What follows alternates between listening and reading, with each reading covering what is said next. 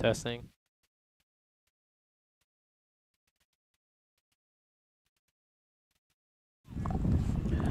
Welcome back to day 2 of what's been an enthralling second round series between the home side superb Gladiola up against the defending champions Wildey. We're here at the fantastic Rice's ground in Wildey and St. Philip as play on day 2 is about to begin.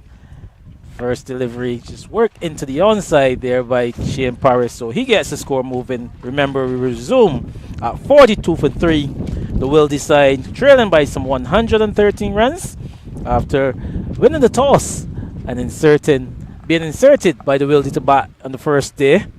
Remember, this is of a 3-day nature, this encounter. I have with me this morning none other than Rashawn Hackett. Good afternoon, Rashawn. A very good afternoon to you, Andy. It's a pleasure to be back here today to take in some cricket action. We're at the beautiful Rice's cricket ground, as you previously mentioned. The sun is out so beautifully. The players are ready in their whites. The umpires are ready. And I'm ready, and I'm sure that you are ready for an exciting day for some cricket action. Yes, I'm looking forward to an enthralling day's play. Remember, like you said, the home side, superb Gladiola, losing the toss, and we're being inserted to bat by the defending champions, the Wildey. And it was an excellent day of cricket, if you recall. Yes, most definitely, Andy. I recall the bowlers being the pick of the players last week. 13 wickets falling last week, if I recall. 10 from the Gladiola side, 3 from Wildey. So I'm keen to see who will dominate here today. Yes, as remember, the superb Gladiola, they got up to 155 being bowled out. That after being inserted to bat, and the Wildey side, the defending champions, they would like to come up with a first innings total, probably something to carry on in a big lead, but I'm sure the home side, they will have different ideas. Lovely day for cricket. Tell you, the sun is out in its glory. Being a mixed week in terms of cloud coverage, and it's a lot of overcast this week. Had a few showers on the west coast, not sure what they had up here in the St. Philip area, but the outfield is still very much parched and very quick. The outfield, the pitch again today is that bright green color that you saw all last week.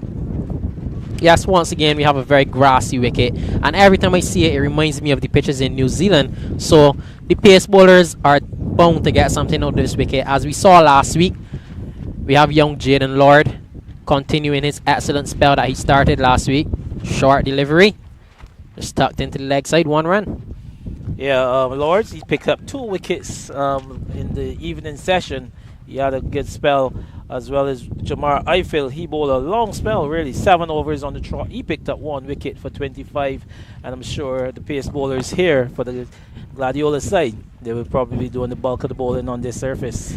Yes, it was not an easy evening session at all last week, Andy. The pace bowlers were just revved up, going at the batsmen with pace. Yeah, excellent conditions really to bowl pace. Remember, it was really cool and very overcast, and just they had some 13 overs in that evening session, and the pace bowlers, like you said, rightfully did the bulk of the bowling. Old captain Matthew Jones, he sent down some 3 overs, 3 maidens just to close out the innings, but it was the pace of Jaden Lord and Jamar Eiffel. They did the damage really for the superb Gladiola side. But the over comes in, and 1 over completed at the end of today's first over. I can tell you the Wildey side, they've moved up to some 47 for 3.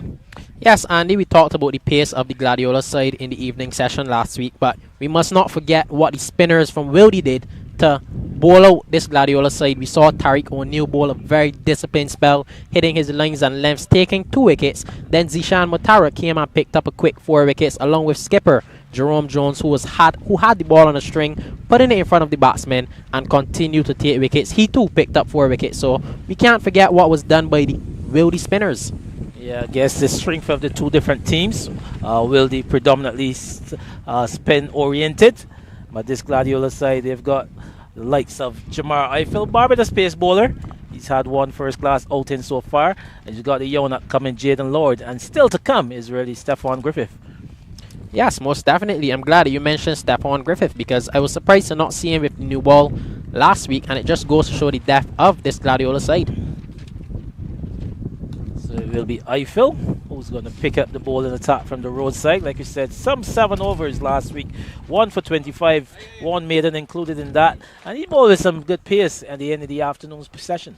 Yes, he definitely bowled with some good pace. Had the batsman uncomfortable, he was targeting that area up in the ribs that batsmen tend to not like, and he dismissed the young Joshua Dorn with a full delivery, perhaps bowling a couple back of the length, getting him on the back foot, and then he just pitched that one up full, and Dorn was not up for the challenge, missed it, went LBW.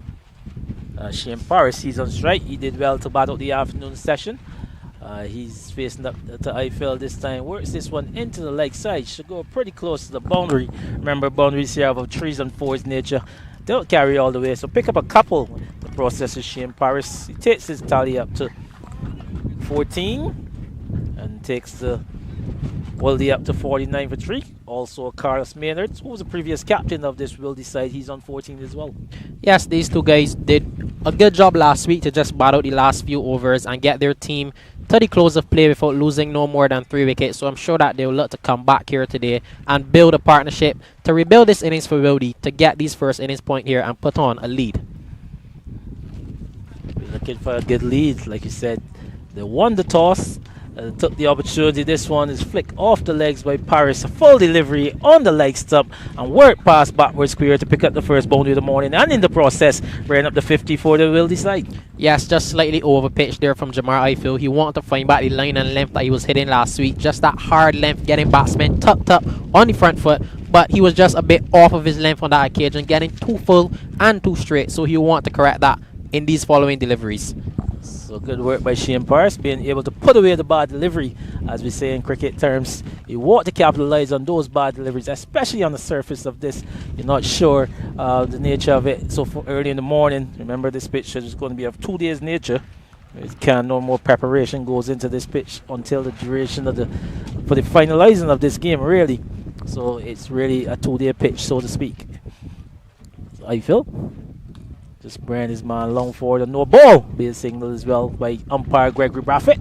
Just remember Gregory Braffett and Tremaine Prescott, the 2 officiators of this game. Yes, 2 very experienced officiators. Gregory Braffett, we know what he's done at the international level. And Tremaine Prescott, he's an umpire on the rise, and he's done good work so far. And he continues to do good work each weekend. So I'm sure that this game will be governed fairly so that both teams have an equal chance. Also in the officiating role is the match referee, Ricardo Harrison. He's the man entrusted to do the match referee duties. That's flowing drive there by Shane Paris. Can't beat the man Matthew Jones, the captain. But looking to coming into this own is Shane Paris, former Barbados on the 19 player, and one who many thought would have carried on really, but he just lost the plot somewhere in between. Yes, and I'm glad you mentioned that, Andy, because I actually had a similar conversation with Wayne last week where we talked about these sides on paper and the amount of experience that they have. Anybody that looks at these 2 sides, the Wildey side, we see so much international experience at some level. I'll put a pause in that as Eiffel comes in. Yes, as you were saying. Yes, as I was saying, when we looked at the sides on paper, we've seen some level of international experience. So for the Wildey side, I can already point out the skipper Jerome Jones, who would have represented West Indies on the 19 and 2 World Cups. There's a young Joshua Dorn, who would have represented West Indies on the 19 and 2 World Cups as well. Tariq O'Neill and Jaden Leacock had stints with both Barbados on the 19 and West Indies on the 15 at their youth level. And who else is there? There's the likes of Neymar Bowden, who also would have played for Barbados on 19. Not here today, but he's also a part of this Wildey setup.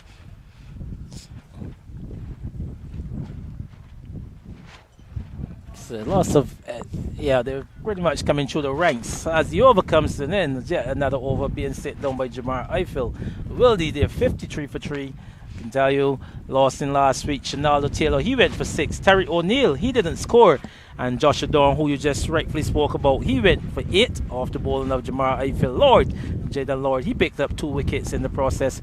And you continue to mention that caliber of players in the Wildey side. Dorn being the captain of the West Indies on the 19 side as a most recent World Cup. And then you go to the likes of someone like Zishan Mutara. Yes, how could I forget Zishan Mutara? He's represented the region at the highest level in the T20 format. He is also one that has the world at his fingertips. He's such a talented young bowler. Took 4 wickets here last week. But that doesn't go to show how much talent the Gladiola side has also. There's the likes of Matthew Jones, who would have represented Barbados at the highest level. Jamar Eiffel, that you know spoke of, Rivaldo Clark, and Giovanni de Biza, both former West Indies on the 19 players, Andy. So we see a new bowler as well, young Jaden Lord, comes back from... Well, he's going to be continuing. He's bowled out first over. And you speak about the experience of these players, someone like Sean Worrell. He's been around. And how could you left out Desmond Currency in the Wildey side? Yes, it just goes to show how high caliber these players are, Andy. A good delivery to start there from Lord, just beating the outside edge. But it goes to show, Andy, the depth of these two sides and how much they have in their artillery. So both sides will be going at each other head and head. But at the end of the day, cricket doesn't play on paper, Andy. We know that it plays on the day. So I'm keen to see how these players match up here in this encounter.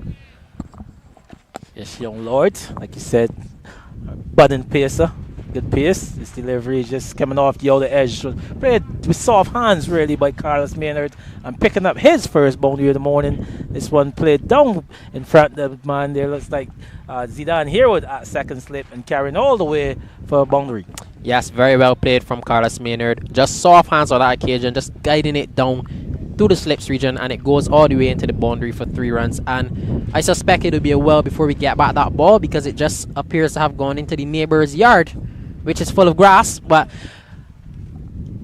on that note, Andy, I forgot the likes of Ashley Nurse, former West Indies player, would have represented West Indies at the World Cup. So he also is another one who adds so much value to this game. A very experienced player, like you said, plays his trade all around the world now, in all the franchises and all the different leagues. Ashley Nurse is still a very productive player, if you want to call him that. I mean, he's one who can really change a game on its head, whether it be his bowling or his batting. And an excellent slip feeder, always being the man with great hands, Ashley Nurse. As Lord continues, ball is back with us, a delivery down the light side. True to keeper Rivaldo Clark, who left us last evening with an injury, but he's here very much with us and taking out his rightful duties behind the wicket. Yes, I'm so glad to see that Rivaldo Clark is back and healthy here today. He had quite an unfortunate hit last week where the ball just hit him in his face, but I'm very happy to see that he's back here healthy. A very promising player, like I said, does his work for the Royals in the CPL. A delivery down the leg side, leg by, signaled now by umpire Tremaine Prescott. So score continues to tick on for the Wildey side. They now trail by some 99 runs as they got it to 56 for 3. Yes, and when we talk about the caliber of this field, Andy, we could also even go on further to talk about the umpires. Gregory Braffett, an esteemed cricket umpire who has done such a great job throughout his career, recently retired and came back to offer his services at this domestic level. So he's also one that brings a wealth of experience to this field. Very much so. Gregory Braffett, one of the better umpires in the region. He would have done a fantastic job representing Barbados and the West Indies as an ambassador on that the ICC Elite panel. And here he is, like you said, back in the Elite Division in our local domestic competition, just adding to that value that's rightfully spoke about to the cricket being played here in Barbados. Tell you the confidence that the players has when they have someone like Gregory Braffett governing this play, the respect that he commands from the players. It says a lot for cricket. Yes, most definitely. Full delivery there from Lord. In and behind it, and it brings another over to an end. 57 for the loss of 3 after 16 overs.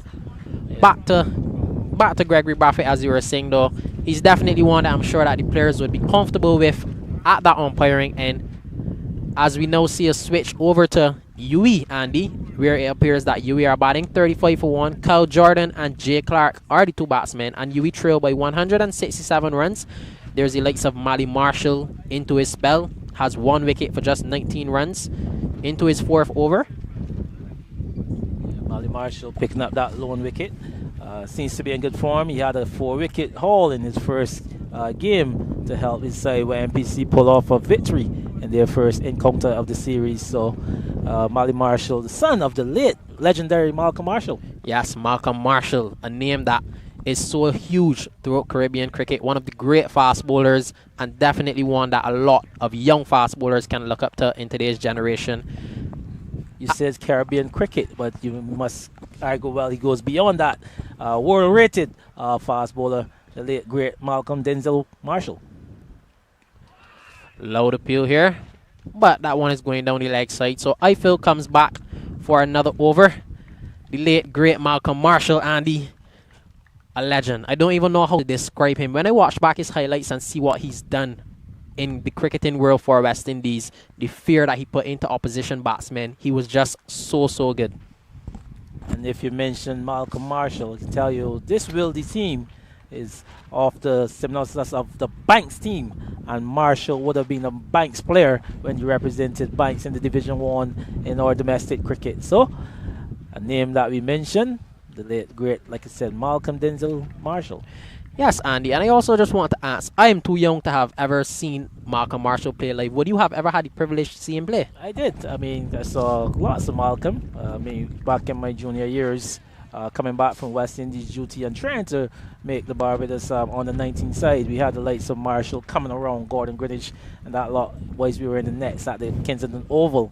And it was so good to rub shoulders among these guys and learn all the knowledge of the game from such greats in the game.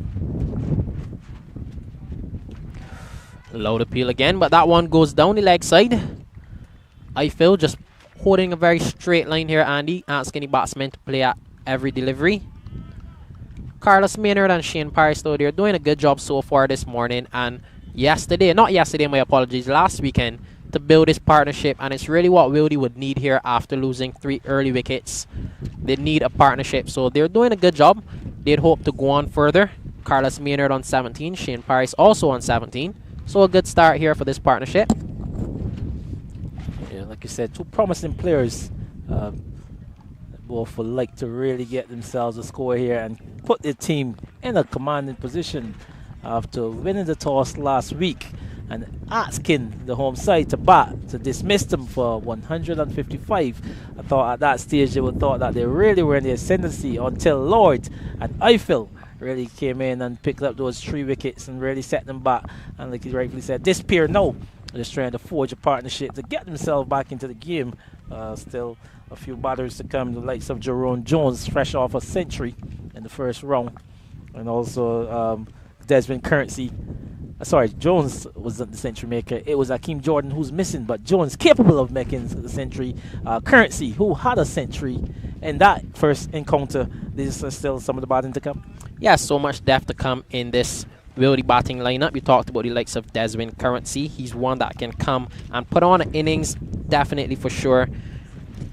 There's also the likes of Zishan Mutara that we haven't seen as yet. He's also a very good young batsman. He can come and put some runs on for you in the lower order. But I'll just put a pause in that as we see. I'd hope that Eiffel is not injured. We just see him having a stroll off of the field. This looks like a boot change, really. So let's take this opportunity to go back to the batting of the Wildey side to come. There's also the player coach in Craig St. Hill who can hold his own. And then the veteran in Orion Boston, who's around for a long time. A man who can really spend some time in the middle, and he would like to get a partnership for his team if he gets a chance to bat here and try to overtake this 155 by the superb Gladiola side.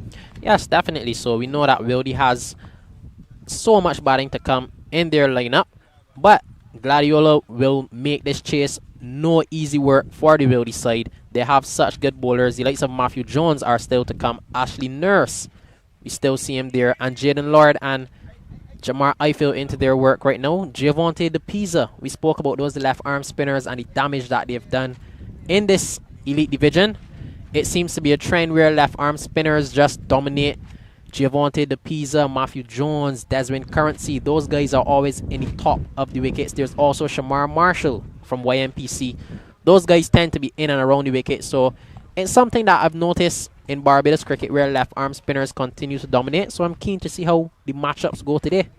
Yeah, well, it's something that has happened for a long time in our cricket. You say good afternoon to the man late of Wildey fame, Banks fame, and YMPC fame, Winston Reid. That's a man who's still very much a part of this Wildey's team or really setup, and he's a man who's had plenty wickets in the Division 1 over the years. Yes, so left arm spinners, I don't know why, but our batsmen just seem to have a problem with them. Andy, do you perhaps have a reason as to why this may be? Well, I can tell you one of the main reasons is the accuracy. They're really always there about asking you questions.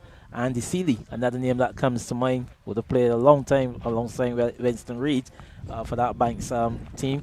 But the left arm spinners, like you said, the accuracy that they portrays, it gives them that opportunity to pick up a lot of wickets. They ask a lot of questions of the batters. So with that being said, that always gives them a chance to pick up the wickets. Yes, and with that being said, another over comes to an end. 57 for 3, so a good tidy maiden over there from Eiffel.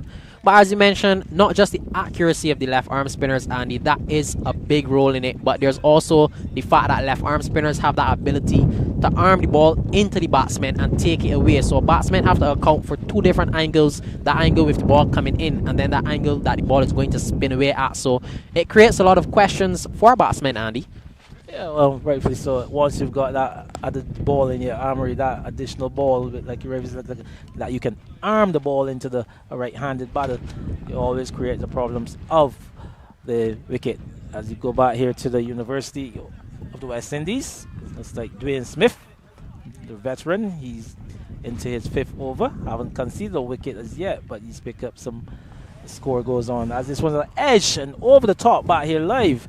Shane Paris trying to hit that one somewhere behind point, but the bounce on that occasion really got the better of him and lucky enough to take it over the slits for a boundary. Yes, and that 4 carries the partnership between these two to 31 runs, so it's a partnership that's building. Shane Paris contributing 10 runs, Carlos Maynard contributing 17 runs. So these two guys are really into their work now and will look to carry on. A big flash there just now from Carlos Maynard, just getting the top edge, going all the way over the slips into the boundaries for 3 runs. Actually, it's Paris, the right-handed bat. That one come off the edge of the right-handed batter. So Jaden Lord, he should be inspired by that delivery, the bounce on that occasion. Good carry through to Clark. So Lord, he's picked up 2 for 23. He's into his 6th over. As I said, Paris, he's on 20. Maynard's on 17. 60 for 3. They really have to put their head down, as the Wildey say, still trail by some 95 runs. Yes, let's have a quick look at the field here, Andy. We see 3 slips on a gully, backward point, extra cover, mid-off, short mid-wicket, deep square. This one pitched up, and like you said, no mid-on, and this one should go pretty close to the boundary. I just think it had a bad bounce on that occasion, and being able to come back for 2. It looks like Worrell running a long way away from his offside field at mid-off, running all the way out to mid-on, and Paris picks up another couple. I'm surprised that one didn't go any boundary, Andy, because the outfield looks to be cut, it looks to be fast, but the grass maybe just being a bit heavy down on that end, holding up that one. So they just get 2 runs. Yes, just see keeper Clark having a word with his captain Matthew Jones. It's probably something to do with the field placement. They've got a 7-2 field. There's 7 men on the offside. Yes, so we know what Lord will be looking to bowl. Good delivery there. Good comeback from Lord. Yes, but the 7-2 field, as you mentioned, so Lord will be looking to toil away there at the top of that off-stump line and length, getting batsmen to play, asking them questions. But that 7-2 field now looks to change as we see fielder going into the leg side. Looks like he'll go into a square leg position. I'm just having a look now. Yes, he'll go into a square leg position. Backward square.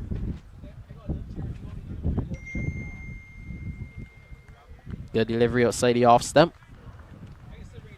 Yes, Lord, he's been into some good work though. He's all a good line and length generally, just like you said, inducing that edge a bit early in the over. The bounce just carrying it over the top of the slips. But just to change up to the field, I just think the captain wants him to come a little bit straighter. Maybe with a 7-2 field, you might be inclined to bowl a bit wider there off stump, 5th stump, something like that. But here he is asking him to bowl a bit straighter if the ball continues to move away from the right-hander. Big flash outside the off stump again, looking to get that one up and over point. But he misses out, and another over comes to an end. 62 for 3. Jada Lord again producing a good over, like I said, inducing the edge early on, not being able to carry the slips, carry over the head of Ashley Nurse and Zidane here in that slip cordon. And Shane Parrish lucky enough to get away with it. He's on 22. But a good start to the innings really for the Wildey side. There haven't been much alarms. This pair of Paris and Maynard, they're looking very good in the process. Yes, a steady start here so far for the Wildey side. Good partnership building. Above 30 now. So they'll look to carry this on. And Jamar Eiffel on the opposite end will look to break this partnership. We talked about injuries earlier, Andy, but I forgot to mention that there is a substitute fielder on. Put a pause in that. Delivery over pitch there, and Maynard getting into a good position and picking up his first maximum of the day. This time he hit Eiffel back over the bowler's head and into the side screen for a maximum. Pitched up delivery. Maynard just stepping into that one and extending his hands all the way through, and it hits onto the side screen. Lovely shot straight back down the ground. As I was saying, Andy, we saw Rashawn Ramsey. He was injured this morning in the warm-ups, so that brings Akeem McCollin, substitute fielder, onto the field. So I do hope that Rashawn Ramsey recovers well and he'll be back up hopefully later today. Let's see Eiffel, delivery outside the off stump. This time a back of a length and carrying through to keeper Rivaldo Clark. But yes, young Ramsey, let's hope that all's well, ends well. Hope it's nothing major. A promising batter, had a good season start to his Elite Division last year. Saw him in the white ball version particularly.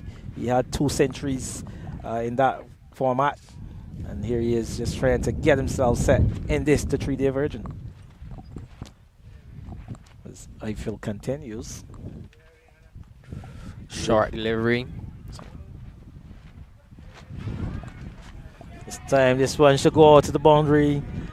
A quick single there by Maynard and just work that one into the onside. You saw the keeper, Rivaldo Clark, running around, picking up, hitting the stumps with his return. Maynard, he was home, but that one ricocheting off the stumps and go all the way to the boundary for overthrows. Yes, no fault of the Gladiola side or wicketkeeper Rivaldo Clark. It was an excellent bit of fielding, just picking up and hitting the stumps on the throw, but it ricocheted and went into the boundary. So, Wildey pick up 3 additional runs. They now trail by some 89, 66 for 3. Maynard, he'll be happy with that. Additional runs, take 4 of them he take. So takes his tally up to 25 off 33, and doing a good repair job for his team. Yes, Eiffel continues. Well, let's talk a little bit about Eiffel. It just continues to carry, good carry on the ball. Just one over pitch delivery, but generally he's bowling some good lines, good lengths, getting good carry, good bounce. It looks to be shaping away from the right hand as well. And here he is. He's very much into his 10th over of this spell. Yes, I've been very impressed with Eiffel last week and this morning, Andy. Although he started a bit weary this afternoon, but what Eiffel has done so well is that he's kept the ball in front of the batsmen, constantly asking them to play. He's used his short ball. He's used his full delivery. We saw him dismissing Joshua Dorn. So he's been very smart about how he's gone about his bowling, just varying his lines and lengths as he comes in now. Well, not on that occasion. Just a rank full toss. Really should have gotten treatment, but batsman plays it down. But as I was saying, I'm really impressed with how Eiffel has gone about his work, Andy. He's done so well using his short ball, and then he just slips in that full delivery. So he's been really on the ball, really on target, asking batsmen to play all the time. Yeah, one who would have played at the first class level last season for the Barbados Pride hasn't regained his place yet. I'm sure there's a lot of fast bowlers going around, and Eiffel, he will want to put himself back in contention to regain a place in that Pride side at some point. Good delivery there. Brings another over to an end. 70 for the loss of 3 after 19 overs. Carlos Maynard carries his tally up to 25. Shane Parrish, 22. Partnership building here for the two. Gladiola will look to dismiss one of these batsmen as we now make a switch into Bridgetown, where Spartan and Signia Globe Barbados BCA Youth, my apologies, play. BCA Youth batting first, being bowled out for just 121. Seth Smith and Kalani Clark being the leading batsmen. Seth Smith scoring 37, Kalani Clark scoring 27. And now Spartan are into their first innings, 171 for 8, which means that they've well passed the first innings lead. They lead by 50 runs. Neil Persaud and Stefan King are the two batsmen, and Justin Paris once again in the wickets, picking up yet another five for Andy. He's been doing a tremendous job so far this elite season. That's his second fifer. Yeah, promising player. That's back here, delivery and his glove. Jaden Lord picking up his third wicket. A nice delivery pitch on the middle stump and moving away from the left-handed Maynard. A lot of bounce on that occasion as well. And taking the glove and through to Rivaldo Clark. He picks up a catch, smart catch. And Lord making further inroads for this superb Glen Gladiola side to pick up a fourth. Excellent, excellent, excellent bowling there, Andy. Just back of a length delivery, asking the batsman to play, and batsman was not able to drop his hands in time, just catching the glove, going through to keeper Rivaldo Clark. Excellent bowling from Jaden Lord. Continues. I'd love to see a replay on that one. Yeah, Lord again picking up wickets. He's got a knot for doing that. Picking up his third delivery on the off stump, middle to off stump, moving away from the left-handed Carlos Maynard, who couldn't kept that one down and going through to Rivaldo Clark, taking a smart catch, really. So breaking the bat of this partnership. Jaden Lord, he's now picked up a third, 3 for 25. He's into his 7th over. I can tell you further inroads into this innings as a very experienced, looks like Jerome Jones. He makes his way into the middle. The captain, he's got a lot of work to do. Yes, and that's good bowling there, Andy, because I was just alluding to the fact that these Gladiola bowlers have constantly been asking the batsmen to play at the delivery, not leaving the ball outside the off stump, allowing their minds to be at rest. Each and every single ball has been on the stumps or at the body, asking the batsmen to play, and we saw on that occasion a short delivery at the body. Batsman tried to avoid it, but he was not quick enough, and it took the glove, and Lord immediately celebrated as his keeper did the rest and took the catch. So that's what you call good bowling from a young fast bowler. Yeah, continues to pick up wickets. He's at the knot for doing that. Jaden Lord, a slimly built fast bowler. I'm sure we'll get him to bulk up a bit, but having a knot to pick up wickets and getting a good bounce on this surface. So his team, they'll be happy. Just the new batsman, like you said, Jones, and some adjustments being made as soon as he's come in. There's a mid-on goes into place, a mid-wicket comes into place, and there's a fine leg on the onside. Another delivery there, angling at body. Starts him with a hit. Jones will be rubbing that one. This is what bowling is all about, Andy. It's always good to see when young fast bowlers are challenging batsmen on the stumps, on the body, making them think, asking questions all the time. This is good fast bowling. Well, he got a bit of glove onto that one as umpire Tremaine Prescott didn't need to single, but another good delivery there from Jaden Lord. Like I said, angling into the batter and just taking the glove, wrapping him, and he gets off the mark. But this is a good spell of fast bowling by young Jaden Lord. Good delivery there outside line of the off stump. So Shane Paris will look to continue this repair job for the Wildey side. It's on 22 runs along with his skipper Jerome Jones. They now have a chat in the middle. What Paris has done well is that he's continued to soak up some balls, just continue to try to get some partnerships. He said one who's been around for such a long time, played at the Barbados on the 19s, represented Maple at the Elite Division, and here he is now with the Wildey side. One who was good enough to have captained Maple previously. But make the move over to Wildey. He doesn't play as much. A delivery, good bounce over the head of the batter. Wide signal now by Tremaine Prescott. And that one came from nowhere. That one looked like the pitch, Andy. That one just getting a tennis ball bounce off of the surface, just shooting off, going over the batsman's head. And I'm sure that that one will drive some sort of thinking into the batsman. Because as a batsman, Andy, you don't want to see that. You like to see when a wicket is playing through and not when the ball is bouncing and getting such great bounce like that. Well, you said tennis ball. I don't think Shane Paris would think such. That one really flew through to the keeper. And again, Lord, he'll be happy to see the carry on that one and the bounce. Not so the likings of Shane Paris. Yes, and this is what we talked about the pitch earlier. Just a grass covering, so I'm sure that the wicket, there will be a lot in it for the fast bowlers, along with the spinners as well. But I can see the fast bowlers doing a lot of damage here on this wicket, getting good bounce, getting good movement. And we see Lord continues to do that as he has 3 wickets. Lord, he will continue, really continue to ask questions, picking up that wicket. Another good delivery outside the awesome and true to Clark. But this is good fast bowling by the young man. He's into his 7th over. He's picked up some 3 for 27. Sheehan Paris, he's weathered the storm really. He's batted some 57 deliveries. But that previous delivery has really put a little bit into his mind as to how does he carry on in this innings. Yes, Paris will be thinking, will be wanting to do this job here for his team. It's another good delivery through to the keeper. Paris just shoulders arms as the over comes in, and yet another over comes in. And the Wildey side is 72 for 4, Rashawn Hackett. Yes, 72 for 4. So a head-and-head battle right now, Andy. No team is really in the ascendancy. Gladiola are bowling well. Wildey are trying their best with Shane Paris and the recently dismissed Carlos Maynard. They did well to put together a partnership, but Carlos Maynard departed with an excellent delivery from Jaden Lord. So that brings skipper Jerome Jones. He will now look to build his innings, just facing one delivery so far. And Eiffel continues from the other end. So a good matchup here so far, Andy, on a day that I'm sure that we will get a full day of cricket action, clear blue skies, the sun is out, and a tremendous day for some cricket. Yeah, looks like a good day for cricket. So it says the outfield is still parched. The pitch is very green. And the fast bowlers are really exploiting that. We saw that previous over from young Jaden Lord. And Lord's, he looks a good prospect, really, Jaden Lord. And having that not to continue to pick up wickets, I'm sure he will want to carry on and look for a fight for. But it's Jamar Eiffel to continue. Yes, he starts with a full delivery. Jones is driving that one out to the cover region. Eiffel continues at the stump.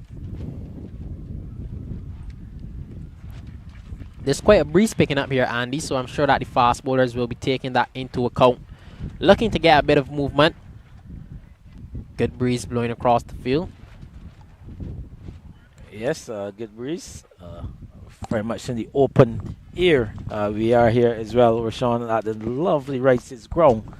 Just placed here on the commentator's tent with a lovely breeze coming across from that the east.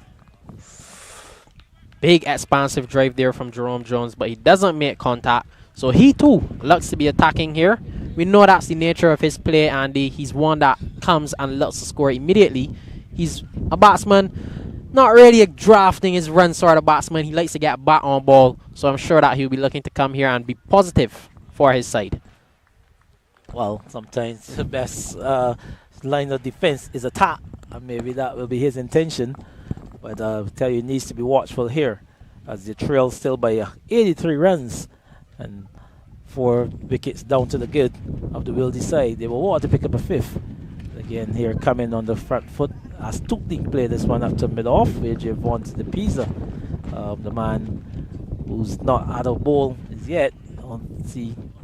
Might be a long time before he comes into the attack. Yes, I suspect that Matthew Jones will come back after this. There's still the likes of the other tall fast bowler. So there's a lot of bowling here. Ashley Nurse that we haven't seen as yet. So it will be tough stuff here for Wildey to get this first innings lead. Gladiola will not let it go without a fight as Eiffel continues. Just aborts his run as Jones is not ready. Jones, he's a man capable of doing the job, like you said, a very good all-around in the making. Changed his roles now. Used to be a left-arm seam bowler. He's now more of a left-arm unorthodox bowler. Picks up wickets, continues to pick up lots of wickets. Had 4 in the first innings. But it's with a bat that he's required now for his team. Just on the back foot. No run. I feel though, I know I mentioned it before, but I love how each and every ball he's making the batsman play, Andy. I don't think that I've seen much leaves here so this morning. Each and every ball is on the stumps. Each and every ball is on target, asking the batsman to play a shot. Yeah, saw that one played with a little bit of uncertainty. Jerome Jones. But I feel that's the consistency of line and length. Just got a bit guilty of over-pitching a couple on occasions. Remember one that was shot behind square by Shane Paris and one hit back into the side screen by the now dismissed Carlos Maynard, but the delivery fuller on this occasion again and driven through the vacant cover region to pick up a couple. Jerome Jones, so 2 more to the total and 2 more to the Wildey side, taking them up to 74 for 4. Yes, Jones just taking a step into that one and it expands his arm, comes for 2 runs. I feel just getting a bit too full on that occasion. That's maybe a bit guilty if he ever had to say any flaws in his spell so far. It's just that over-pitch delivery, and really every time he's done that, the batters has really scored. But anything on the length continues to look threatening. A whip into the leg side for Jones, and he just jogs as that one goes into the boundary for yet another 3 runs. So a good shot there, just using the wrist, clipping that one into the leg side in front of square leg, and it goes into the boundary, 4 runs. Yeah, good positioning he got himself into. Jerome Jones this time erring on the leg side. The length was not bad, but just the line into the leg side and whipping it past the square leg. Lord had no answer. Like I said, the outfield is still very quick, and once it passed the inner circle, it's all the way over the ropes for yet another boundary. So still trailing by some 78 runs to Wildey side. They will love this period to get them closer to that lead. Remember being invited to bat last week. The superb Gladiola, they got up to 155. And here we are in replying. The Wildey side defending champions. They're 77 for 4. Yes, Wildey, defending champions, as you mentioned. They'll look to continue their winning streak, having defeated, I wouldn't even call that a defeat, having crushed Spartan in the first game, winning by an innings and some runs.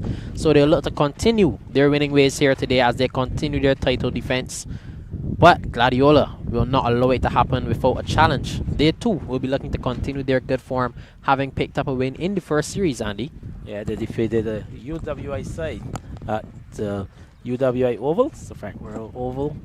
And here they're back at home at this Rice's ground, and they would love to put off a game for the fans as Lord continues by on target.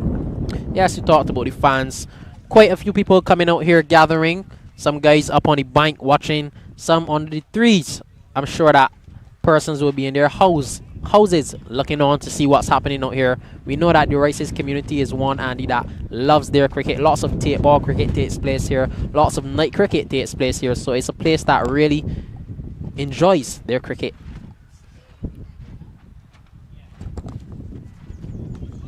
Another good delivery there by Lord. Paris continues to be watchful. Just plays that one into the offside. Couldn't score on that occasion, but this is good batting as well by Shane Paris. So a good contest between Lord and Paris. Yes, Shane Paris, 22 from 60 deliveries. Just being very watchful, doing what the team requires him to do. Just staying there, batting for the side, getting them as close to or even past this first innings lead. This time goes on the fuller side and hit over the top. Shane Paris, this one bounce and into the boundary for 4.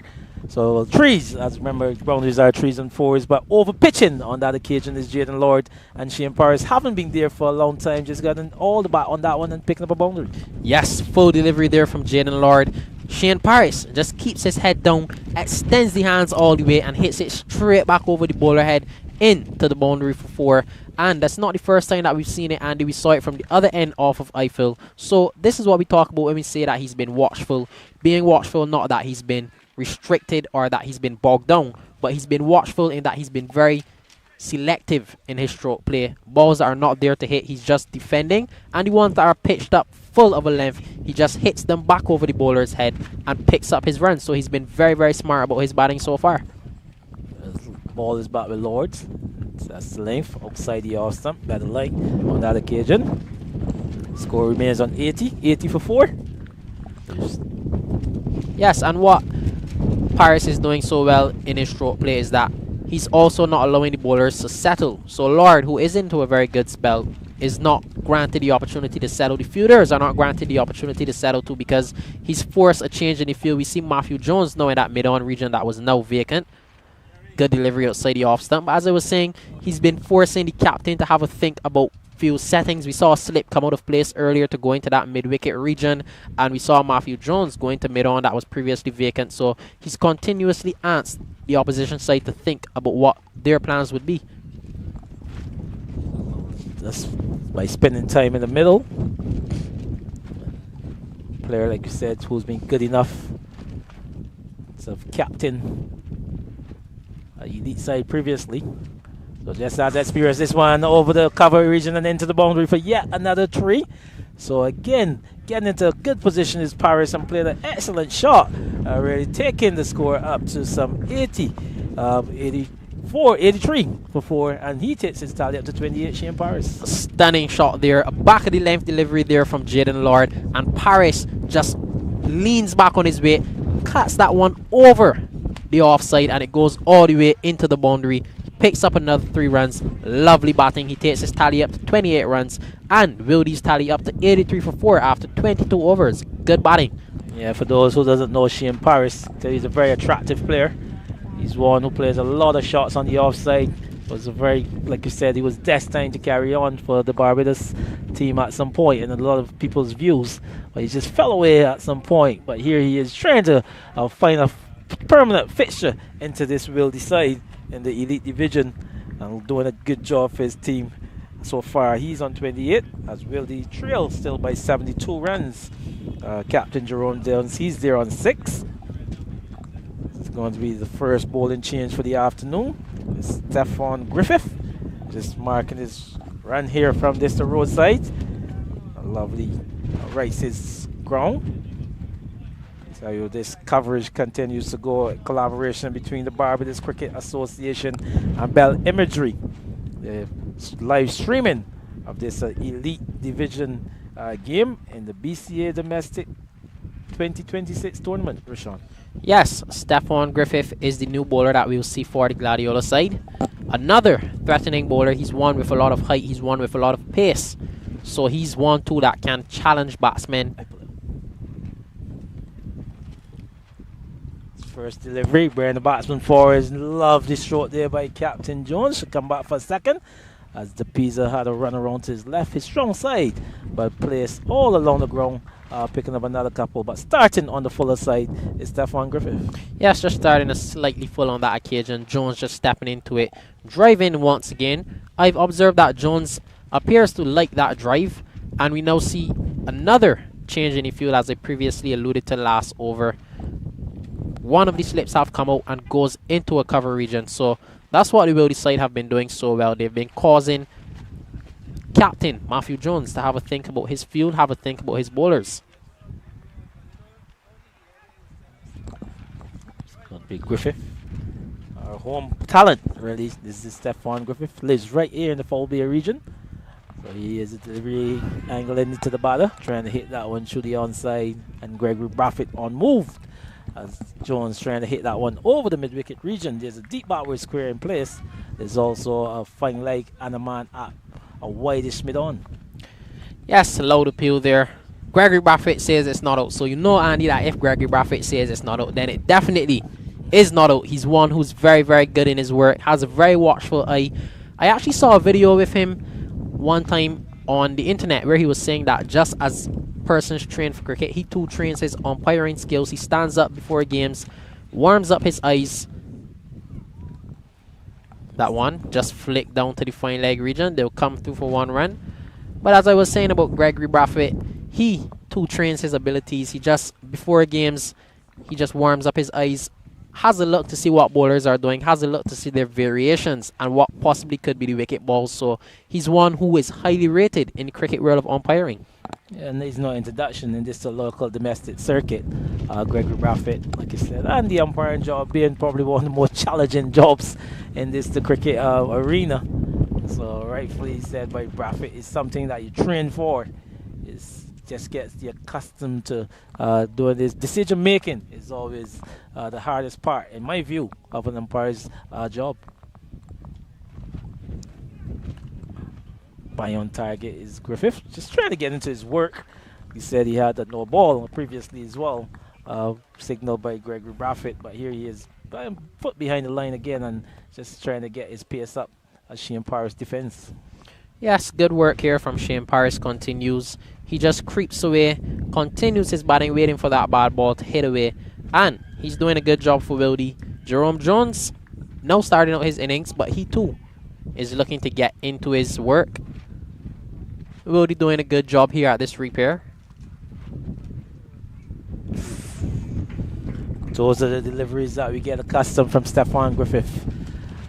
Just a big back for the lanes. Good carry through to the keeper. Just a snorter, as we would say. And Shane Paris is racking the head back and allow that one to go through to Rivaldo Clark. A snorter indeed. And we'd expect that from Griffith, a tall guy. So we know he'll generate a lot of bounce here on this wicket.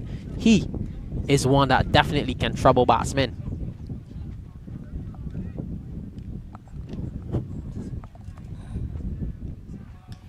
Time looking to be expansive. This one goes just beyond the Pisa at the mid-off region. Shane Paris is throwing his hands at that one, peeling off a little bit of the outer edge and just eluding the Pisa at that mid-off region. Pitched up delivery there from Shane Paris, and we know that he likes that shot. Anything that's been slightly too full, he's extended his arms and hit it back straight over the bowler's head, but he didn't get that one cleanly. The Pisa just not able to get to that one. Perhaps it was a bit out of his reach. So they complete another 2 runs. Shane Paris goes up to 30 from 67 deliveries. Yeah, sure, his hands was in his mouth for a period there as that one was in the air. But moving away from the left hand of Javonte de Pisa. Griffith just brings his man forward, continues to be watchful, defends that one is Shane Paris as he overcomes and then Wildey there 89 for 4. Paris is on 30. Yes, decent start there from Griffith, just conceding 6 runs. Paris and Jones continue to be good. And we see a switch back over to Spartan, where young Justin Paris continues his work. 5 for 59 in 15 overs. He's 1 for the future. New Prasad and Stefan King are the batsmen here for Spartan. Stefan King into a good start so far. 24 runs from 53 deliveries. New Prasad, he's just on 10 runs from 23. Yeah, Spartan leading by some 65 runs. They will want to rebound after that resounding defeat to the Wildey side, who we are very much here with in that first round after being promoted or promoted into the Elite Division after being demoted the previous season. So many would say back to their rightful position in the Elite Division, and I'm sure they have a lot to play for to prove that they deserve to be here. Coach Dave Marshall, he's done an excellent job to get his team back into that Elite Division, and they will want to stay there, and they will want to show why they're supposed to be there as a delivery. Dave Thompson, the umpire, standing as Paris pitched that one outside the legs. Saw King trying to sweep that one through the onside and just hitting them somewhere in the midriff for no run, but lead by some 65 runs. Fusion Boutique Spartan, as we're back here live, as you see Paris just pulling that one behind square as a new bowler, Rashawn Worrell. He takes up the attack from that the southern end and greeted with a boundary there by Shane Paris, picks up another 3. Yeah, so Gladiola continue to choose their pacers. Actually, sorry, this Captain Jones who actually picked up that boundary. Yeah, so as I was saying, Rashawn Worrell is the new bowler for the Gladiola team. Gladiola skipper just opting to continue with the pace. Rashawn Worrell, he's not an out-and-out pace bowler. He's one that you would consider a medium pacer, but he's also very effective in his work. Perhaps Jones would have seen the good work that Lord and Eiffel would have started and wants to continue with the pace option, so he's utilizing Rashawn Worrell instead of bringing the spinners.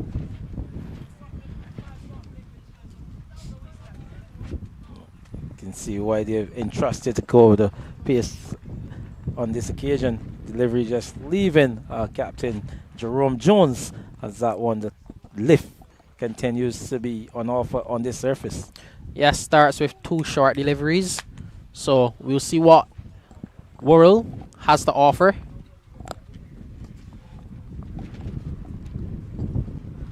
Sean Worrell, right arm medium pace.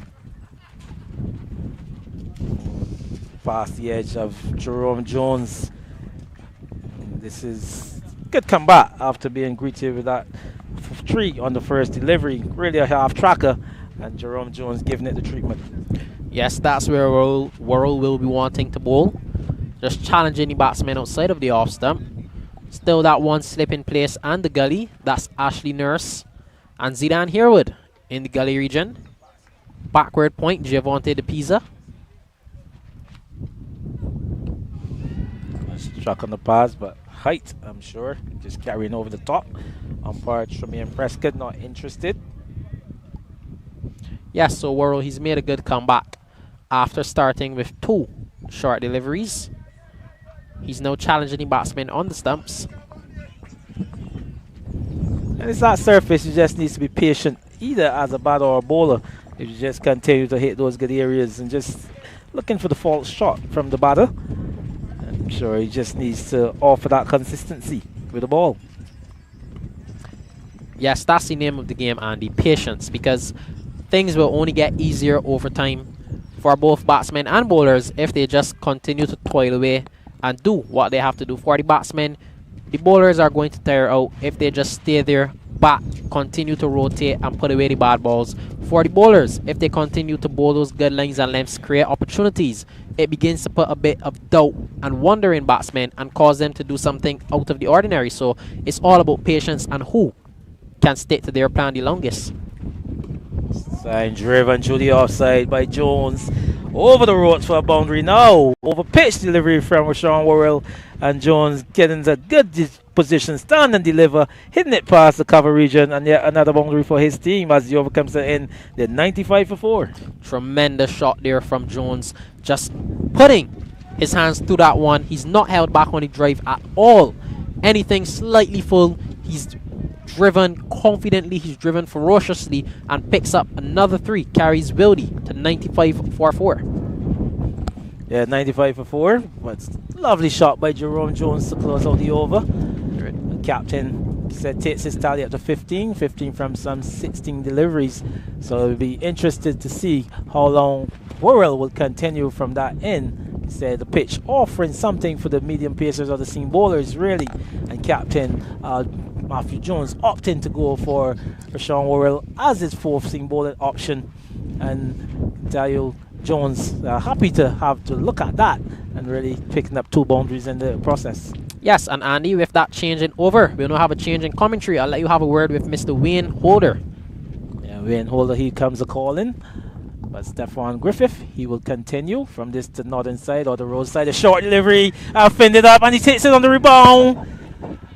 Shane Paris has to go. A short testing delivery from Stefan Griffith. He just stuck to play that one into the leg side, tried to roll it, but it got really big on him. And he saw the keeper in Rivaldo Clark bobbling that one and taking it on the rebound. And Shane Paris, he has to go. So Wayne Holder, your introduction brings you a wicket. Well, yes, immediately we see Stefan Griffith able to produce that wicket-taking delivery on a pitch that has offered varying bounce, I would have to say, and the fast bowlers for the Gladiola side with a lot of assistance, not exactly utilizing I think the conditions as well as they might have, but there we saw that one from Griffith. As I say, good afternoon to you, Andy, and a very good afternoon to all the viewers and those listening to the live stream here. A game now, I think that wicket really has brought the game right back into the balance. Previously, one could have said that the Gladiola side just losing the one wicket inside the first hour were looking to with the team pushing their heads in front. But I think that wicket now has brought it right back onto an even keel. And we've got a really lovely contest here, first of all, for first innings, Andy. Yeah, and that wicket in particularly because Shane Paris, he was the man, he was doing the bulk of the batting. He got us to some 30 runs before his dismissal. But Stefan Griffith, we also say fast bowlers, they always bring some excitement to a cricket game, Wayne. And you saw that delivery really threatening Shane Paris, who tried to ride it, but it got really big on him and picking up the wicket as Rivaldo Clark bobbled it a bit and then taking it on the rebound, really. That dismissal, like you said, brought the game into the balance. And let's see how he goes as the new batter is Desmond Currency. Well, the long, lanky Stefan Griffith in from the northern end, and he is into the body of a Currency who is immediately off the mark. Just working this one down to one of the 2 fielders back on the boundary behind square on the onside. But yes, Andy, there's nothing more exciting in cricket. I mean, there are lots of different aspects of cricket, but there's nothing more exciting than to see an aggressive fast bowler really running in, and the batsmen, particularly with batsmen who are prepared to take on the pace, who are prepared to counter-attack. Maybe we've got many examples of it. One can remember the Jeff Thompson, Viv Richards encounter at Kensington Oval way back. Loping is Griffith, and he's just short of a length, and this one is hit down the ground first, bouncing into the boundary at long on for 4.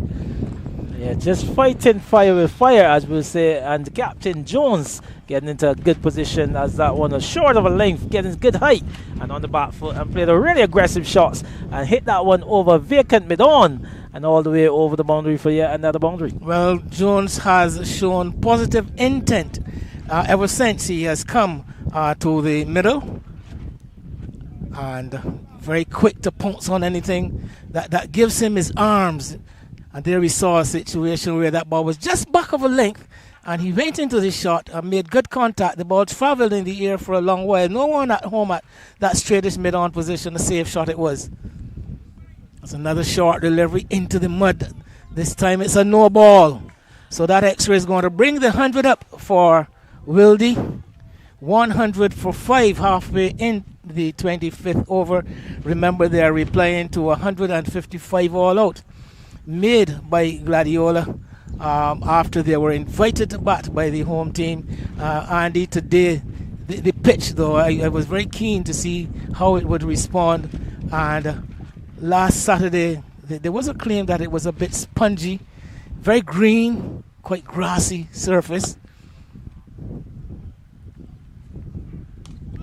And quite noticeably, Andy, the Gladiola captain, Matthew Jones, quite keen to keep his medium pacers and medium pacers on. We had now gone past just about the first hour of play, and we've not yet seen any slower stuff. It's all been pace and medium pace. Yeah, and I would think he would be inclined to want to exploit the conditions here, as you saw those deliveries from Stefan Griffith, one in particular which got the wicket of Shane Paris. And I can see why you would want to continue with your pace bowlers. If they've got those type of deliveries in your armory, you would think you will want to bowl the pacers for a while. Jerome Jones gets a short delivery, goes for the hook appeal for a catch at the wicket. Umpire Brathwaite says yes. Double strike by Stefan Griffith.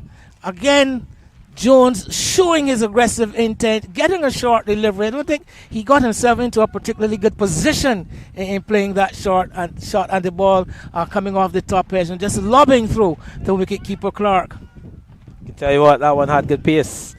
It surprised Jerome Jones as he tried to hit that one again over the onside, but the pace on that occasion, I think that did the undoing of him, really. And again, yet another catch, this time of more of a regulation to Rivaldo Clark, and who takes up another scalp. But a double strike that you rightfully said from this man, Stefan Griffith, a homegrown talent right here in Foul Bay in St. Philip, and I'm sure he would want to pick up some more wickets for his team right here on his home ground. Well, yes, he has been making a name for himself over the past couple of seasons. Remember first seeing him a couple of seasons back, turning out for the Gladiola side. Quite raw, the real raw stuff, but one could see that there was a lot to work with. He's tall, good long levers, very stringy actually, but generates good pace with those fast twitch muscles of his. And I remember Jamal Smith, who was with the Gladiola side at the time, asking me my thoughts on him, and it was shown that he was, as I said, quite raw but very pacey, and that's the important thing. He starts with the pace, and since then I think he has improved a lot as a bowler as he continues to learn the trade. You know, it isn't just about all pace. You still got to learn to bowl, Andy, as you would know. 100 for 6. Craig St. Hill, the player coach, comes in, and his first delivery is pitched up, driven up to mid-on. St. Hill down the track. The return just misses the stumps at the striker's end. A non-existent run being sought there by Craig St. Hill brings an end to what has definitely been the most dramatic over of the day's play so far. Very eventful over being set down there by Stefan Griffith, picking up those 2 wickets. I can tell you, really now breaking the back of the will decide. But as we just have a quick switch over here, we in ESVFP Pickwick. They're still trailing by some, just missed that. But it is Jordan Nells of the Wanderers side. Wanderers, they have the ESCF Field Pickwick on 84 for 3. They still trail by 143 runs, Wayne. Young Nice with 3 of the wickets. He's gone for 52 in 10 overs and 2 balls, but importantly it says that he has been bowling, he has been attacking the batsmen for sure. He's been making them play for them to be scoring so as quickly as they have. As we see the left-handed Craig Holder picking up a couple of runs. Holder displayed very, very good form over the past couple of seasons last year and so far this year. Seems to be enjoying a new lease on life as a top order batsman. Oh yeah, he relinquished the gloves. He's one who used to also kept wicket, and he's also got one of the night watchman in Rondre Yearwood, who's still very much the on 12. But back to the main action here, Ian, at this Rice's ground. Rashawn Worrell is short, climbing on top of it is Desmond Currency and steering it away to the fielder at point. That's Giovanni De Pisa. There is no run, so again another all-rounder in the Wildey setup, Desmond Currency. He's been steadily making a very good name for himself, has brought himself very much into the conversation as far as the national Barbados senior team is concerned. Had an outstanding season last year. And here he is driving upishly away to the left of Lord. Lord makes the couple of steps, takes the catch, and the captain, persevering with his medium pacers, again continues to reap success. Currency, though, I think guilty of basically giving it away, not to the pitch, looking for the drive, miscuing, and Lord judging the catch. Simple catch, but still had to be taken. And Currency comes back, and now I think we can safely say Gladiola very much in the ascendancy. Yes, very much in the ascendancy, but well judged catch here by Jaden Lord at that mid-off position as Currency, just you see, trying to hit that one through the line. Really is not that type of surface. Is one where you have to be really watchful and allow the balls to come to you. Just needs to be thoughtful about your scoring shots. When this time guilty of trying to hit that one through the line. Back of the length delivery from the medium pace of Rashawn Worrell and losing his wicket in the process. And Wildey will find himself in further trouble. 100 for 7, still trailing by some 57 runs, and the pace bowlers continue to do the trick. And I think it's a pitch that calls for some diligence. I've seen some balls behave differently on the surface. I remember 2 particular balls in particular from Jaden Lord. The first one pitched just back of a length and kicked past the face of the batter, and the next delivery the wicketkeeper was taking it down by his ankles, and I thought, well, here it is. This pitch calls for diligent application. Got to watch every single delivery. Worrell is into the new batter. He is Jaden Leacock. So Wildey, the defending champions, with their backs to the wall.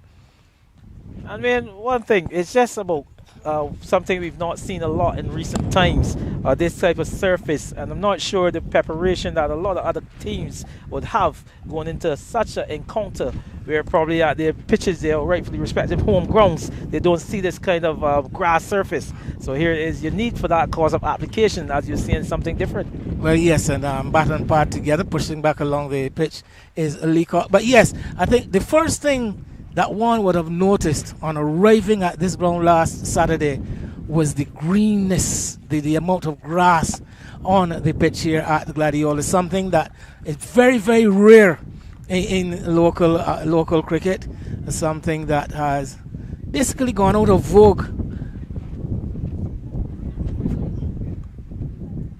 Worrell is pitching up, driven into the covers. McCollin is a man right back at the sweeper position, so good cover in the deep on the offside, restricting the scoring to just the 1. Yeah, but back on the pitches, like you said, something very unfamiliar of recent, and again the preparation of the batters not very equipped to handle such when they get out to these kind of conditions.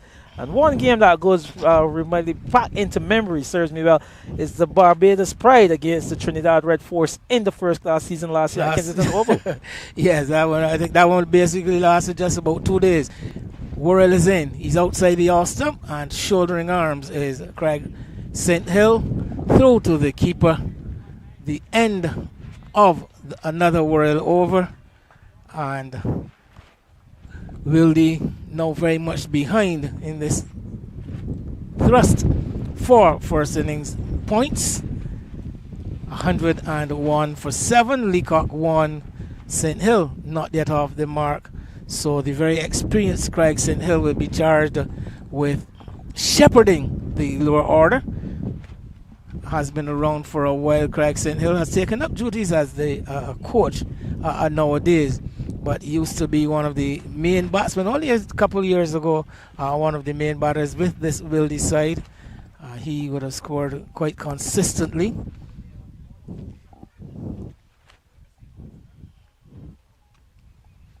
Short delivery, this one taking off. Wicketkeeper Clark skipping around to his left and taking it above his head, both gloves. So there we see Griffith being able to get that delivery to kick it. And I also noticed too, Andy, bowling from this end, is a bit more consistent. The bounce is a bit more consistent from this bowling from this northern end as against the case with the bowler coming from the south, where that variation that I talked about has been more prevalent. Well, I can tell you the pace is a bit more up from this end. You saw Eiffel previously and now Griffith. So pretty much more the more pace bowlers in this sense, as opposed to someone like Jaden Lord or the medium pace really of Rashawn Worrell. So as you said, the pace seems to be a bit more even. I can tell you it's a bit more pace for sure. More pacey. So we've got a slip of the gully. There's a man at point. There's extra cover and a mid-off. There's a whitish mid-on short. There's a man just in front of square on the on side. There's a deep square leg and a long leg. Just wondering when he will get in the leg gully in that position. Bows a short delivery. The helmet comes off. Struck somewhere above the neck, definitely. He's standing, so it seems that he is going to be okay. But that delivery, again, back of a length and kicking. Very well directed short delivery though, Andy. I think that is the key to it. Very, very well directed. Yeah, you saw that on the replay. And you saw very well directed into the body of the batsman Leacock, and losing his helmet in the process, just trying to get some repairs done to it right now. But Stefan Griffith just working at some pace, as you rightfully said, Wayne. I'd be interested to see if Captain Matthew Jones is inclined to go for a leg gully like I asked earlier, or maybe a silly mid-on. Well, yes, because I just described the field to the previous delivery with the intention of going on to say that I find that with the thrust that has been happening for the Gladiola side, there doesn't seem to be that urgency to be really aggressive in the field placing. Just the one step on the gully, no forward short leg. Very conservative from Captain Jones. Yeah, there must be someone in that area. Good ball again there from Stefan Griffith. But you'd be interested to see why Captain Jones doesn't go for someone in those attacking positions. Maybe a forward short leg or a leg gully.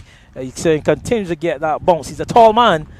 Stefan Griffith would be inclined to take that guy out from cover and have someone catching around the corner. Well, yes. I mean, one could imagine with Jerome Jones, who tends to be very, very aggressive, very forceful in his approach.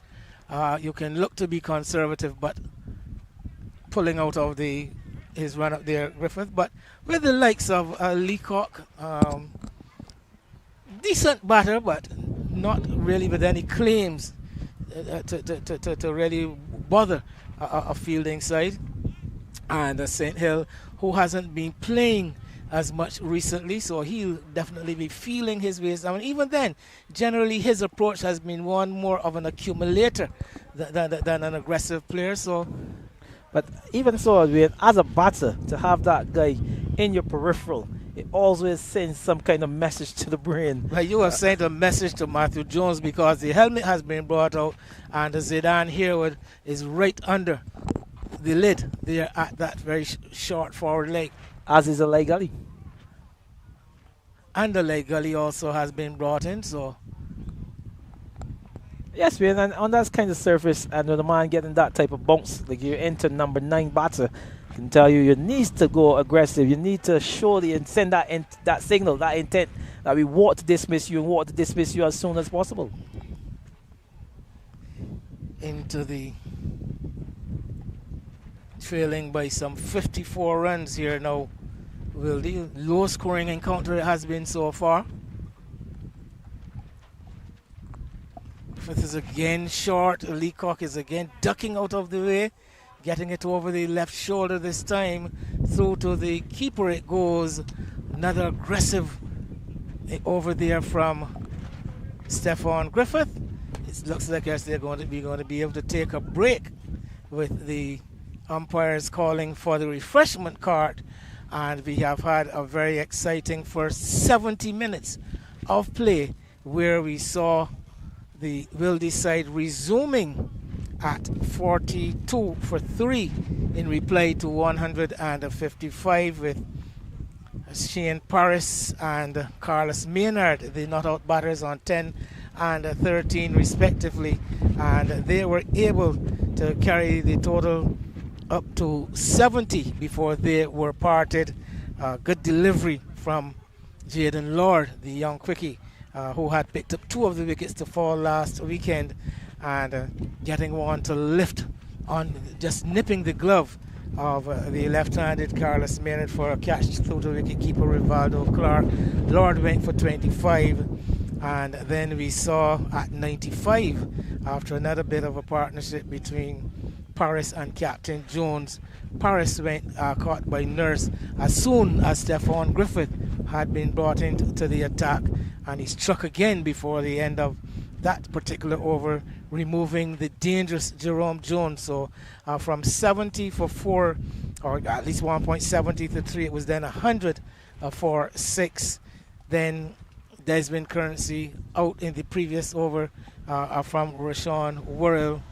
Soft dismissal, just driving lazily into the hands of the mid-off fielder, and they went to 100 for 7. It's now 101 for 7, and one would have to say that the home team, Gladiola, really enjoying the better of the exchanges in the first, so far in the first session. Oh, really enjoying it. Some 14 overs bowled, and that's the first 70 minutes, like you rightfully said. So going at a pretty good moving around in the field, the Gladiola, but an eventful spell so far by that pace bowler Stefan Griffith. Just the excitement of a fast bowler, the excitement that the fast bowler continues to bring to a contest, really, and picking up 2 crucial wickets immediately as he came into the attack. Just sending down some 3 overs, Wayne, but with those 3 overs he created quite a few problems. You've seen him picking up the wickets and also creating some uncertainty within the batters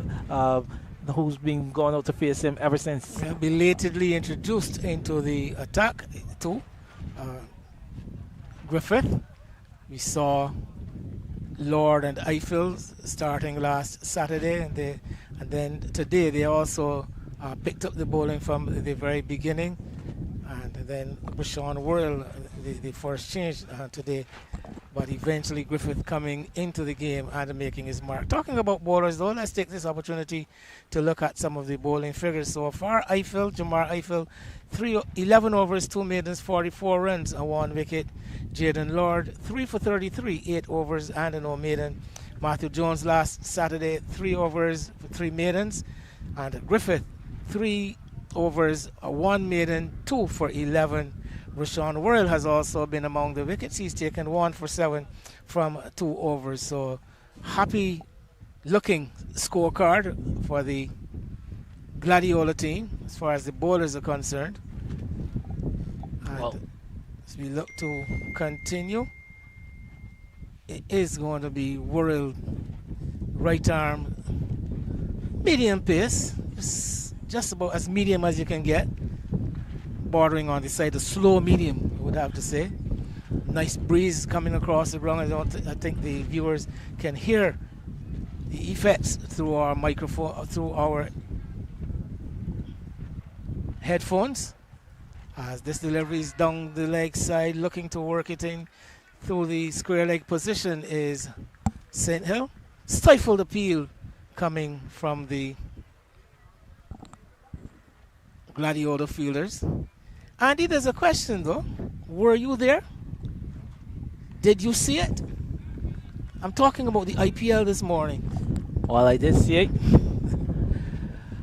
Phenomenal. That is something of a phenomenon, definitely, Wayne. We'll talk more about it though. We're off a fairly longish run. This gentle medium pace is bringing St. Hill forward, driving straight back along the off side of the pitch, immediately coming through for the single. Both the mid-off and the mid-on would have been interested, but he had played it straight enough to give himself enough time to get through for that single. St. Hill, one more to him. As a matter of fact, I think that gets him off the mark. Yes. 102 for 7, but yes, we witnessed the record highest ever runs chase in a T20 game. Driven pleasantly, only a single. But yes, we saw a record chase in all T20 cricket. 265 target chase down with 7 balls to spare. The Punjab Kings running past and maintaining their lead at the top of the IPL table. Delhi Capitals with a magnificent, marvelous century from KL Rahul. He got 150 and found himself on the losing side. 152 not out it was too. Fantastic, tremendous stuff, phenomenal stuff. But a lot must be said of Shears Ayer, who continues to lead this team well. Got into the scores again, the captain. I think I've been hearing out in some of the conversations on this side that young Suryavanshi has piled up another 100. Vibhav Suryavanshi, the 15-year-old Tyro, one of many young, upcoming stars of the world game, one would have to say, as world is in. And this one is driven straight up to the fielder at mid-on though. Ball traveling quickly to the captain, I think it is. Matthew Jones. Matthew Jones there at mid-on. Well, as you continue to speak about that Indian Premier League, how about our very own Kevin Wickham picking up his 3rd century in 3 innings? Well, yes, I mean, that is the kind of returns that one has been seeking and yearning for among young cricketers, both here in Barbados and in the Caribbean generally. That appetite for big scores. The Wickham seems very much to have it, and he's also got the ability to be able to transform that ability into prolific scores, into prolific results. And I think the onus very much now on some of the other young cricketers to try to match what Wickham has been able to do. Lots of anticipation among Barbadian cricket fans. You know, you walk around and you speak to fans, and the first question they ask is, so you think that Wickham has done enough to get into the West Indies team? You know, and sometimes I'm a bit cautious when it regarding performances at our domestic level, when you try to match it to world standards, not wanting to take anything away from the exploits of the young man nonetheless. Yeah, age 23 with some 6 first-class hundreds. I mean, that is something that we should really speak about, as this one's a wide by Stefan Griffith, just over the head of the batter, Jaden Leacock, who had no chance really of getting the shot on that one. Tremaine Prescott just indicated to the standing umpire Gregory Braffett that it was well over the head of the batter. Well, signaled as one over the shoulder, one of the 2 allowed by the bowler over the shoulder of the batter in any particular over.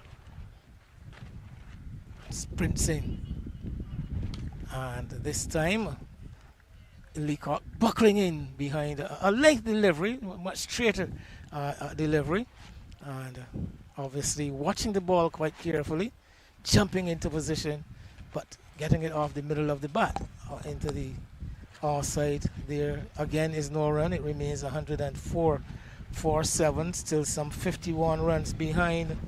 3 wickets in hand. Looking to close out this innings. Going for the kill would be Griffith. This one is pitched up on. Here's that exclamation as he delivers.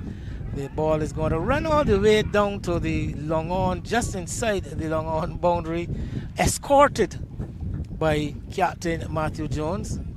Just a gentle push down the ground, but with using the pace of the bowler there, and Jones unable to get down, settling to allow the batters to come through for the second run. I can tell you 2 things happened there, Wayne.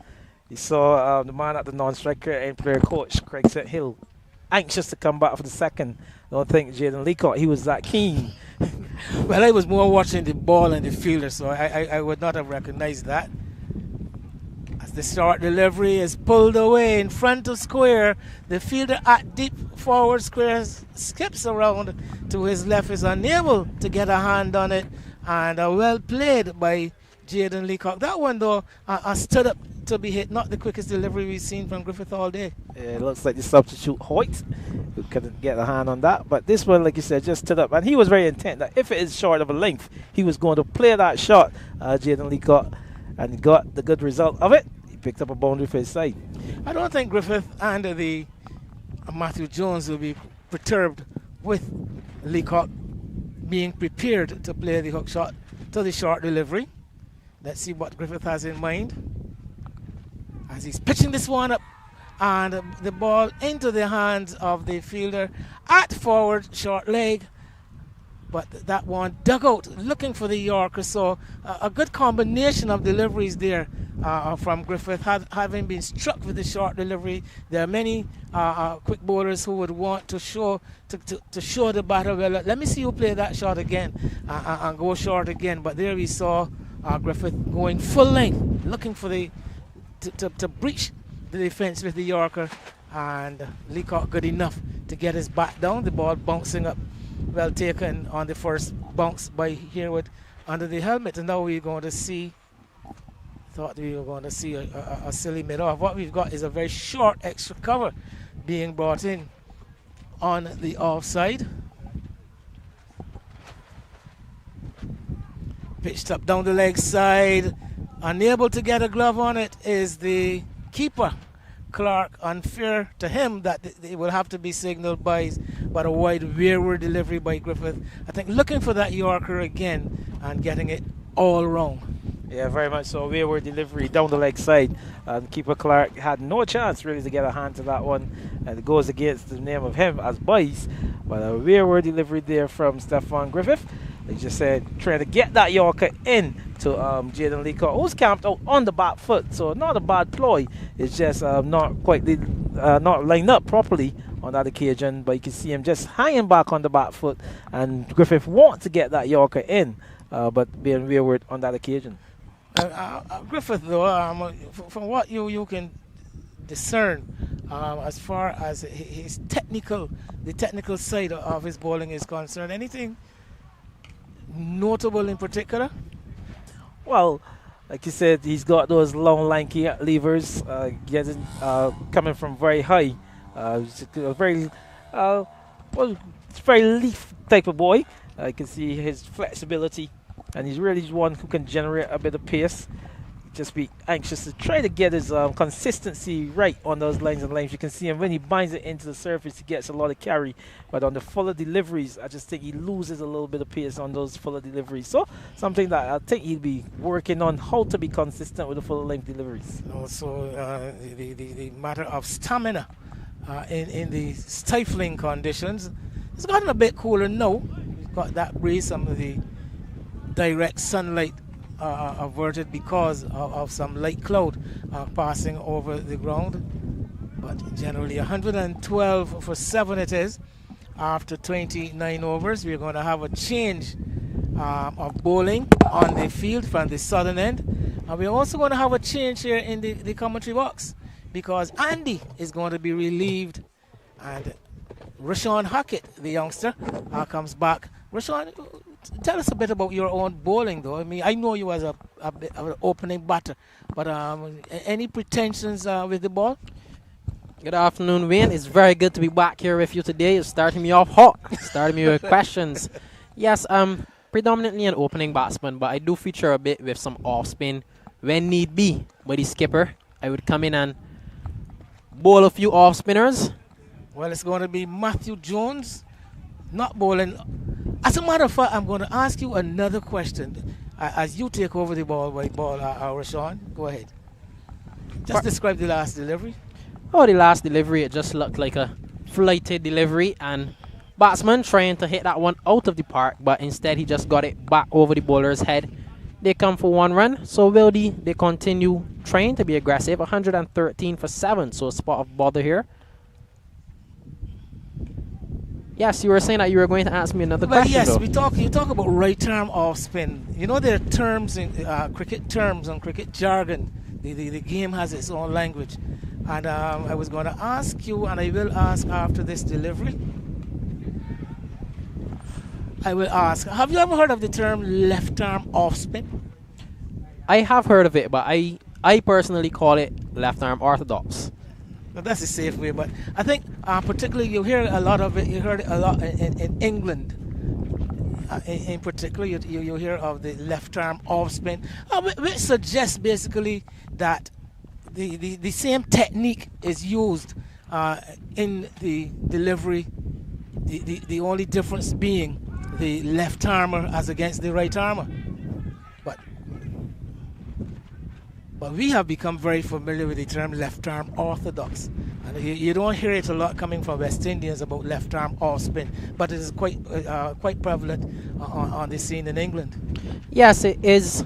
Both are two terms that are used particularly by two different groups. So which one do you use? Well, I talked about it because we saw Matthew Jones, who is left arm orthodox, coming into the attack, and I thought you mentioned the right arm off, and I was just thinking, well, there it is. We can describe Matthew Jones as the left-handed equivalent to you. Well, Yes. not to you for sure, because he's much more preferred in his art. Yes, a much more established bowler is Matthew Jones. He's one with a wealth of experience here, and he always comes and does his job for his Gladiola side. Completes another over, 116 for 7. And the Wildey team now having their work cut out, still some 39 runs away from that magic 100 and that magical figure of 155. First innings lead still very much in contest here in this match, in what has so far turned out to be quite a low scoring affair. Yes, it's been a low scoring affair, Wayne, and no discredit to the batsmen.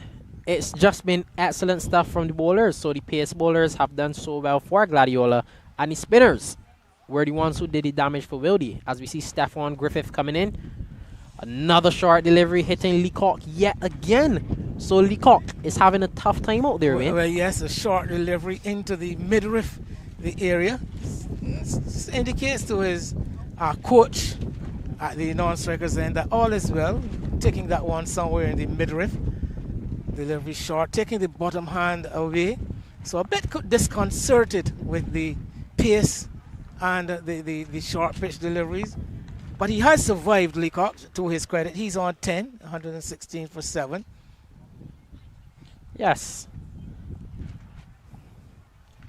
Back of the length delivery from Griffith. That one just clipping the pad, going down to fine leg. They come through for 1 run, but you mentioned that Leacock has survived, and that's all that matters in this format of the game, Wayne. The fact that he's still there at the crease doing the job for his team, because right now Wildey need a partnership. They need two batsmen to stand up and rebuild this innings if they are to get these first innings points. So Leacock, he's just doing what he's supposed to do. 10 runs from 23 balls. Well, yes, he's gotten himself off strike. He's taken the majority of Griffith in this spell. Short delivery. Oh, and it goes up, and short leg takes a fantastic catch. That's Zidane Herwood, and Griffith. Oh, Took a fantastic catch and then threw it on the turf. I did not even see Well, that. it was because he had it. he hit the ground and is rolling. I suspect probably the elbows are striking the ground, the ball jutting out of the hands, and what was a tremendous bit of bowling from Griffith.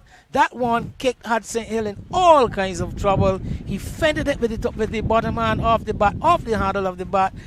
Here with that forward short leg, moved smartly to his left, got both hands, had it in his hands, but when he hit the turf, it spilled. And now all for nothing. I thought that one was gone for sure. I mean, what I thought happened was that he caught it and threw it away. I did not know that he dropped it. So I apologize to any spectators out there who now got excited. But Craig St. Hill lives to see another day. It wasn't actually in control of it. That one, another short delivery. So he's sticking with the short ball plan, and he's going at the batsman constantly. And that's what I was talking about with Andy earlier, man. The fact that these Gladiola bowlers, what they've done so well is that they've always asked the Wildey batsmen to play, whether it's been at the stump, whether it's been at the body. The Wildey batsmen have had no time to settle down and just leave deliveries alone. They're always playing at the balls. Well, in home conditions, exploiting the home conditions quite well so far.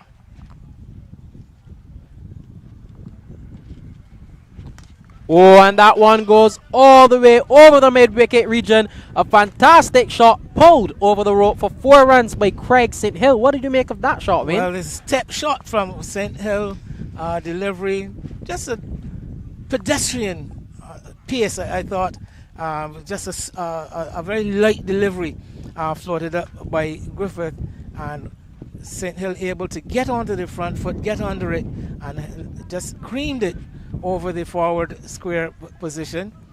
So St. Hill getting back a bit of his own on his man, but I thought that was a rather poor effort there by Griffith.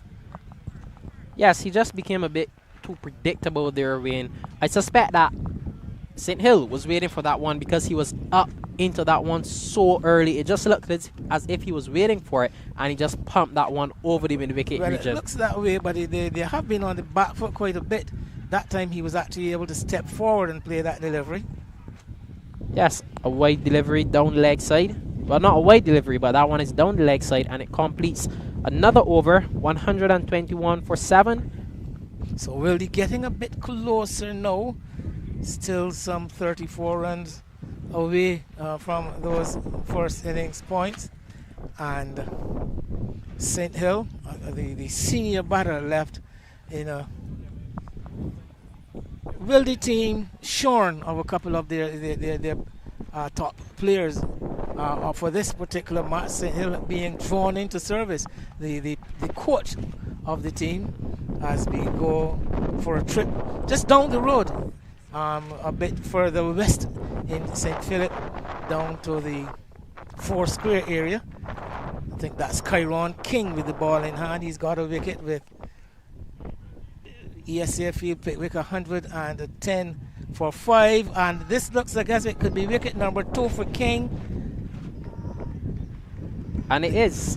Keeper takes a good catch, and Kyle Hope will have to walk back to the pavilion as we switch back over to Rice's, where Matthew Jones continues his spell. Yes, Matthew left arm off spin. Yes, left arm off spin. He's into a tidy spell so far. 4 overs for just 4 runs. Slip and we've got 2 men crouching at a very short extra cover and a short straightish mid wicket. So I think because of the variations in bounce, the batsman very much challenged to keep the drives on the turf with those 2 fielders in place of the back foot. And he cuts that one down behind square, and it will roll into the boundary as Wildey pick up another 3 runs. That's Leacock, carries his total up to 13. Good shot. But yes, well played. The weight onto the back foot that time, picking up the length quite early and having the room to execute the shot. The ball coming off the outer half of the bat. There's a man at slip, and then there's a man at point. The ball perfectly bisecting these 2. Yes, so it wasn't a bad ball by any means from Matthew Jones. Just that Leacock did well, as you said, to get his weight on the back foot. comes forward on that occasion, just keeping it out. So Leacock, he's batting very watchful in this innings. He's doing a very good job. He's been rattled once or twice with the short ball from Griffith, but he's continuing to be resilient and stay at that crease for his side. Very much so, Wildey, very much in need of that resilience after slumping to 100 odd for 7. And he drives that one through the covers beautifully, and it goes into the boundary for yet another 3. So Leacock is batting superbly. Well, yes, good shot again, over pitched this time by Jones. Still yet to really get into his rhythm, to find his length. He's been short, he's been full. Another full delivery. Leacock just driving that one back to the bowler. And it brings another over to an end. 127 for 7. Wildey trailed by 28 runs. So they're easing closer. Yes, that last delivery a bit straighter, not giving Leacock the opportunity to play the ball either side of the wicket, having to hit it straight back down to the bowler. So keeping the batter in check. But Jaden Leacock has done a fine job for the Wildey team so far. Really gutsy innings it has been, coming in with the team in some adversity. But I think this partnership, I think, is worth about some 27 runs now. He's gotten 16 of them. And he's looked more the aggressor than his more experienced player coach. As we notice now, a switch in the bowling. Jamar Eiffel, the one would have to say the most experienced or the most accomplished of the faster bowlers, brought back from the northern end. I think they're looking for that wicket. Yes, most definitely Jamar Eiffel. He's one who Gladiola will rely on to come back and take this wicket and potentially clean up the lower order. Gladiola will not give up this first innings without a fight. I can tell you that for sure, Wayne. Eiffel just starts a bit too straight, and that one is flicked off the legs and goes into the boundary for yet another 3 runs. So he starts with a boundary. Nice gift for St. Hill. This one outside the legs, just outside the ankles, and all he had to do was to get a bat down on it and flick it. Very fine. There is a man, Jaden Lord, on the long leg fence, the long leg rope, but that one tickled just to the left of keeper Clark, and Lord never having a chance, so prompting some slight adjustment in the field. Substitute fielder being brought around behind square on the onside. St. Hill still battling away. Yes, and with that boundary, it brought up 30 runs partnership between these two. St. Hill just getting forward. That one just clipping him on the hand. He looks to be in a bit of discomfort. I hope all is well. Yes, the delivery bouncing a bit more than he would have catered for. And one noticed he was quite early on to the front foot. I felt seemingly, though, even in his first spell earlier today, well bowling well within himself, not looking for the extra pace. I think more concerned on getting that ball into the good areas and looking to do a bit off the pitch. Yes, he's definitely done that, I feel. I talked about him so much this morning, and the fact that he's been constantly asking the batsmen questions, asking them to play. He's not giving them anything to shoulder in arms and leave alone. Another delivery there on the stumps, causing the batsmen to get forward and just keep it out. Well, yes, as I did mention, the senior bowler, the senior pacer in this Gladiola lineup, and I think his job now would be to try to stifle the runs flow from this end as Wildey begins to creep closer and closer to that first innings lead. Yes, so Eiffel comes in again. That one turned down to the deep square. They'll just get 1 run. So well played from St. Hill. Good work on the boundary. But as you talked about, Eiffel, he'll come and look to restrict the run flow from Wildey, but he also will be looking to get that wicket because Gladiola will want to bowl out Wildey before they get another 24 runs to secure first innings points. Well, St. Hill looking a bit more comfortable so far than he would have looked against the much pacier Stefan Griffith. Brings Leacock back on strike. Back up the length delivery. Leacock up on his toes, keeping that one out. Leacock, although he's batting so late in the order, he looks to be in good stead, Wayne. And we know that he's one who featured as a batsman in his junior years in under 13 cricket. I don't know if you remember or were around the under 13 cricket match, but he and the now established Jacob Beffel used to open for the Franklin Stevenson Academy. Capable player, Leacock, as his bowling really took off, and he's beginning to show some of the stuff he's made of. Went to drive that one through the covers, but inside edge, they'll jog through for one run. Well, yes, a miscue somewhat, looking for that drive. And I get the feeling, even from this angle, that Eiffel looking to bowl some cutters. He's noticeably down on pace. And I suspect looking to bowl those off cutters, dragging the fingers down the side of the ball. And there we saw Leacock looking for the cover drive, and the ball coming off the inner edge of the bat into the mid-wicket area. So a very, very interesting period of play as this 8th wicket partnership for Wildey continues to build. He's got the bright sunshine back with us. Yes, and we also see a quick changeover to UE, where YMPC and UWI will be contesting. Jay Clark, he's there into a patient innings, 20 from 77 deliveries, and Taj Tavernier is now starting out 4 from 8. UE 111 for 3, and Kimar Smith being the main bowler for YMPC with 2 for 32. UE trailing still by a good bit, but we switch back over to Rice's, where Matthew Jones went up for a loud appeal, but umpire Tremaine Prescott says not out. Jones into a very, very tidy spell here, but Leacock is not letting him through. Just turning that one into the leg side. Scampering for yet another run. Not scampering, in fact, just jogging.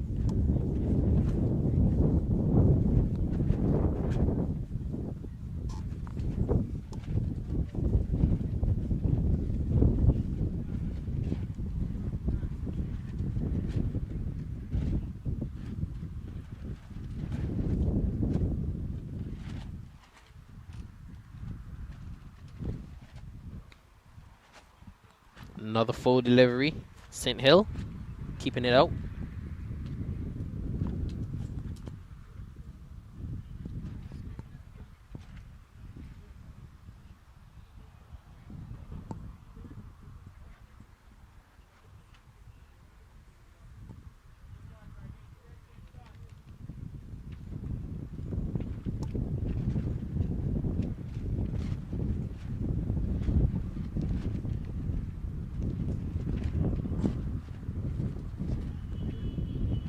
Back pitch there. Matthew Jones, he's into a very, very tidy spell. Just bowling on the right areas, bowling on the right lines and lengths, causing the batsmen to come forward, drawing them out at times, and at other times causing them to go right back in their crease. Good delivery there, closes out another over. Just one run off that over, 133 for 7. Well, yes, the partnership now worth some 33 runs in a session that has so far swayed back and forth with fortunes going either way. And this recovery partnership from St. Hill and the Leacock would have causing Gladiola some problems. They would have thought themselves through, or almost through, when the 7th wicket fell with the score at 100. But since then, this pair have been unmoved or unmovable. And Captain Jones will be looking now to play whatever tricks he has up his sleeve. He has gone back to Eiffel to bowl from this northern end as the wind picks up. It's gotten a bit cooler here.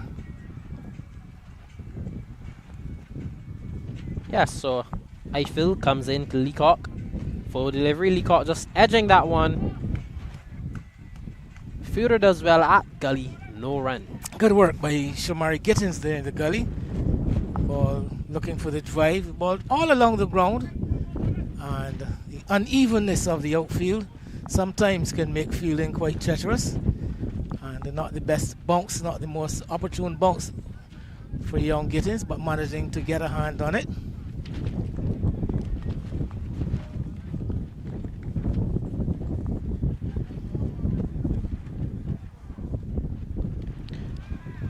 That one goes to short leg, but it's nobody involved.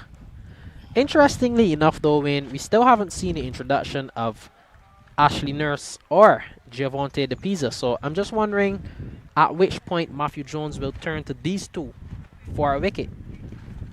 Well, Ashley Nurse hasn't been featuring a whole lot. Had a conversation with him last Saturday even before the game got started. And he was mentioning to me that his role now basically is just about guiding more so than... Very well played from Leacock, but fielder Gittins does well again. But you were mentioning that Ashley Nurse's role in the team? Well, yes, he was mentioning that his role basically is to just guide the team, hold up the lower order, shore up the lower order. He normally comes in around number 7 or so. And the idea is to give the younger players their heads more or less. But of course, with the situation becoming tighter and tighter, I won't be surprised if the captain turns to him as things become more critical. The target now just only 22 runs away for Wildey. Eiffel continues. Full delivery, Leacock just turning that one into the leg side. They look to come back for 2 runs. And they get there safely. So Leacock moves up to 20. Cool head from Jaden Leacock. After that early shake-up he had from Stefan Griffith. Has really settled and, as I said earlier, continues to look more and more comfortable at the wicket. Not looking to do anything too extravagant. Playing the balls on their merit. And slowly picking away at this total. Leacock into a big drive, no run. But yes, you talked about Leacock and the fact that he's remained composed throughout this innings after having a rough start, being hit twice from the fast bowler, and he's just looked as if he just reset, recomposed, and came back with a plan. He's looked very, very good. Well, and he's had the fortune of batting with his coach. I think that is one of the essential factor, receiving advice from the coach. That's the slower delivery that you were talking about earlier. Jamar Eiffel just rolling his fingers on that one, trying to deceive the batsman with the off cutter, but Leacock realizes it, and it brings another over to an end, 135 for 7 after 35 overs. Yes, and Eiffel pegging away. I think more or less looking to keep things tight with the hope of getting an error, a mistake out of the batters, more so than trying to prize the batsman out now. The ball now wonder how many overs have been bowled or scored. Yes, well, 35 overs. The ball now some 35 overs older. So the game entering somewhat of a different phase as the ball gets older, gets a bit softer. Yes, and well, we see a change of environment. We're back at Huey. Jay Clark still at the crease. Huey 115 for the loss of 3. They trail by 86 runs now, looking to get those first innings points. Jay Clark and Taj Tavernier are at the crease. Kemar Smith into his spell, 2 for 37 in his 10th over. Well, UWI have been having quite a rough time of it, particularly with the bat in the 1.5 series played so far. They did struggle against this Gladiola side, to whom they lost outright in the first series. Yes, and we're back now. And we see a change of bowler again. Young Jaden Lord back into the attack. He's been the strike bowler for Gladiola, picking up 3 wickets for 33 runs. But yes, and he's brought him back in combination with Jamar Eiffel. These two were the new ball bowlers who provided the early impetus and the early breakthroughs for Gladiola. Yes, so they've brought back their 2 strike bowlers to hopefully make something happen here. 135 for 7. The game has, as I said, entered a different phase. Things have gotten a bit quieter, a bit more attritional. Not a lot of big shots. One would not expect that from Craig St. Hill in the least, for sure. That one just flicked off the legs. It won't go all the way though, so they have to run. Fielder going behind it, and they complete 2 runs. So Craig St. Hill goes up to 12 with that flick off of the legs, and Wildey is closer to the first innings. Well, a delivery a lot straighter from Lord, and St. Hill just not afraid to go the aerial route. There is a mid-wicket, but he was well clear of that mid-wicket fielder. Just the 3 fielders on the onside, mid-on, mid-wicket, and long leg. Good delivery. St. Hill does well to keep that one out. You were talking about the field though. We see 1 slip still in place. Ashley Nurse, he's been there the whole morning. 1 gully, backward point, cover, mid-off, mid-on, short mid-wicket, and a deep square. Yes, conservatively set field, looking to contain more than anything else. And that one goes high in the air, but it goes over the ropes for another 4. A loose delivery, just a rank full toss from Lord, and St. Hill just gives it the treatment. Well, his eyes would have lit up there with seeing a nice juicy full toss just about the height of the knee roll, and just stepping into it and hitting it high over square leg. So young Lord guilty of getting his length wrong. I think he might have been looking to bowl something of a slower delivery too. And St. Hill, who has been there now long enough, he's gotten the pace, he's gotten the light, and he's come to terms with all out there in the middle. And that one came out of the middle of his bat and went for 4. Yes, so Wildey is closer. Just 14 runs required to get first innings points and become in the ascendancy of this game. Well, the ball has been returned.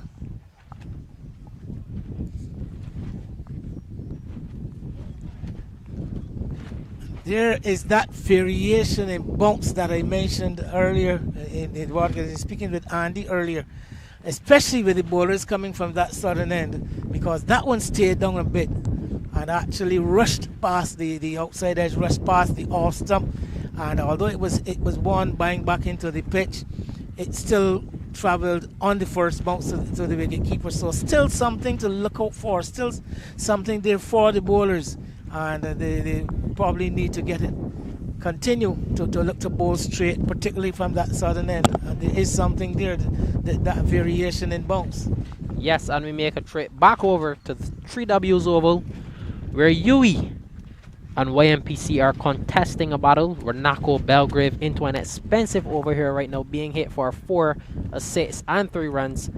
So Huey capitalizing on this over, trailing by 71 runs now, getting closer and closer to that first innings lead. Well, Jay Clark, I think he owes Huey some runs. It's been, so maybe this may be the time. A former actually played for YMPC previously also, so I think he may have a bit more of a more personal interest in doing well. Yes, Jay Clark, I know him personally. He's in a couple of my courses at UE, and a good bloke. He's also one that works very, very hard. Anytime you go to UE, you can be sure to find him in the net. So I think you must notice change in bowling. yes, that's the change that we were now talking about. Now you called for it. Yes, I did call for it because I was wondering when we would see the call from skipper Matthew Jones. But it brings Giavonte De Pisa into the attack, one of the left-arm spinners. Much completely different. All a left arm, just like his Captain Jones, but different in that you would notice that Jones looks to impart quite a bit more spin. Chance for a run out. The return is too high, and he's gone. Fine work by Rivaldo Clark, the keeper, disobeying the cardinal rule. Rashawn never run on the misfield. The ball was cut to the point area, and young Shamari Gittins bubbled the take. The ball went just a couple of inches beyond him, and St. Hill, who has always been looking for these sharp singles, calling his partner through. I thought that the return from Gittins would have been a bit too high, being that Clark had to reach up and then come down to make the stumping. That would have given St. Hill enough time to get into his ground. But as it turned out, umpire Prescott at square leg ruled that he was out of his ground, and a rather fortuitous way for the Gladiola side to break this very worrying partnership. Yes, and St. Hill looks absolutely livid.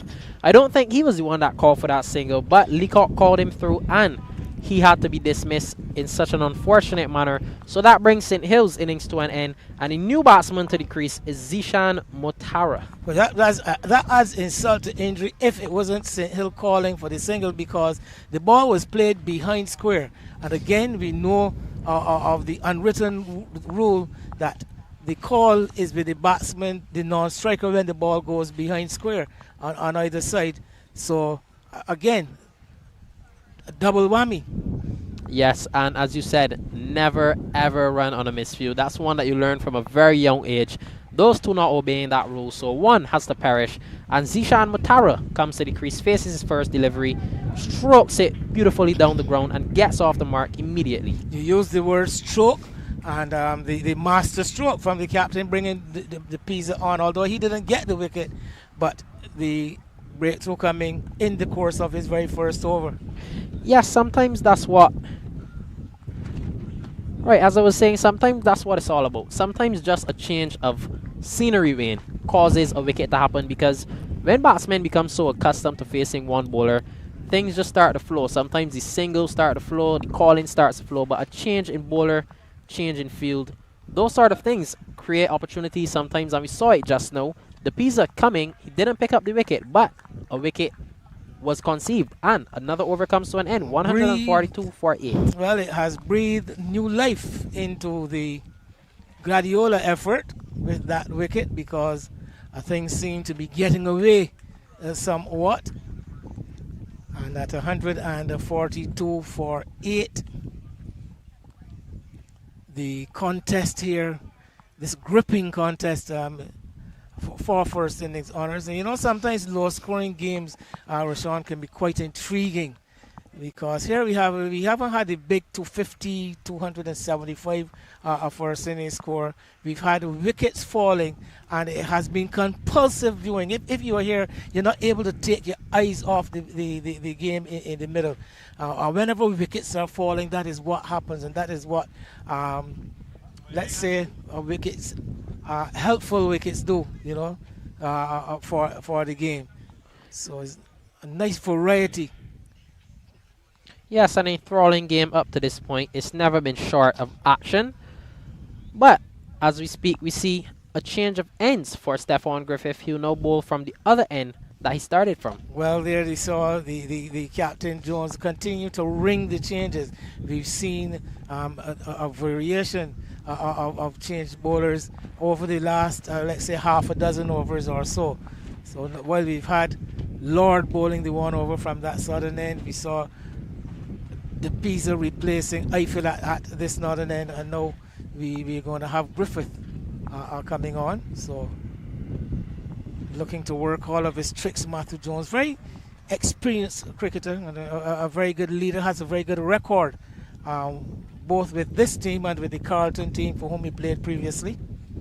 Yes, Matthew Jones, very, very experienced. As we see Griffith coming in now, start short, and that one goes up in the air, but it'll fall safely. Griffith just sticking to his short ball plan.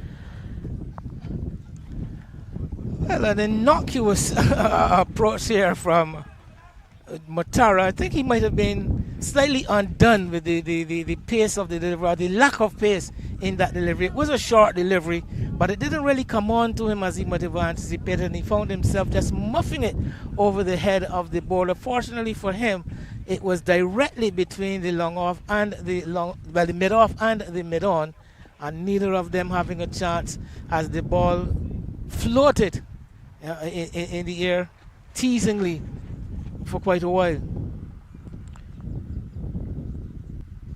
Another back of the length delivery here from Griffith, and he's been very effective with that short ball today. When we saw him dismiss skipper of the Wildey side, Jerome Jones, with a short ball. Jones just getting a top edge on it, and it went through to wicketkeeper Rivaldo Clark. So he's sticking with this short ball plan, and we see him almost picking up another wicket with it in the likes of Zishan Matara. Well, he also had Craig St. Hill put down by Zidane Harewood under the helmet at forward short leg. So he has produced some results for him. And now he's down into the tail. Yes, Wildey just needing 13 runs to secure first innings points. But Gladiola, only 2 wickets win. So really and truthfully, it's anyone's for the taking. Well, yes, this is an exciting period of play. So we had some half hour before the first break, and still anybody's game. I think Jaden Leacock will be crucial at this stage to this match. He's only got Matara and the over 50-year-old Orion Bostic to come, as this delivery is. Matara went to pull that one down. Well, not down actually. He went to pull that one upwards for 6, but he didn't get any back to it. So Griffith, he's just sticking with the short ball plan, hoping for something to happen. And we'll see. Quite an exciting battle here though, Win. Matara getting inside of the line of that delivery, looking to help it around.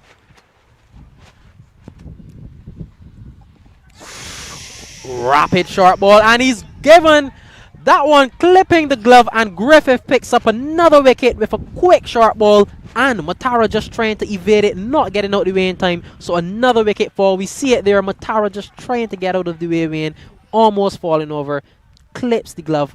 A good short ball. That was much too much for young Zishan Matara. A vicious lift from Stefan Griffith, and again, one of the things that you would have to admire about him with that short delivery is the accuracy with which he has been bowling it all day. And there it was, that one really climbing towards the throat of young Zishan Matara, and definitely not equipped to handle such a delivery. And they just nicking the glove. He almost lost his footing. Very acrobatic it was, you know. One saw him leaning back, jumping out of the way, twisting and contorting himself, and I think that is a really lovely picture. Would love to see that on the primetime news tonight. Yes, absolutely nothing that Matara could have done about that but get out the way faster. He just went to preserve himself, and it clipped the glove. Another well-directed short ball from Griffith, picking up the prize wicket of Zishan Matara, and it brings the over 50, as you mentioned, Orion Bostic to the crease, and Wildey still require 13 runs, so this will be a battle to see who gets first innings points. Well, Bostic, the Bostic, I know is not going to be, is just going to throw in the towel by any means, and over the years has been more than a very useful all-rounder for the formerly Banks and now Wildey team. Probably just only playing in this particular game because of the exodus of a number of the key players for this particular match. But he will come in, no change in the field, still the slip, the gully and the forward short leg. 13 runs away from that 155. Yes, we see quite a delay. Added it to umpire Brathwaite. So you may be expecting a call, not only from on the field, words on the phone. I'll tell you what, he was expecting that call from Griffith, as Griffith picks up the wicket of Bostic, and with that, Gladiola have secured first innings. Let's just watch that one on replay. Another short delivery. Bostic trying to pull that one and pulls it into the hands of Zidane Herwood, and it brings the first innings to an end. So, Gladiola win first innings points. Again, beaten for pace, stuffed by Stefan Griffith. Another good short delivery into the chest area, looking for the pull shot, and only able to cuff it up off the glove into the hands, the waiting hands of Shamari Gittins, who's been favouring that right leg, and I believe put in that position to avoid him having to do a lot of movement. Well, he didn't have to move 1 inch. The ball came straight to him, and this intriguing battle for first innings honours falls in the favour of the Gladiola side. Remember, Gladiola won the toss. Wildey won the toss, opted to field, and coming back today at 42 for 3. Anybody's game, but there we saw the bowling effort from the Gladiola team behind outstanding stuff from Stefan Griffith, the fast man, actually the fast men doing all the damage and adding exactly 100 runs to the over a week total. Was Wildey out for 142, so 100 runs for the loss of their last 7 wickets, and Gladiola will be very, very happy with their work. It will be, I think, hopefully get the opportunity to run through the Wildey scorecard. Remember last Saturday, Shanaldo Taylor was out caught by Gittins. Shamario Gittins off Jaden Lord for 6. Tariq O'Neill was caught by Rivaldo Clark, bowled by Jaden Lord for no score. And then we saw Joshua Dorn was leg before wicket to Jamar Eiffel for 8. Those were the 3 wickets going down last Saturday evening, as we take a trip over to the Empire Windward game.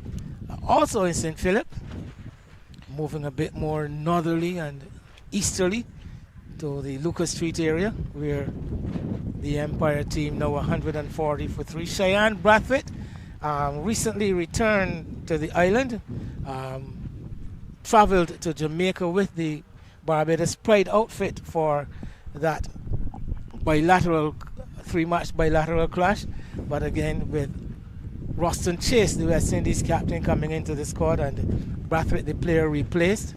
But he has come back, and he's made good use of his opportunity here in the local competition. He's 57 not out of 112 deliveries. Kofi Hurdle, who got 100 in the first series against Wonders, is there now on 14. So 2 very much informed batters in the middle for Empire. Yes, Empire still trailing by 109 runs in what was a good first innings effort from Windward. That one just pulled out for 4 runs from Kofi Hurdle. Just eases on the back foot, pulling it into the boundary. Komari Griffith into an expensive over, just 1 wicket, 40 runs in his 9th over. He was one that picked up a 5-wicket haul in the first series of this BCA Elite Division. Well, yes, a youngster who has been gaining some friends ever since his stint with the youth setup here in the island. I think someone is suggesting to us that there will be an early lunch here in this one. So with some 20 minutes away from the scheduled luncheon period, we are going to take an early lunch. So the game now very much still very well poised, because we've had some 20 wickets in the 3 sessions so far, and with 3 sessions left, there is also the possibility of this one actually coming to an outright result. There's still plenty of time left, still a lot of life, still a lot of juice in the pitch. The batsmen have struggled, and this game is going to be, I think this one is going to go right down to the wire. I'm going to predict that this game is going to go deep into the 4th innings.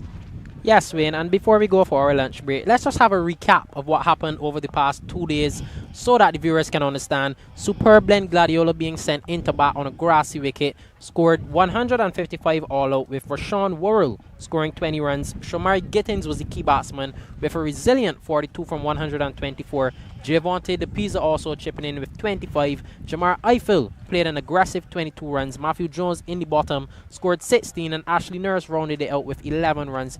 And for the bowling of Wildey, Tariq O'Neill, he bowled so well for his 2 wickets. Desmond Currency bowled a good spell, picked up no wickets. Jerome Jones 4 for 31 in his 14 overs, and Zishan Matara picking up 4 for 38 in 7.1 overs. Well, I think that's the scoreboard would show that Jones and Matara got 4 wickets apiece, but I don't think that you can discredit or overstate how important that spell from Tariq O'Neill was, because actually he picked up the first 2 wickets after the openers looked very comfortable for Rashawn Worrell, and Shamari Gittins looked very comfortable, and he was able to make that early breakthrough.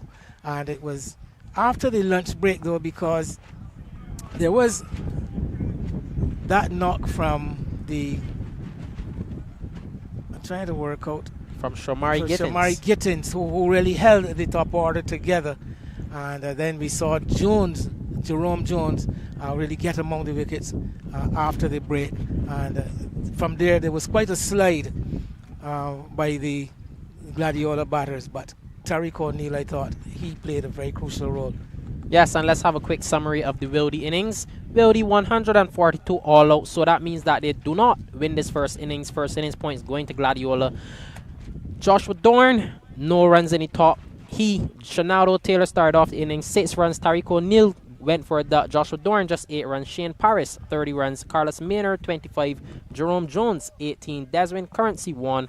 Craig St. Hill 16. Jaden Leacock played a resilient 20 not out. Zishan Matara went quickly for just 1 run, and Orion Bostic the last to go for a duck. And the bowling, Jamar Eiffel bowled a tidy spell for 1 wicket in his 13 overs. Jaden Lord 3 wickets for 39 runs in his 9 overs. Stephon Griffith 4 wickets, sticking with that short ball plan, dismissing the batsman for just 21 runs in his 6 overs. Rashawn Worrell picking up 1 wicket. So that's a wrap for the first 2 innings, and with that win we'll go and have a quick lunch break. Well, yes, you're going to thank you, Rashawn, as we do take our break. We're going to take a break from here, but viewers will still get a visual from some of the other matches being played around the island in this competition. Some 4 other games still in progress as we take an early lunch here at Races. Just to remind all and sundry, Gladiola 155 all out last Saturday, and today Wildey coming back 42 for 3, dismissed for 142, a lead of 13 to the home team. Super blend Gladiola.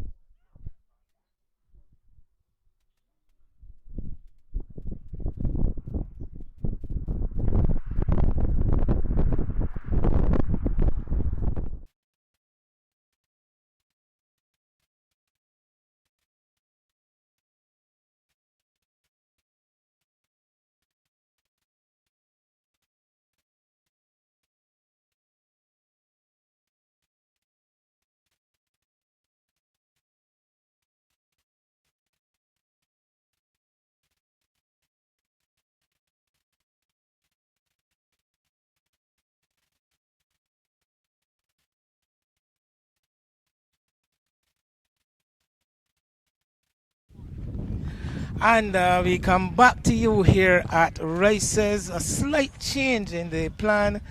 I think we had told you that there was going to be an early lunch here after the dismissal of the Wildey team in their first innings. But now we've seen umpires Prescott and Brathwaite make their way to the middle. And I think the luncheon interval has now reverted to its original 2:30. I am still here with Rashawn Hackett.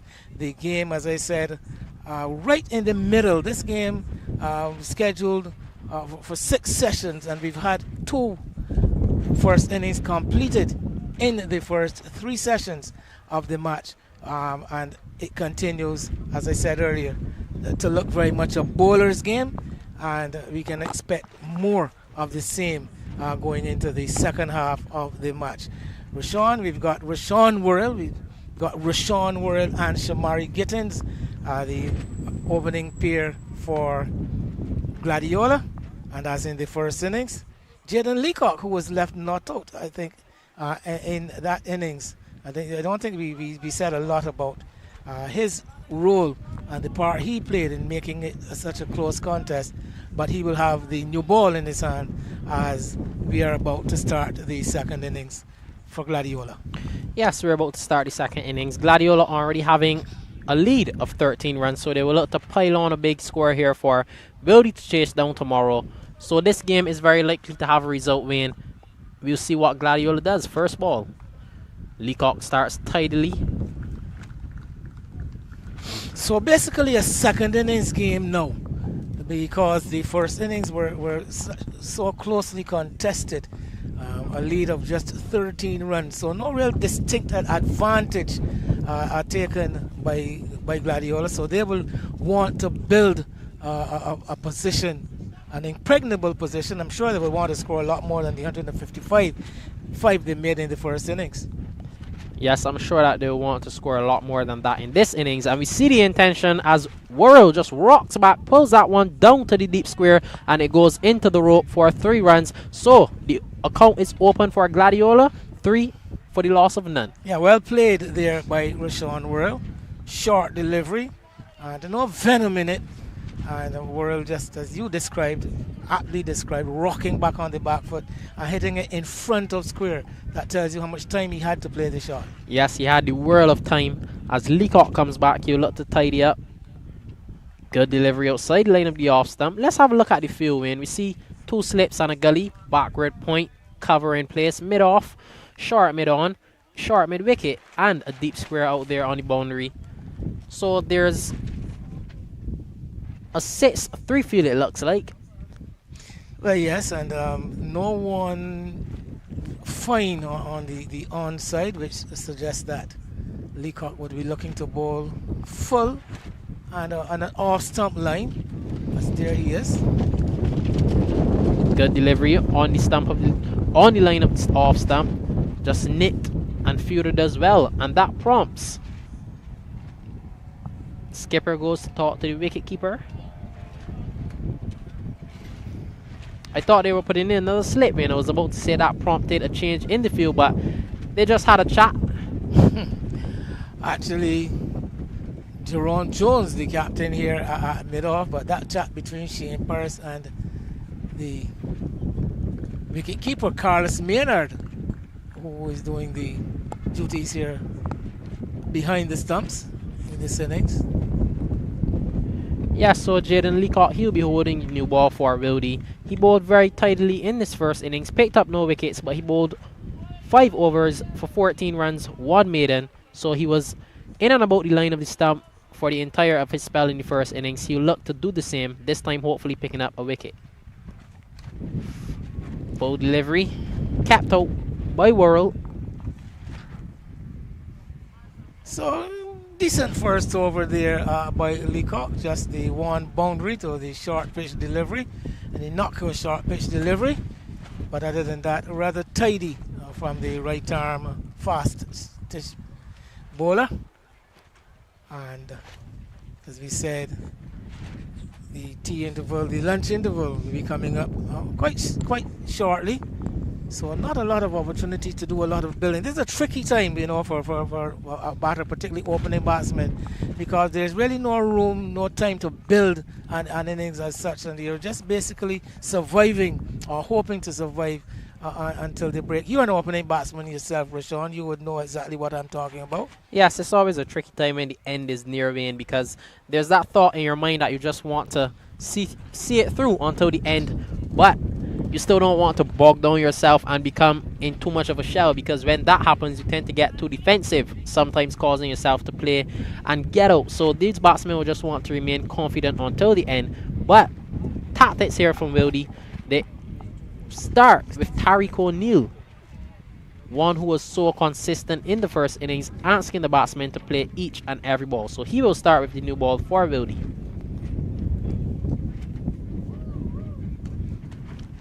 Starts with a full delivery. That one is driven through the covers and it will not go into the boundary. They'll come back. Oh, they just get one run. A bit of lazy running there from Gladiola, Wayne. I think we're lazy and deceived by the outfield, because one of the features of the outfield is that although it is dry, the grass is cut quite low. Because of its the dry, uneven nature, the number of cracks, the ball not really rolling across the surface. And I thought that our Gittins might have been thinking that ball would easily run into the boundary at the square cover.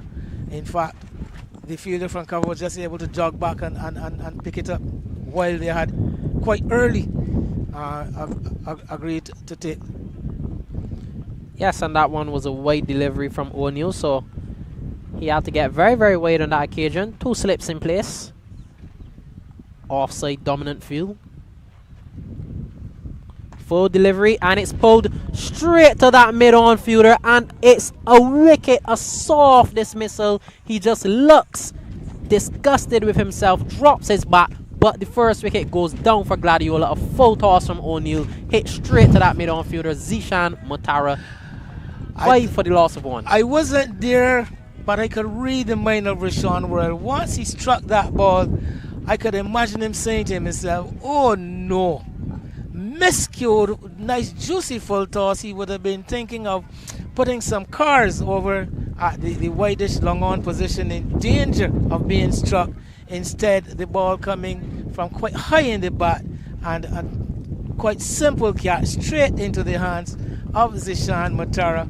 Early break for the Wildey side, and that is the kind of indecision having to come in at these kind of breaks just before a break would create among the batsmen. So a wicket to Wildey, they would appreciate it. And in the meantime, I'm going to take the opportunity for Andy to come in and replace me as we head up towards the luncheon interval. But great start it is for Desmond Currency. Fortuitous, but much in their favor. Yes, thank you very much, Wayne. I'll just make a quick correction. That's Tariq O'Neill who picked up that first wicket. But we talked about that indecision caused by the lack of time, knowing that the end is near. Because batsmen will tend to do things that are unlike themselves. I'm sure that on any other day, Rashawn Worrell would have deposited that one over the ropes for 6 runs. But he just held himself back, and he has to go. But with that, the new batsman to the crease is Zidane Herwood. And joining me in the commentary is Andy Payne. Good afternoon there, Rashawn. Well, good to be back for another stint. He said that soft dismissal of Rashawn Worrell. He'd be very disappointed in that. But again, I've seen this so many times, that ball that went close to the boundary, the point where it's like Gittins. Didn't come back for a second run. And Rashawn Worrell had to face up. And 2 deliveries after the demise of his downfall. Yes, a very soft dismissal indeed on a ball that he really should have hit for 6 runs. But Gittins on strike, driving that one beautifully through the covers. He comes for the first one. They'll look to get back for 2 runs, and they do. Gittins a bit of a limp here though, so I just hope that all is well with him. We've already seen the injury of number 3 batsman Rashawn Ramsey, which prompted Zidane Herwood to have to come up the order, filling that number 3 spot. So that tells me that Rashawn Ramsey probably will not be taking a part in this innings, and if he does, he will be coming in very late. Yeah, very late indeed. I mean, he's suffered an ankle injury. Just had a word with him during the break and the interval, and he's got his foot in a bandage really. So his ankle seems to have damaged that during the warm-up session, like you said a bit early in the broadcast. But now Gittins seems to be carrying a bit of an injury, so I'm hobbling that too a bit earlier. Yes, and that brings another over to an end. 2 overs completed, 8 for the loss of 1. Rashawn Worrell falling in that over. And Terry O'Neill interested to open the bowling and picking up a wicket in his first over. Really, man who really broke the bat of the batting last innings, and now you see him coming and picking up an early wicket. Yes, and we make a trip over to another game in St. Philip. We make a trip over to Windward, where Empire are taking on the Windward side, and that's Cheyenne Braffett, who recently returned to the island. He's on 59 from 121 deliveries, so came back from that Barbados tour and immediately showing his worth. And Shaquan Bell comes in, already picking up 1 wicket, 47 runs in his 9th over. Yeah, the ANL Auto Express Empire still trailed by some 91 runs. You can see Cheyenne Braffett there, not on 59, and you will want to put a century on the boards. Like you said, he's just back from Jamaica, where he didn't get into the final 11 in the first game of this bilateral series against the Jamaican Scorpions for the Barbados Pride, and here he is back home and continue his good form. Yes, and we make a trip back over now to Rice's, where Jaden Leacock will continue. He's bowling to Zidane Herwood, who's not yet off the mark. Well, Herwood's a lot would rest on his shoulders. He will want to put together a good total for his team. Remember, the lead is not anything mammoth, but nevertheless, they got that lead, and they will want to build on that and put an imposing total for the Wildey team to bat into the 4th innings. Yes, most definitely. Gladiola will want to put a big total on the board, but first, they just would like to get through to the lunch interval without losing any additional wickets. And the interval now to be taken at 2:45. Had a word with the match referee Ricardo Harrison, and he's informed us that the break will now be at 2:45. So good session to play really for the Wildey team to really try to get inroads into this superb blend Gladiola innings. Delivery there just turned into the leg side from Herwood to open his account, and Gittins still looks a bit in discomfort. I really do hope that all is well with him. I would not like to see another injury here for the Gladiola side. The conditions though, Andy, have been superb for some cricket today. The sun has been out all day shining. There's a nice breeze here that I'm sure that you can feel, and the spectators might be hearing a bit of it. Lovely conditions for cricket. Yeah, just a little bit of deception in the outfield, as I heard you and Wayne alluded to a bit earlier. On that southern end of the ground, the ball not carrying or not running off as quickly as the batters tried to would have implied, but some of them just holding up a bit as they get closer to the boundary ropes. Short delivery from Leacock, left alone. Gittins not threatened to play at that one. 3 slips in place now, along with a 2 slips and a gully, along with a backward point, cover, mid-off, mid-on, short mid-wicket, and a deep square. Yeah, for a game that could be set up for a result, it looks like if it could be a result. Remember, we're into day number 2, and there haven't been the luncheon interval yet. Some 21 wickets already fallen, so this game is set up something that looks like be a result oriented. Yes, it definitely looks as if there will be a result. Still a lot of time for Gladiola to bat this evening. They'll be looking to put on a big total and ask Wildey to chase tomorrow. Well, superb in Gladiola on the other hand, they will want to bat out this afternoon and really set up a total for the Wildey side to have a chase.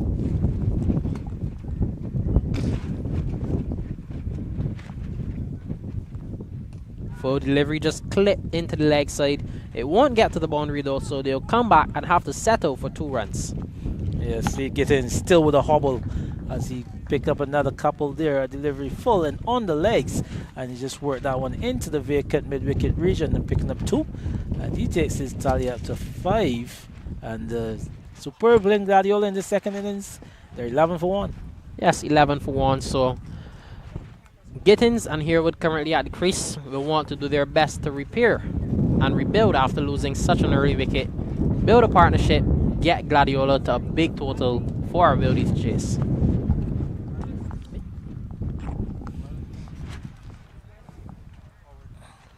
Tariq O'Neill will return for his second over. Conceded 5 runs in his first over, and the prize wicket of Rashawn Worrell. Soft dismissal, caught at short mid-on. He'll be bowling to Zidane Herwood. Yes, Herwood, like you said, coming in at number 3. Just offering a right-handed option as well for this superb playing Gladiola. If you recall, in the first innings, the off-spinner O'Neill, he really created some problems for the left-handers. And really dismissed, it was Worrell early, and then Ramsey, who came at number 3, who he created an edge off the other edge, and it was Dorn who took an easy catch there for a slip. But here you have the right-handed Yearwood, who can really break up the momentum of the right-arm off-spinner. Yearwood just turning that one into the leg side. Square leg fielder gives chase, and they'll stick with 1 run. O'Neill just getting a bit too straight on that occasion. You saw him offering another variation there, Tariq O'Neill, just taking pace out of that one and again spinning into the right-handed batter, who just played it with a turn and work it around the corner there to where 45 would have been on the circle, but the man from square leg and player coach, Clint St. Hill, he really had to run around and collect. Yeah, so there's a bit of deliberation now in the middle.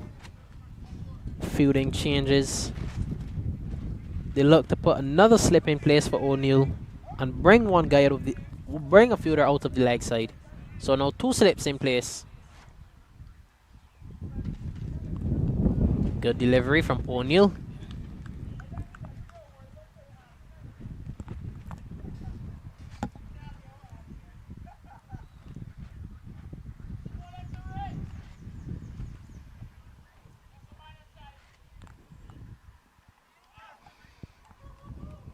Another good delivery outside line of the off stump, but Gittins not threatened to play out that one.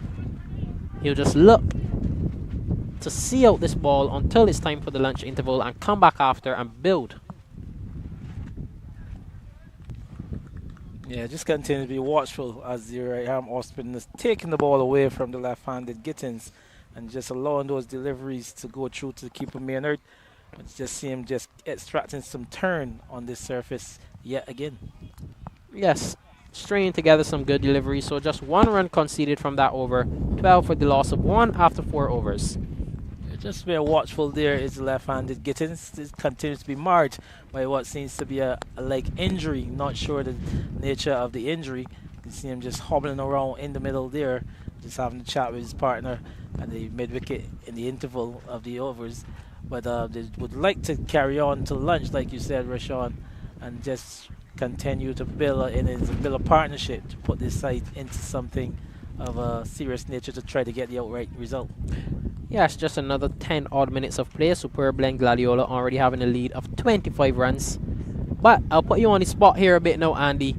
If you were the Gladiola side, what would you say is a good total for them to try to get to then declare and put Wildey to chase? Well, first of all, I don't think it could be a declaration unless 2 guys really battle with their skins here. I think this pitch is offering wickets to the bowlers. Once you continue to be patient, you will get wickets. So, like you asked, what will be a good total? I can tell you the lead is now some 25 runs, and they will want to get this runs beyond that 155 that they posted in their first innings. So, chasing the last innings, if you can have a total larger than the first innings total, it will be the highest total in the game. And I would think with that, they will fancy the sides for a result. Oh, and Zidane here will just rocks back on the back foot and pulls that one ferociously into the boundary for 3 runs. Yeah, short on length from Leacock, guilty, and not a lot of pace. And here would get into a good position and pull that one in front of square, really. Very pugnacious on that shot, and real authority with the shot as well. Yes, an authoritative shot there from Herwood. He looks like he just had so much time to play up on his toes on the back foot and just pulling that one so far in front of square. Lovely shot. Yeah, he's one of those dangerous players that once he spends time in the middle, he scores so freely. but the aim here would be for him to occupy the crease for a length of time. Remember, like I said, this pitch is offering bowlers a chance to pick up a wicket. So any scoring opportunity, you really have to capitalize. Yeah, so Leacock comes in now. Goes with a full delivery. That one just worked off the legs down to deep square for 1 run. Yeah, just compensating on the fuller side. Remember being dispatched for that pull shot earlier and just trying to get a bit fuller is Leacock. And just down the leg side and working that one to backward square to pick up yet another run. Yeah, so that single brings Shamari Gittins back into strike.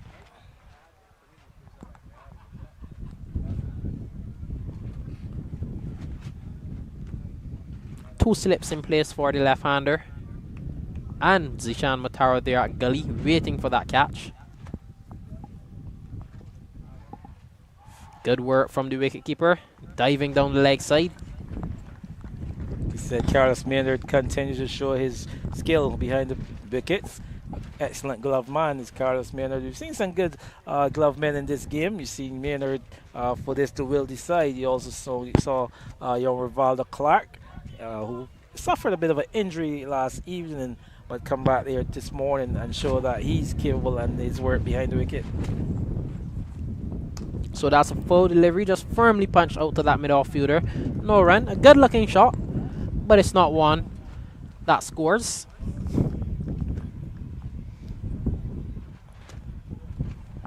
Let's just talk about Gittins for a little bit, Andy. He played such a patient innings in the first innings, scored 42 runs in what was a disciplined and determined innings before he fell. He just batted with his partners, he tried his best. Yes, seems to be his role in this team. Gittins just to occupy the crease for long periods. He's not that extravagant of a shot maker. He does have quite a lot of shots, but what I like about him is that he's patient and he just waits until he bowls into his areas, and that's when he scores. As the over comes in, 5 completed. Gladiola is 16 for 1. Yes, we were talking about Gittins, 42 from 124 deliveries in his first innings, and it just goes to show that he's a youngster that really understands his game and what he's about. He just played his innings, played his own game last time, and he didn't look phased at all. So he'll look to come back and do this today to build a score for his team as Tariq O'Neill returns. Yeah, and that's his job. Like I said, he's surrounded by a lot of shot makers, likes of Orel, Ramsey. They also have the Pisa, who's got quite a fine array of shots as well, and Clark. So it seems to be his role to really spend time in the middle and just build the guys back around him, so to speak.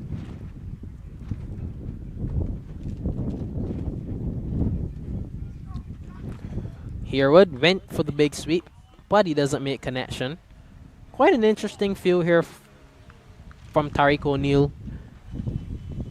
Backward square, deep mid-wicket, short mid-wicket, long on, and in the offside there's a mid-off cover point and a slip. So a pretty balanced field.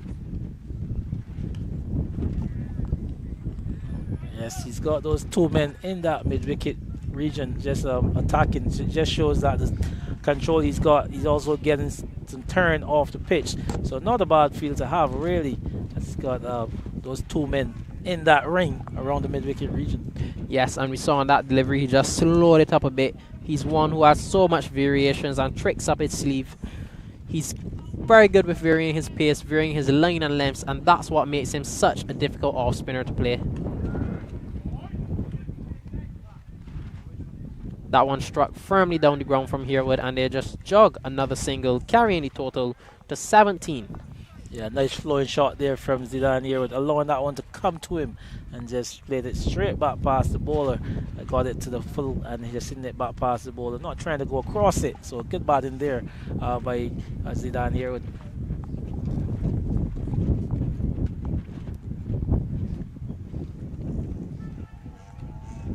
Another tight delivery from O'Neill.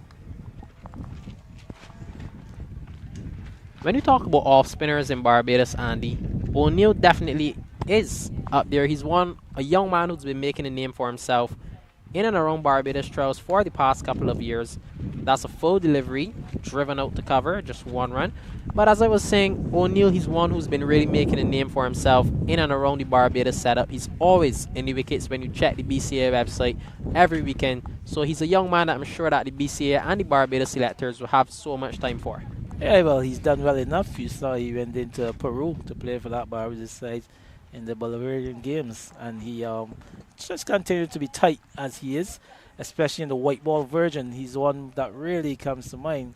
I saw him in the previous Legends Cup and the trials at the Kensington Oval, and I was really impressed with every time he came into those middle periods where he really set the batters back. So, like Rev said, coming into his own, as well as Desmond Currency, these are two for the Wildey side that of recent, they've really propelled this team into excellent positions in these middle overs. Yes, you talked about Desmond Currency, and as you mentioned him, he now marks his run.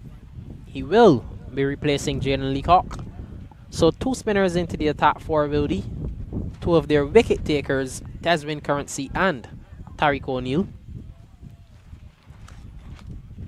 Not only did he start the 3-day season with a century, Andy, but Desmond Currency started the Super Cup 50 over with a 5-wicket haul versus UWI last weekend. So he started the season in tremendous form.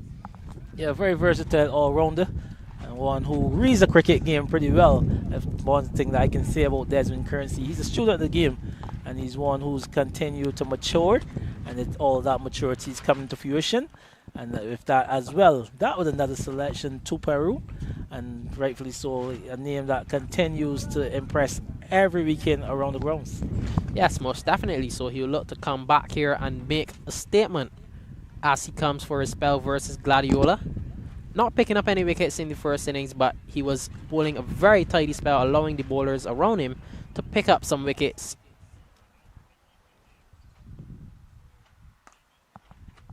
Starts on the fuller side.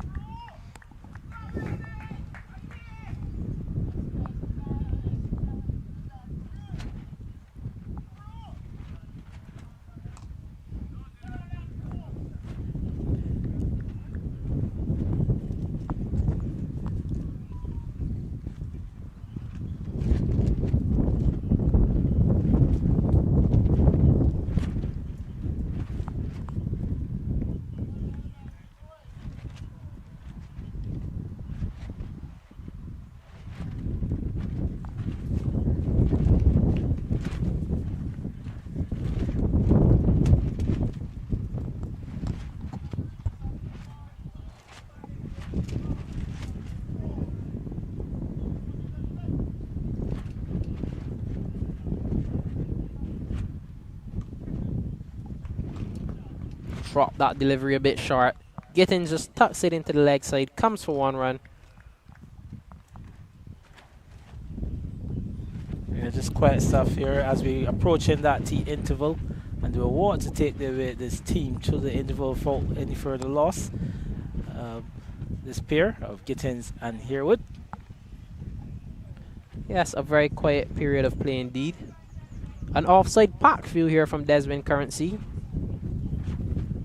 5 guys in the offside, 6 actually.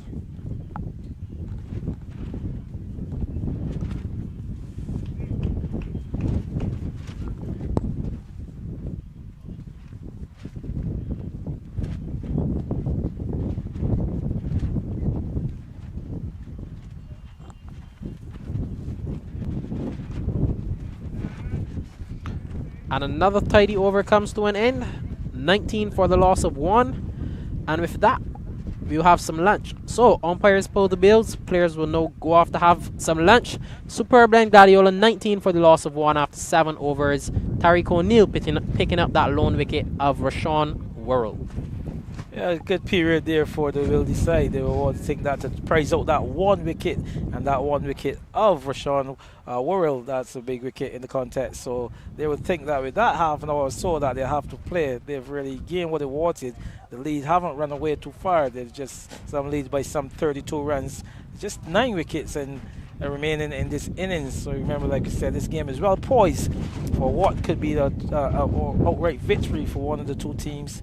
It's just Desmond Currency just sending down that one over. Maiden still leading by some 32 runs. Zidane Yearwood and Shamari Giddens. A lot would depend on this pair. They will want to impose a partnership, a touring partnership, to put their team in the ascendancy. Like I said, the game is still very much in the balance, although they lost the first innings in this lead, the first innings lead in this innings. They don't think that they're out of the game as yet, the Wildey. Remember, Wildey are the defending champions of this tournament. They knows how to win. They got the know-how and the team full of experience. Yes, Andy, Wildey will be looking to battle it out the rest of this evening and tomorrow if the game goes into that play. But with that, Andy, we'll have a lunch break. So we'll see you guys back after the lunch break. Remember that you can continue to view some matches from other games in the island right here.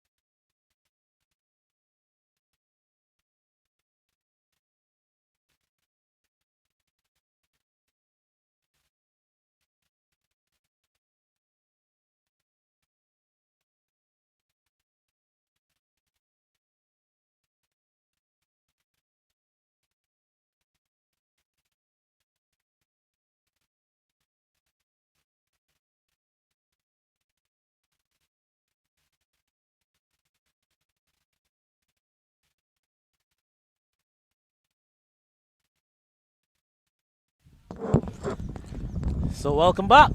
And the resumption after the luncheon interval. The superb link Gladiola, they lead by 32 runs.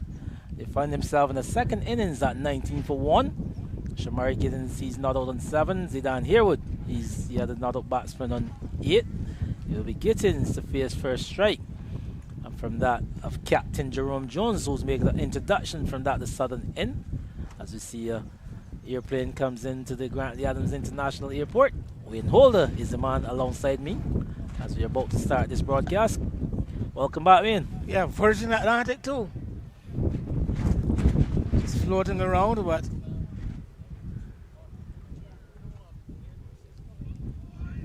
immediately Captain Jones goes with himself.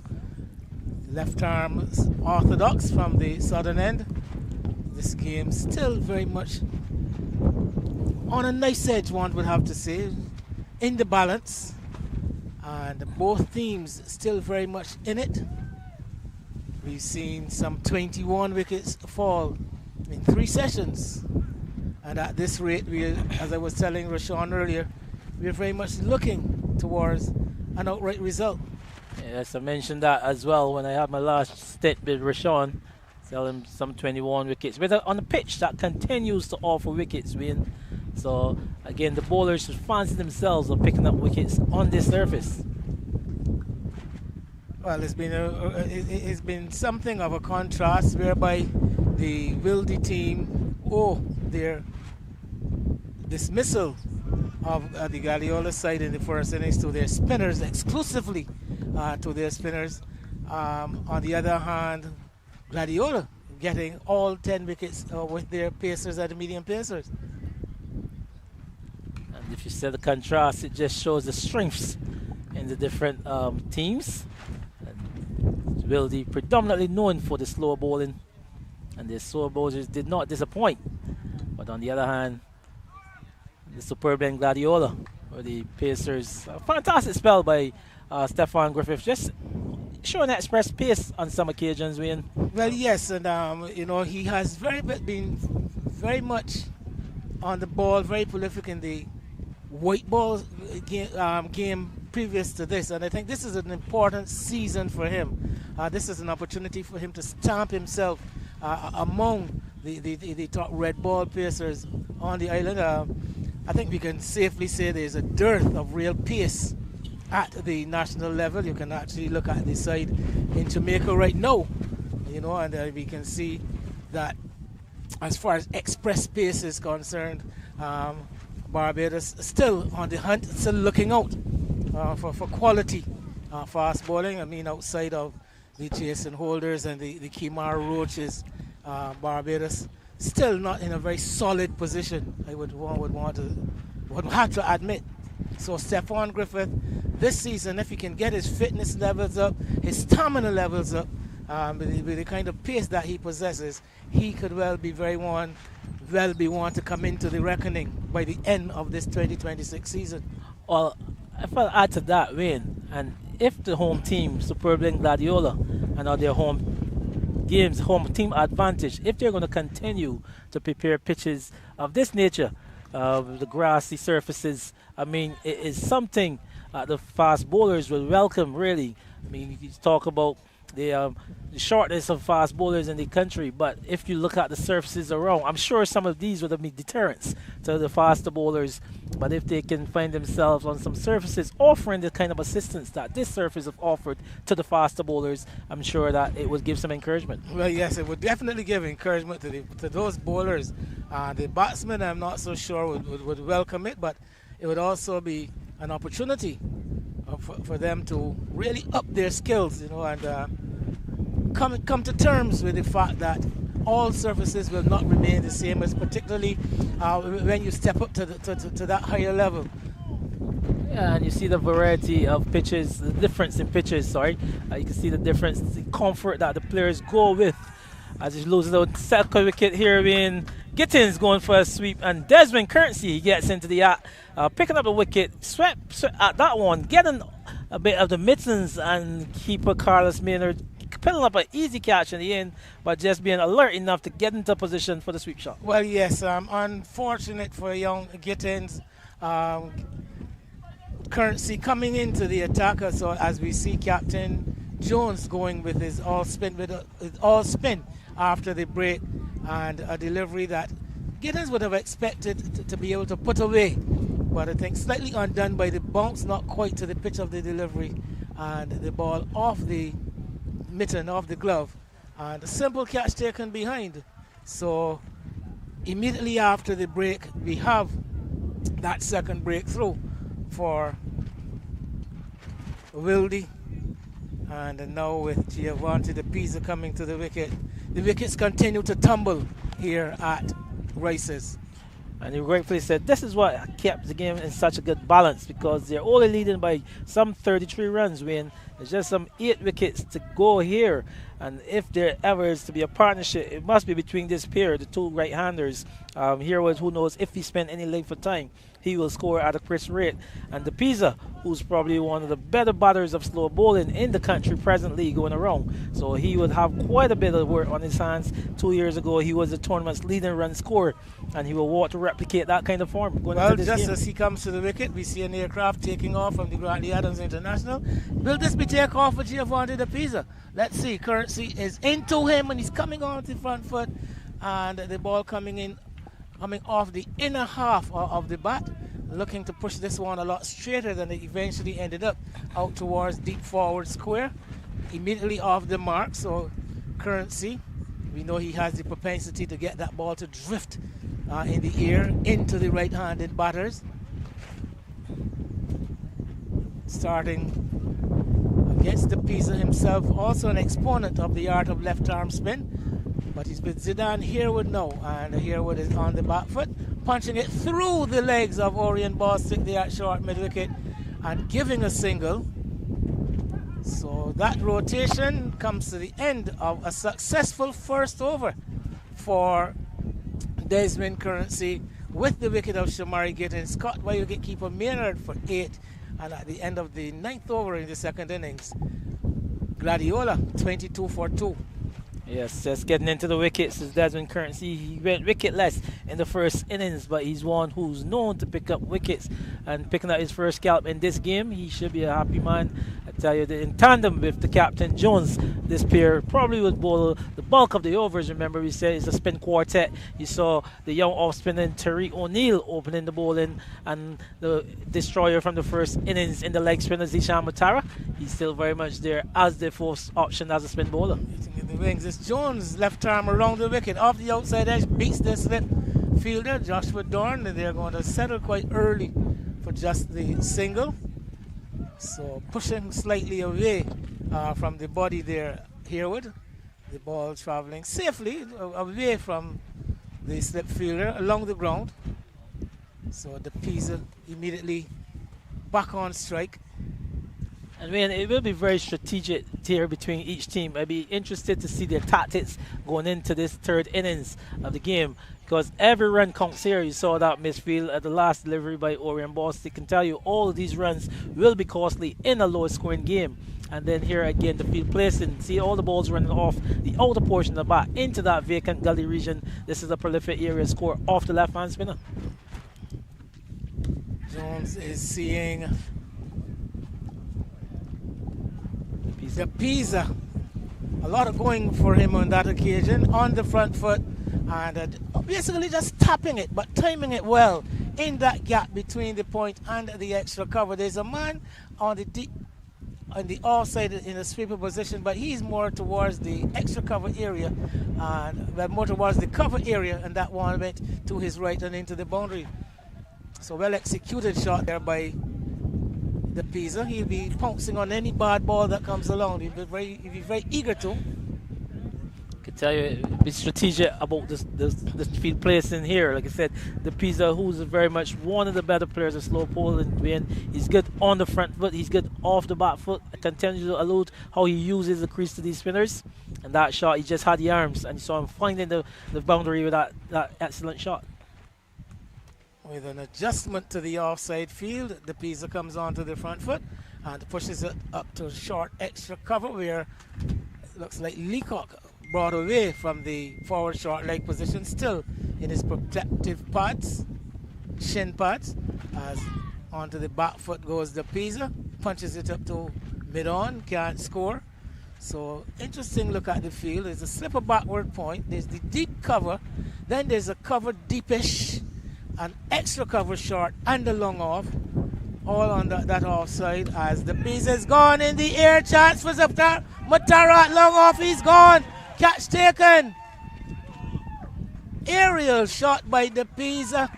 Again, not quite to the pitch as it was the position with the boundary that he struck, but this time he managed to get it a lot straighter. It hung in the air for a lot longer, and a victory to the left-arm spinner Jerome Jones, snatching that key wicket of Giovanni de Pisa, and the Wildey men are cock-a-hoop. Tell you, the Pisa, he will be disappointed himself. And remember, I said the field placing here is going to be integral.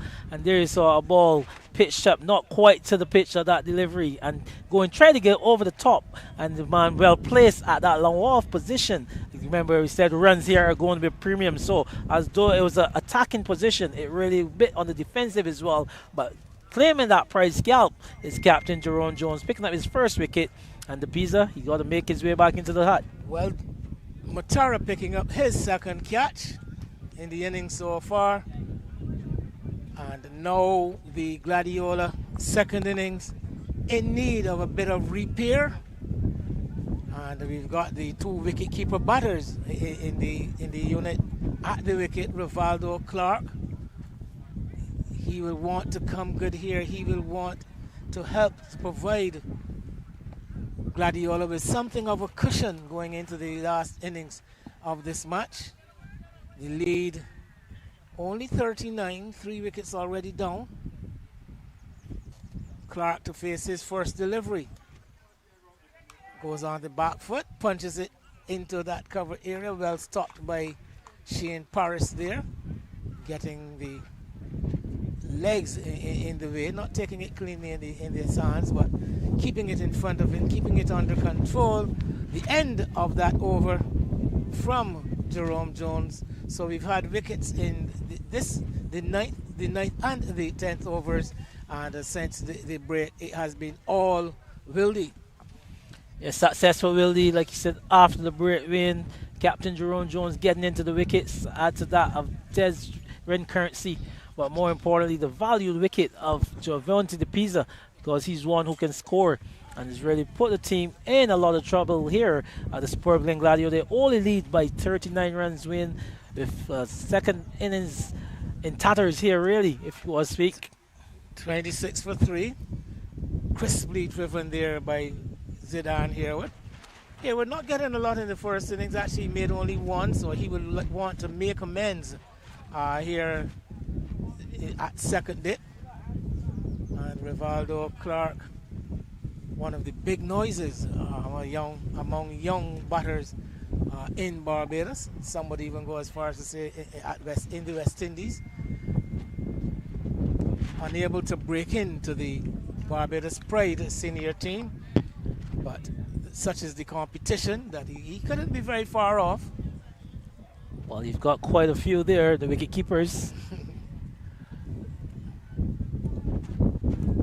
Was away from the island with the West Indies Academy for a while, so that would have somehow taken him out of the limelight locally, although he did actually participate at the regional level for the academy. Here he has to make an adjustment, slower delivery this time from Currency, and that is one of his strengths, his variety between the umpire and the stumps. And Clark is carefully onto the front foot, just stroking it into the offside. You just see the maturity of someone of Desmond Currency's ability. You see him, like you said, really coming to the fore in recent seasons and just showing his all-round skill, really, and for recent. And again, bowling an excellent over when as that one comes in. And But just see him stringing together quite a lot of deliveries, asking the batter to play at most of these deliveries is Desmond Currency. And a lot will depend on this pair in because, as you know, from here on it goes into the all-rounders and the ones who really try to get after the bowling. Well, yes, it's 27 for 3, just the one run in that last Desmond Currency over. And this pair would want to consolidate against this attack. Both of them with the quality to score and to score decent runs at this level. Here with a dashing right-hander, diminutive right-hander.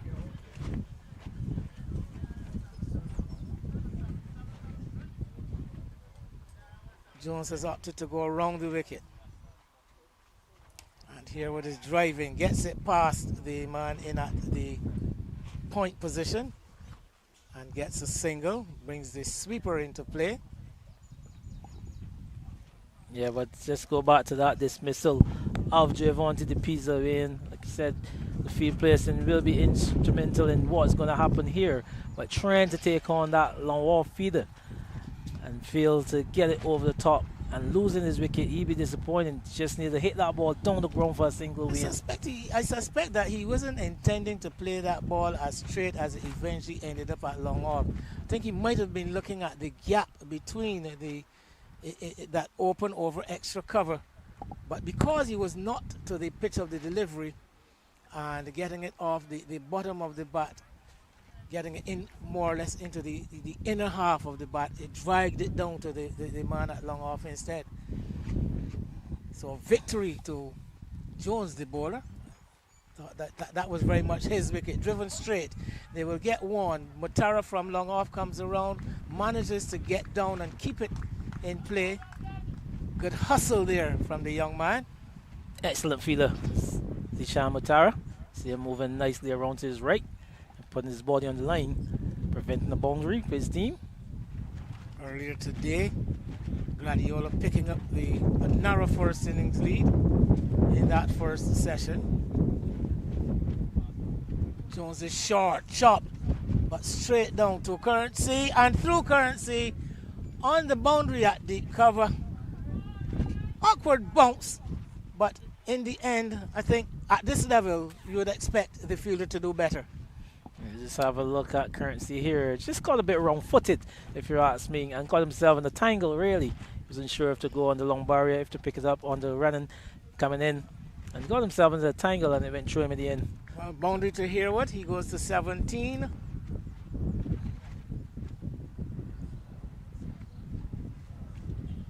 And again, he's choosing to go onto the back foot. This one not as short as the previous delivery. Manages to chop it down. This time, Currency comes in off the boundary and picks up cleanly a single at the end of over number 12. And Gladiola, with a lead of 13, to be added to their present 35 for 3. Yes, Wayne, I can tell you this is an interesting part of the play as you go over here to Queen's Park, where you can see Andre Marshall in he's bowling here up to the Signal Financial Globe Youth, and they're finding themselves behind the 8 ball. Really, they're 63 for 3. Marshall, he's got 2 wickets. You can see Shim Holder, he's picked up 1 as well. So Fusion Boutique Spartan, they're really in the ascendancy in this one. Well, yes, a lead of over 120 over the youngsters, and you can see quite early going to the slow bowlers. Ask onto the front for the painful leg before wicket and given. Up comes that left arm of umpire Tremaine Prescott as Currency going around the wicket. The ball drifted in with the arm through the ear. Once it pitched, it straightened and defeating the inner edge of the bat. Desmond Currency, that is his strength. He challenges both edges of the bat, and that variety of subtle pace changes definitely working in his favor this time. Good decision there by umpire Gregory Baffett, very experienced Gregory Baffett. So I'm coming on the front foot, but being beaten, like you said, on the inside edge. The ball missing the bat completely and cannon into the paths. And that one will carry on to hit middle and leg. And again, Desmond Currency into the wickets. Like I said, didn't pick up anything in the first innings win. But now here he is bowling his team into an excellent position, picking up a second wicket. And Gladiola find himself in further trouble. More wickets here at Rice's. And this is now reaching crisis proportions as the captain, Matthew Jones, makes his way to the middle, has a bit of a word with his partner, Rivaldo Clark. Don't know what Clark might have been telling him. Any thoughts as to what the advice might have been there? Tell you, Matthew Jones knows one way of in. So I'm sure it could only be say, have a go, Skip. Big left-handed batter. Gets his guard. Let's see what the field is going to be like. Well, they've already dropped the long off and the long on. These short boundaries here at the northern end. There's also a man at cow corner in the deep. And then down there's going to be a deep mid-wicket. So, Andy, not only you, but the Wildey players seem to know something about Matthew Jones. He comes to the wicket with his first delivery from Currency and negotiates it well. A quicker delivery from the left armer. Pushed back along the track, continuing to bowl around the wicket. No, he's going to be continuing to bowl around, not through, as has been the want of Jones from the other end. Slip in place. But 3 men in the deep. Well, it caught 4 in. 3 on the leg side. 3 on the leg side, and then there's also the long off. So 4 men in the deep altogether. As Jones is going to have a change of willow. Just faced the one delivery. Just the one delivery. That was a play forward the bat. But that was the bat for the defensive shot. But runs are premium here, and I think that it is going to be survival. Just surviving alone wouldn't do it. You would want to keep the scoreboard ticking over. You want to give yourself something to bowl at when that time comes. Yes, rightfully said. And I think, like I said to Rashawn a bit earlier in the broadcast, you want to get yourself over that first innings total 155 and no balls. Well, yes, transgressing that front line there, that front crease there, Currency. 36 it is. For 4 already. This delivery is a nice probing one, asking questions of Jones, comes onto the front foot, negotiates it well, gets it out of the middle of the bat, back along the track to the bowler. No run. Still anybody's game as Currency is in. And again, good tight delivery from Desmond Currency, seeming to really fall into a rhythm here now. And those last 2 deliveries, somewhat flatter in trajectory. Let's see what he can offer. He does have that variety of slowing it up, putting some revs on it, looking to get it to spin in now to the left-handed batter. And this is another quickish delivery, chopped away from the man at backward point. The ball is going to get very close to the rope. It goes over the rope now, so 4 runs to Matthew Jones. Offered just that wee bit of room outside the off stump and using the width to his advantage. Yeah, just so with, like you said, on offer, and it was a bit short as well, so he was good enough to get onto the back foot. Remember, there's just 4 men on this offside and all 3 men in the inner circle. He got that backward point. He's got a man at extra cover, and just once he beat that backward point, he could go all the way over the rope for a boundary. That boundary takes the lead past the 50 mark, and Jones is onto the front foot and pushing it away, nudging it away into the offside, square into the offside. That's the completion of yet another over, and with a lead of 52 now, superb blend Gladiola in the second innings, 39 for 4. 39 for 4, and 4 the main batters gone. Remember, when it's the all-rounders to come here now. These all-rounders, they can get the ball over the rope, but they will offer you a chance. And you got the likes of Matthew Jones, he's here, Ashley Nurse, Jamar Eiffel. They're all guys who can get it over the rope. So like I said, it'll be very strategic how each team goes about this session here now, because Wildey, they want to keep the runs to a premium, like we rightfully said. And by extension, the Gladiola side, they will want to get some runs on the board. As we go over to the 4 square oval, where Wonders in their second innings. with the first innings lead. Picnic really crumbling in their first innings. All out for score somewhere in the region of the 150s.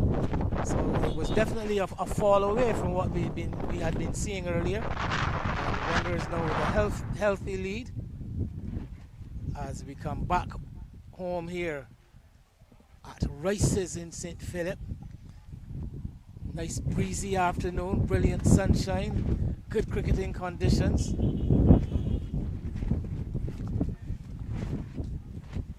See the, should I say, former West Indies fast bowler? I think he could. Yeah, Miguel Cummins. Yeah, he has retired. He's now a master. Yeah, he hasn't now been in the around. Masters League. I haven't seen him around the bar with the setup for a while, so could almost say that, yes. Well, I think so. I think there are certain leagues in which he has been participating that one of the requirements is that you must retire from the international level. So I think he has opted to take that route. Still a professional, still looking for employment. Had a chat with Dwayne the Agent Smith a couple of weeks ago, and here is Jones. I think I'll give him the benefit of the doubt that he actually pulled the bat inside the line at the last moment. I think the length did him. Well, yes, because he opted to go back. So captain to captain. And this one is struck back along the pitch to the bowler. So Can you see the battle of the Joneses? Well, yes, it is. You and I were trying to keep up with the Joneses. There you go, yeah.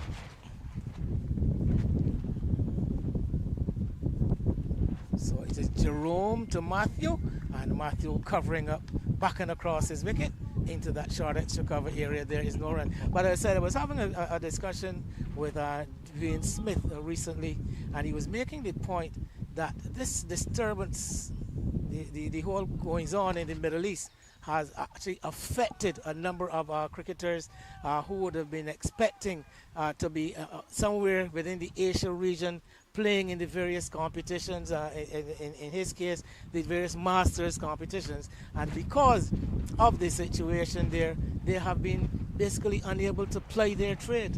Yeah. So there it goes. I mean, not only the gas prices in North America has been affected, but the pockets of regional cricketers has also been.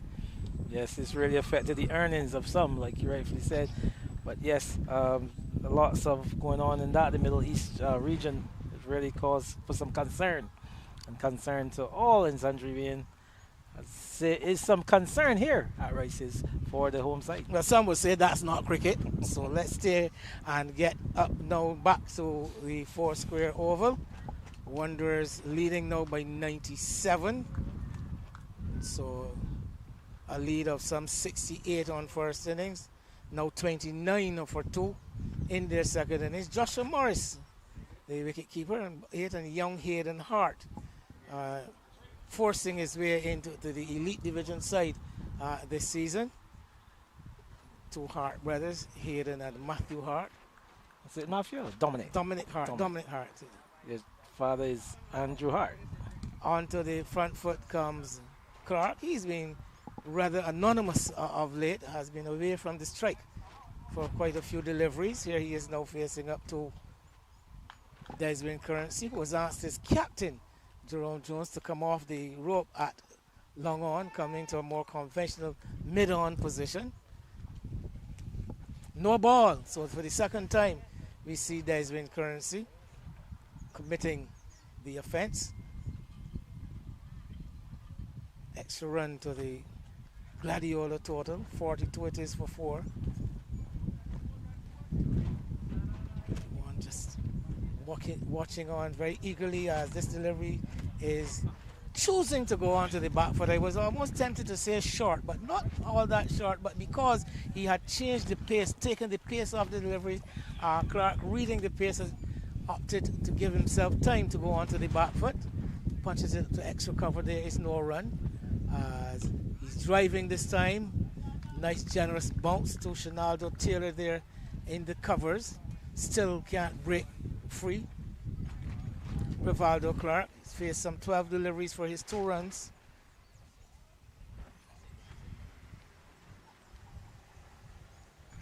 Onto the front foot. The accuracy of Desmond Currency. Once again, that one, the one with the arm, you can see it, looking to dart that one into the front pad.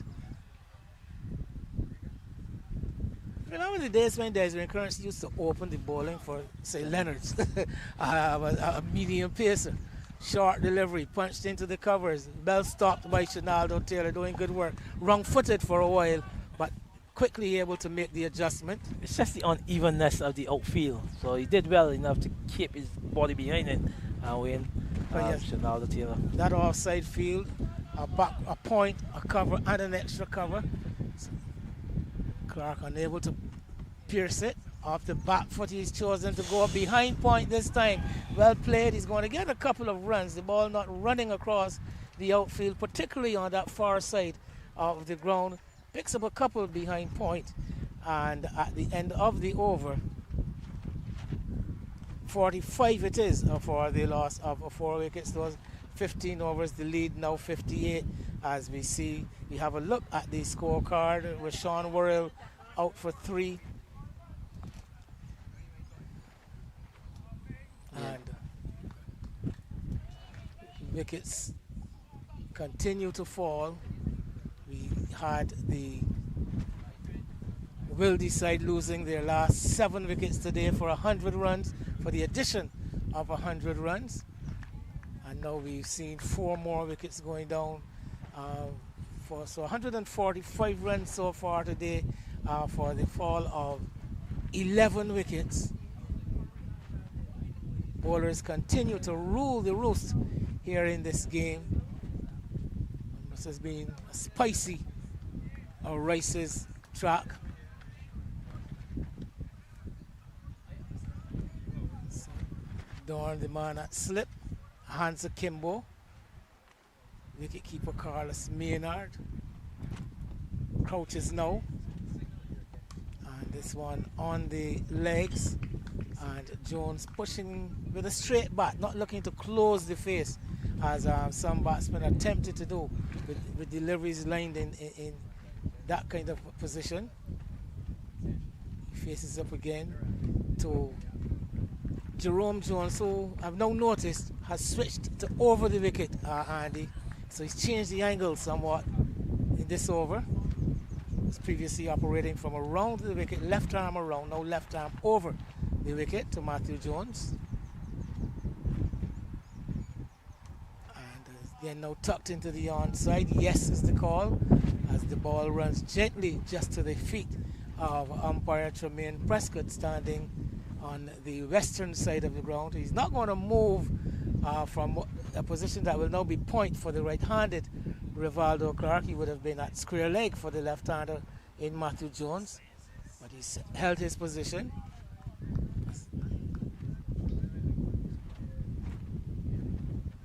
Off the back foot, hit hard, but straight into the hands of Tariq O'Neill there at backward point, having come in from the deep position for the right-hander. Again, a nice generous bounce on the first hop. Short again and well stopped by O'Neill. Got a bit of an awkward bounce there on that occasion, but importantly, keeping the eyes on the ball, following it all the way, and able to keep it in check.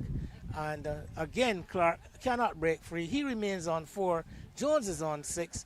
And the Gladiola team, superb blend, Gladiola 46 for 4. Yeah, 46 for 4, lead by some 59 runs. But the spin twins continue in tandem, the left arm unorthodox. Jones again just getting his man more so on the back foot, as Clark has a tendency to do, play off the back foot. He will want to get his man more onto the front foot, Jerome Jones, but just using the crease and getting a lot of play on the back foot is Rivaldo Clark. But Matthew Jones, he's been restrained for some while, and he's one who we know can hit a long ball, who knows like to go over the top. But you've seen him really just holding the innings together here for his team. Well, yes, he's the captain. He's the man with the responsibility on his shoulders. Very, very experienced player at this level, Matthew Jones. The two left-hand orthodox spinners, though, Andy, any discernible differences that you see about their style and their execution of left-arm spin? I would think that Currency probably will spin the ball a bit more than Jones, really. But outside of that, they pretty much operate on the same apparatus, the same memorandum, really. It just gives it a lot of variety of flighty deliveries, and then you see them pushing that one through the arm. So they're kind of similar, really. But if there's one who I would think would get a little bit more turn, it would be Currency. Well, yes, I think Jerome Jones, that nagging type of bowler, never really offering the batter a lot of relief. You've got to be playing basically the same area over and over. The kind of bowler who can get certain batsmen bored, make them want to do something different. Here is Currency though to Clark, and Clark stepping onto the back foot, clips it away behind square. He's going to think about a second run, never was on, and Joshua Dorn having the presence of mind to send the return up to the non-striker's end, where Clark was out of his ground momentarily. Jones was never interested in the second run because he would have been seeing the play in front of him as he made his ground at the striker's end. So rotation in the strike at the beginning of the over. Small gathering under the mango tree over at the southeastern side of the ground, Andy. I was speaking to young Rashawn Ramsey earlier today, and he informed me that his mum is among that group. That is her position. Never misses a game, particularly played here at the Rice's home of Gladiola. Home to a lot of Braffits. And I could tell Ramsey is part of that. Yes, all part of the Brathwaite clan out of Foul Bay. Currency into Clark, Rivaldo Clark. No ball again, so for the third time we have seen Desmond Currency transgress. I think you're sure that may not be part of the Currency former medium pace bowler. It may be a cause of that, striving for that extra pace.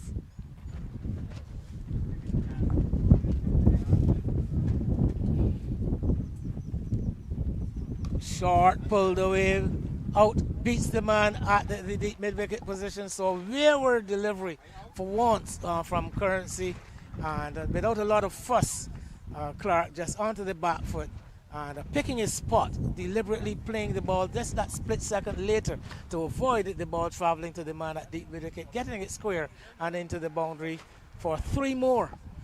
Remembering, keep reminding that the boundaries at the small Rice's ground are 3s and 4s.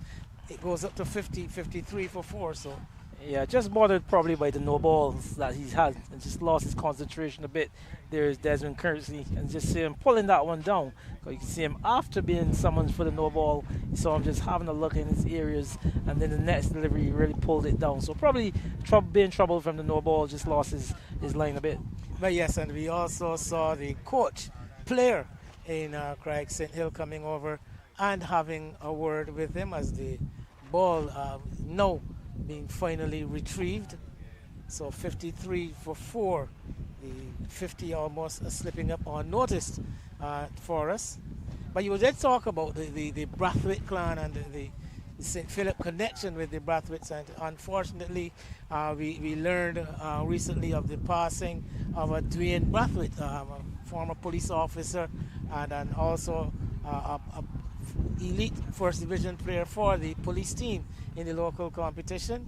Dwayne Brathwaite, still a very young man, and I would like, I'm sure you too, Andy, would want to join me in offering our condolences to his family and to the police cricket fraternity, well, the police fraternity generally, the Barbados Police Service fraternity. I remember Dwayne as a young boy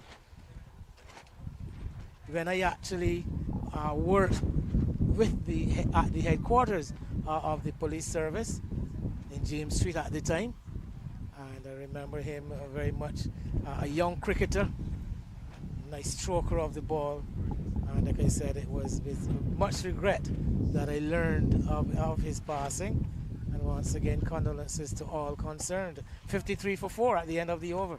Yeah, and condolences to the Bradford family, like you rightly said, Wayne, and the whole police fraternity, the cricket fraternity in a whole.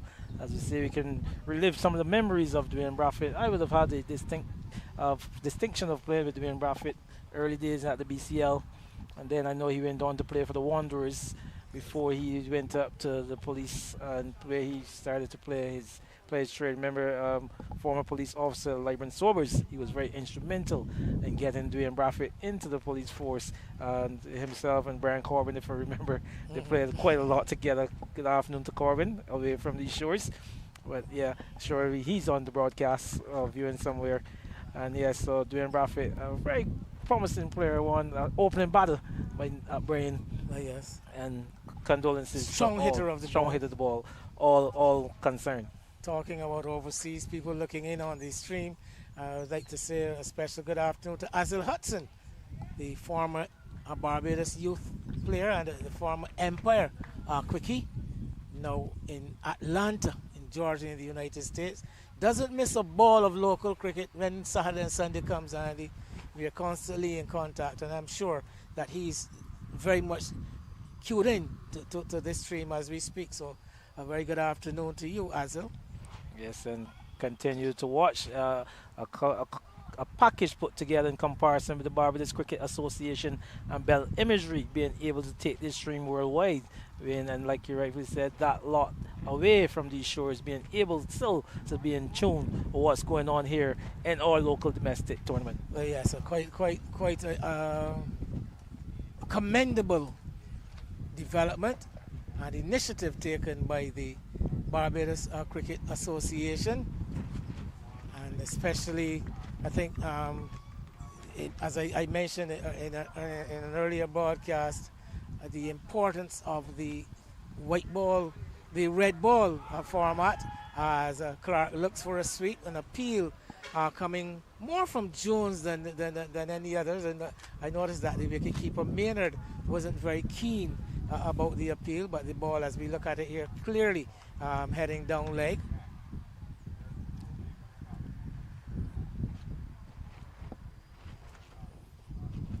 Remember the old former late Leslie Shell Harris, my mentor when it comes to cricket commentary, and that appeal from Jones reminded me of him. Would have probably described that as a raucous appeal for leg before wicket. Jones loudly appealing, hands heading for the sky and admonishing the umpire that he should give that decision. The end of another over. I think that was a maiden over from Jones. Yes, it was. It remains 54 for 4. Yes, Jones just continued to be tight. The accuracy asking the batters to play on each occasion, really. Just one appeal, really, of questioning rather than conviction from Jerome Jones, as he saw Rivaldo Clark trying to sweep that one going into the leg side. Didn't make contact. But again, the spin twins of the left arm unorthodox continues, and it continued to be tight. Scoring at some 3 runs over. But Matthew Jones, he's been restrained from what we know that he's capable of doing or accustomed to be doing. Well, the partnership beginning to show some signs of consolidation. Still early days yet. Not yet by any means out of the woods with a lead of only 67.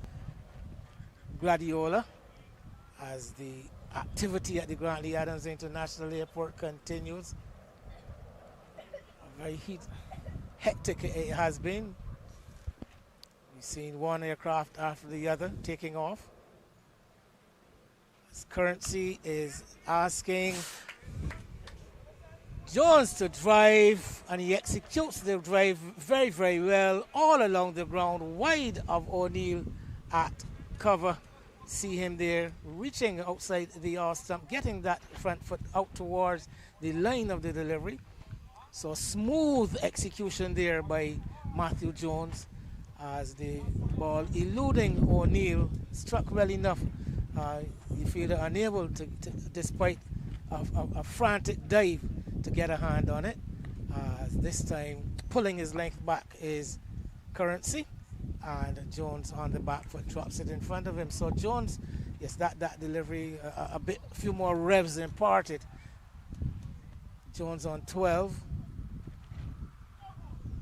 Ooh. And he's beaten again. he would suggest that he actually withdrew the bat at the last moment, but I think he was more committed on that occasion. Yes, Currency again, like you said, pulling the length back, but trying to impart some spin on that occasion, and Matthew Jones going on the back foot beaten. Over the wicket is Currency to the left-handed. Jones onto the front foot. This one genuinely beaten. This time brought onto the front foot, and that one pitching and bouncing, I think, with the arm past the outside edge into the gloves. Let's have a look at it. That ball, that delivery, pitching down, and as I said, floating on the breeze with the breeze coming from east to west. Left arm from the northern end, and again Jones is groping, a bit bemused by the bounce once again from Currency. Good jumping take by wicketkeeper Maynard. You know, sometimes as a keeper, you find yourself rising with the delivery, and you find yourself in some position that you didn't even know that you were capable of. As this delivery, Jones is looking to break the shackles and hits it down towards Shenaldo Taylor, is it? At long on, coming forward, getting his hands to it, unable to take the low catch. Currency thought he had his man, and is quite perturbed with the fact that Taylor was unable to make a catch of it, having deceived his man, having Jones on a leash and offering him a bit of bait. Jones took the bait, went for the big shot. Only thing that spoiled it is that Taylor did not take the catch. Yeah, he 60 for 4. He created that chance. Desmond Currency, you must give it to him. He caused trouble, beating the outside edge on a couple of occasions. And Matthew Jones, you would think that something have to give. Slow that one up into the pitch.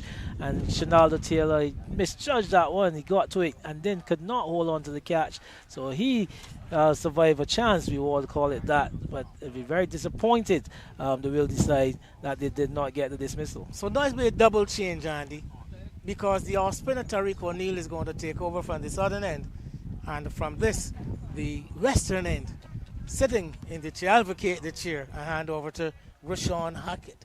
Thank you, Ian. But yes, just creating that chance there was Desmond Currency.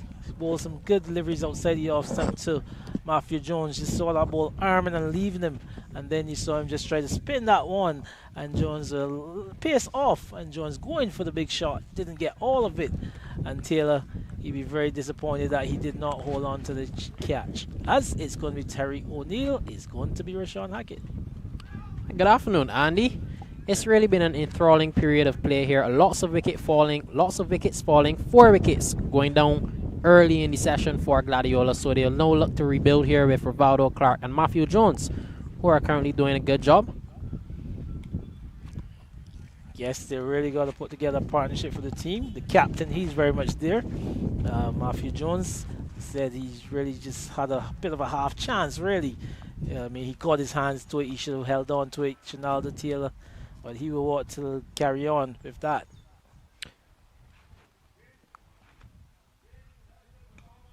Yeah, so Matthew Jones, he lives to see another day, so he'll look to carry on and go big for his team here. But for the ball with Wildey is Tariq O'Neill continuing. We see quite a bit of a crowd here gathering at Rice's, and the spectators are coming out in their numbers, enjoying the lovely cricket that's going on here, the exciting cricket. And that's the Wildey fans there. You can see the likes of John Bailey. He's very much in there. Ryan O'Neill, father of Tariq O'Neill, he's there. And these guys come out weekend to support the Wildey team. Wildey is a team that has been very prolific in winning over the recent years. And these guys, you can find them there every weekend. Yes, most definitely. Tariq O'Neill into a very, very tidy over here. 5 deliveries, 5 dots. He's continued to bowl excellently throughout this whole game, Andy. The first innings, he bowled superbly, picking up 2 wickets. I know this innings, he's picked up 1 wicket, which probably was with his worst delivery. But he's continued and bowled a very, very good spell. Tell you what, no bowler will call a delivery a bad delivery once he picks up a wicket. Yes, most definitely. But with that, 20 overs come to an end. 61 for the loss of 4. Desmond Currency picking up 2 wickets. Jerome Jones, he has 1. And Gladiola Their batsmen are Matthew Jones, who's on 15 runs, and Rivaldo Clark on 9. As we now make a switch over to 4 square, where we see Wanderers and Pickwick going up in a clash. Wanderers leading by 121 runs, so they'll currently be in the ascendancy of this game. Just think they've just picked up a wicket, that of Hart. He's departed. Preston Clark picking up the wicket, and the new batter looks to be Tevin Walcott. But Joshua Morris, he's still very much there. He's on 23. We had the distinction of seeing him in the previous game. He got up to a 40-odd before he gifted his wicket away, really. But he seems to be in good form, and I'm sure he would want to carry on and get a big score for his team and to put a more of a sizable lead on for this team, the Wanderers, as ESCLF Pickwick they will have to chase in the 4th innings. Yes, most definitely Joshua Morris will be looking to go on and get a big score. And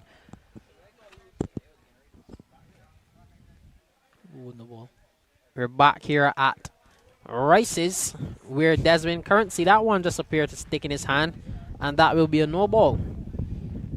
Yeah, just couldn't get it out of his grip there, Desmond Currency. And because it would have gone into the bowler more than bouncing once, the rules regulate that it is a no ball. Yes, another no ball here for Desmond Currency, so he's now infringed the front crease. And he still looks to be a bit frustrated from what transpired last over, Andy, in what should have been a catch. But we see the spectators back here. They're out in their numbers. Many of them are the parents of those who would be playing right now. I'm looking over and I see the father is Joshua Dorn there as well. He's one who's been around the cricket for many, many years now. For the time that Dorn was a young boy, he's been there and he's still here to this day. So kudos to all of those fathers who come in week in and week out. Yes, the support is very much there for these young players. Michael Maynard, former Wildey opening Banks, very aggressive batter. He would have opened the batting with Sherwin Campbell and the likes of Donovan Lovell. And that one is swept down behind square, and it goes all the way into the ropes for 3 runs. So Rivaldo Clark down on one knee, just paddling it behind square, and he picks up yet another boundary, taking the partnership between these two to 31 runs. Matthew Jones contributing 15 and Rivaldo Clark contributing 11, with a couple extras in between. Well, so good partnership beginning to forge here between this player. You can see that resolute batting of Captain Matthew Jones. He's held himself back, only offering that chance in the previous Currency over. But he looks set. He looks like he wants to carry on big for his team. He wants to impose a lead. He wants to carry this as far as they can get. They want to get beyond that 100 mark for the lead.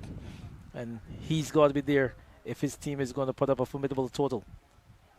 Yes, most definitely Matthew Jones. He would play a crucial part in this setting a total here for Gladiola, as they currently lead by 79 runs. So a total way beyond that would be required if they are to win this game. 66 for 4 at the moment. Desmond Currency into a very good spell. 2 wickets for 29 runs into his 8th over. Yeah, he's been bottled by a few no balls, but outside of that, he's been asking questions of the batters. Another good delivery. He's just constantly asking the batsmen to think, and with that, 21 overs come to an end. 66 for the loss of 4. Yes, another asking over there by Desmond Currency. Troubled by a couple of no balls, but outside of that, he's just there or thereabout. And again, Rivaldo Clark just showing his technique, really, just coming onto the front foot and negating anything really that Jones have thrown up, as Currency's thrown up. And like I said, getting good support from his captain, Matthew Jones. There, as you go back to this crowd, Michael Flash, he's very much there, as is John Bailey, like we rightfully mentioned. You see the appearance, like I said, of Ryan O'Neill, that of Terry O'Neill.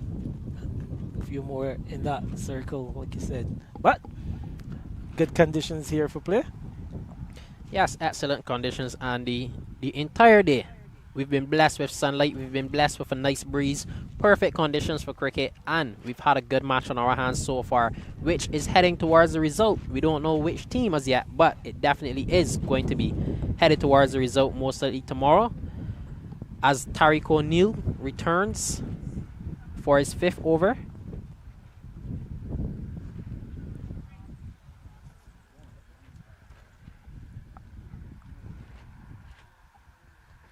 Flighted delivery struck firmly back to O'Neal, and he just gets the right hand to it, but it goes down, and they come through for 1 run. Yeah, struck powerfully there. Matthew Jones saw O'Neal getting a hand to it, but couldn't hold on.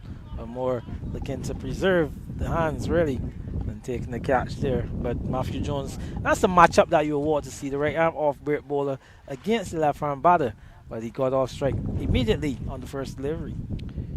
Yes, you talked about the matchup, and it's something that's been so important in this game. Tariq O'Neal bowled very well to the left-hand batsman last week, and he's continued to do so this week. So it'll be exciting to see how he bowls to Matthew Jones and the other left-handers to come in Jamar Eiffel.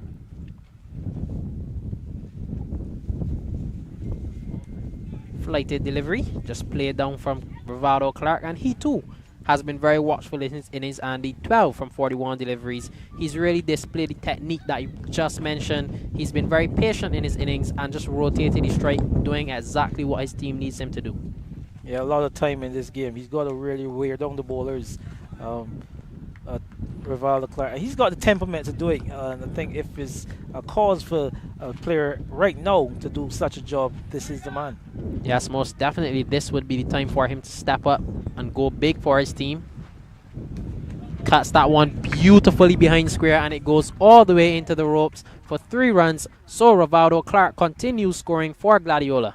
Yeah, lovely shot. You see him getting into the back foot and hitting that one behind point as the ball just moving away from him for the arm of Tariq O'Neal and placing it to perfection, really, and picking up yet another boundary. But like I said, a very attractive player is Rivaldo Clark. He's well liked up here in this the Rice's area, and they will want him to get a big score. I can tell you his father's here, and again, that support of the younger players. Yes, most definitely. It's always good when the fathers can come out and support.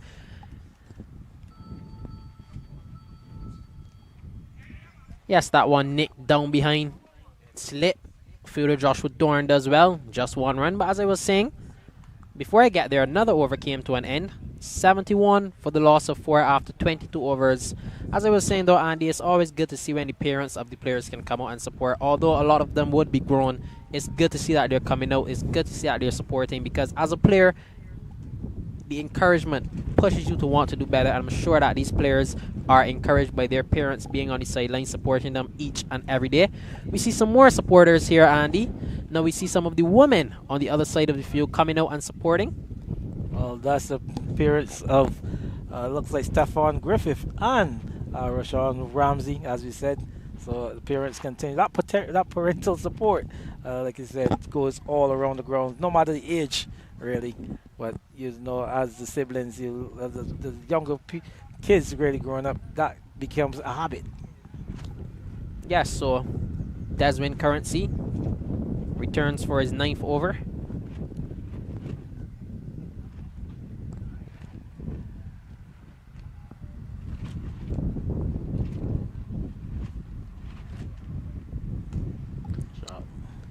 That's an expansive drive there from Rivaldo Clark, but fielder does well at extra cover.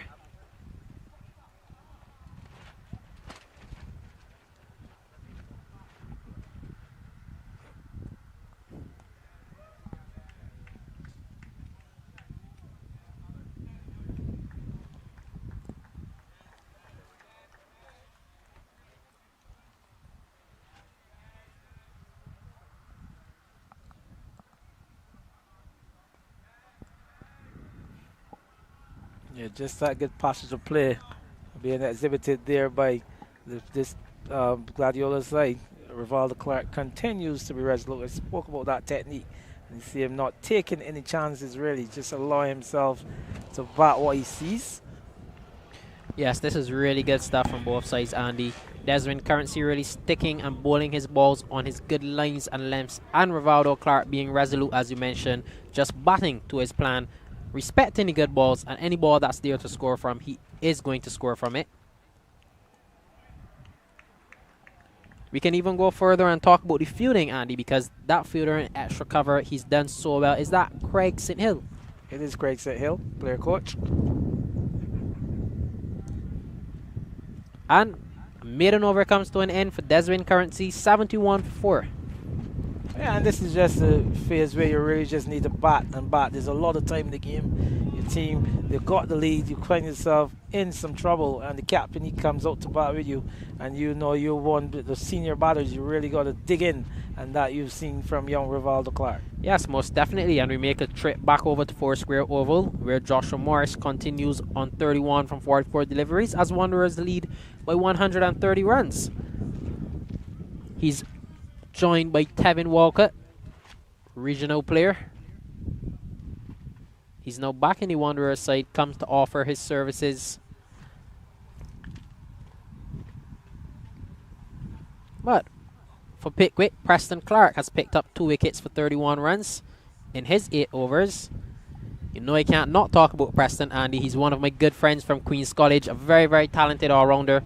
Features mainly with the ball as an off-spinner, but he's very handy with the bat also. But we switch back over to Rice's, where Matthew Jones and Rivaldo Clark continue building this partnership for Gladiola. Yes, and this is what you want. I'm sure Tariq O'Neill, he will want to get some deliveries into Jones because he knows Jones will try to take him down. Matthew Jones plays a big shot and it goes. Oh, fielder does well. Sticks up one hand in the air and just knocks it out. No run from what would have been 4, Andy. That's an excellent effort by, it looks like, Seth Hill over there, the player coach. And you see him just pulling that one back in. It could have stuck in his hands. But excellent work there by Seth Hill. And Matthew Jones, like you said, he would try to take on the off spinner. And so that one was the opportunity. Yes, St. Hill just displaying his agility. He's everywhere in the field. Everywhere the ball goes to him, he always knocks it down. Prevents runs for his team. So he's one of the better fielders here from this Wildey side. And they have so much good fielders.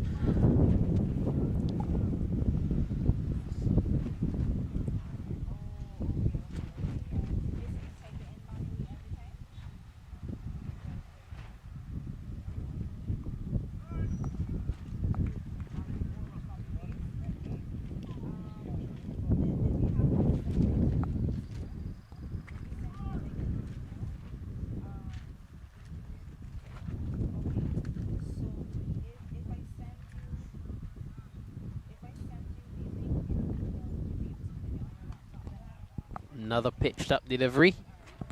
One similar to the one that he went to the line with just a few balls ago.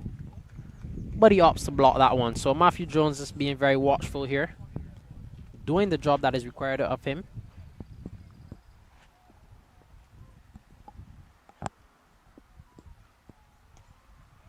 Just punches that one out to the long on fielder for 1 run.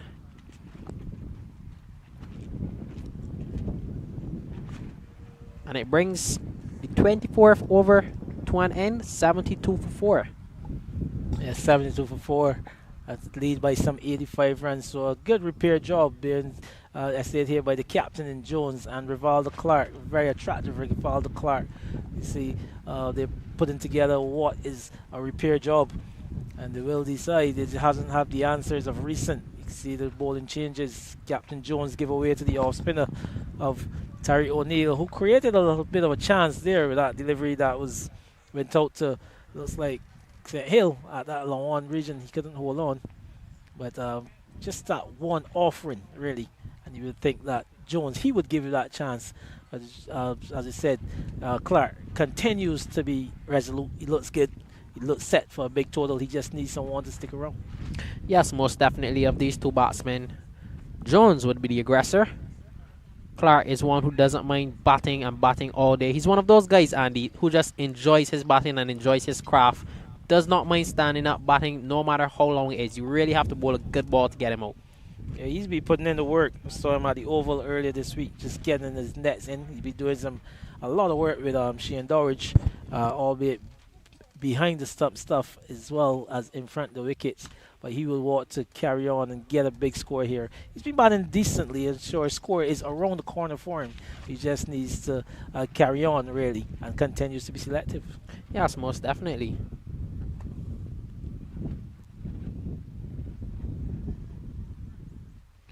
Flighted delivery there. Jones hits it in the air, back past Currency, and he completes yet another single. Yeah, those are the type of deliveries that someone like Matthew Jones, he's known to go over the top with. But you can see him just continue to restrain himself, really, and just hitting that one back past the bowler, albeit in the air, but in the safe zone and picking up a single. Yes, you can definitely see that there's that desire from Jones to want to hit the ball out of the ground, but he's just holding himself back, doing what the team requires him to do, which is standing up and batting. And we see Clark solidly onto the front foot, blocking that one out. He looks so comfortable batting with time here.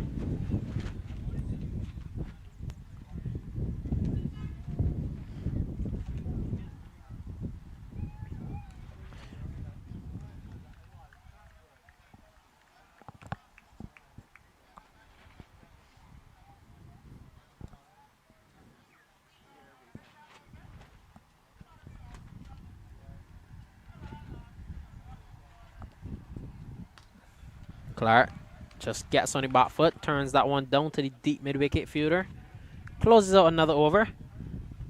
74 for 4 after 25 overs. Matthew Jones, 18. And he's joined by Rivaldo Clark, who's on 17. Yeah, just continue to bat and bat resolutely, this pair. Like I said, just building that partnership, getting himself into a 87 runs lead position. And they will want to take this beyond the 100 mark. This pair, remember, like I said, a fourth innings is going to be very challenging. Remember, this pitch is going to be a 2-day pitch. You saw the pace of Griffith in the first innings, as well as Jaden Lord, who's got that knack for picking up some wickets. And Jamar, I feel, I'm sure he'd be thinking that he would like to get amongst the wickets in the second innings as well. But right now the ball is with the spinners of the Wildey side. Terry O'Neill bowling to the right-handed Rivaldo Clark, who's looked very set. He's only on 17, but he's looked very, very much in control. Yes, he's definitely has looked in control. Even when he's defending, Andy, he just looks confident and comfortable on the front foot. Matthew Jones, been the more aggressive player of the two, given a few chances, but he's still here at the wicket, so he'll look to do his job, which is just batting with Clark and putting on a big total here for the Gladiola side. Yeah, and it's like I said, a lot of time left in this game. Like I said, when you resume from the luncheon interval, you have still some 43 overs remaining. I'm sure that you should be batting up to a drinks break pretty shortly as well. And this player just needs to take the team to that break and just carry on and bat out the remainder of the day, really. And we say if you can keep wickets intact, you've got the likes of Jamar Eiffel and Ashley Nurse, who you know can hit the long balls and really move the scoring along. But as it stands, this player needs to stay up in the middle. Yes, most definitely. Matthew Jones just looks to be getting a bit frustrated from his last shot where he went to hit that one out of the ground. But he'll have to put that aside and just bat and bat and bat for his team. Big swing, and that one goes all the way over the boundaries for 4 runs. So Matthew Jones gets his scoring shot, and it's a 4. Well, this is the matchup, like you said. Matthew Jones, he will try to take down the right arm off spinning Terry O'Neill. And you see him getting that one over the ropes, over the boundary for a maximum, really. But this is the type of player that we know Matthew Jones is. And like I said, he has some restraint throughout this inning so far. But like I said, that one given a bit of air, and he really took it on. Yes, he's tried that shot a few times before. Didn't connect, but he definitely connected with that one, going all the way over the boundary for 4, so he'll be happy. Tariq O'Neill comes back, pulls his length back slightly. Good adjustment.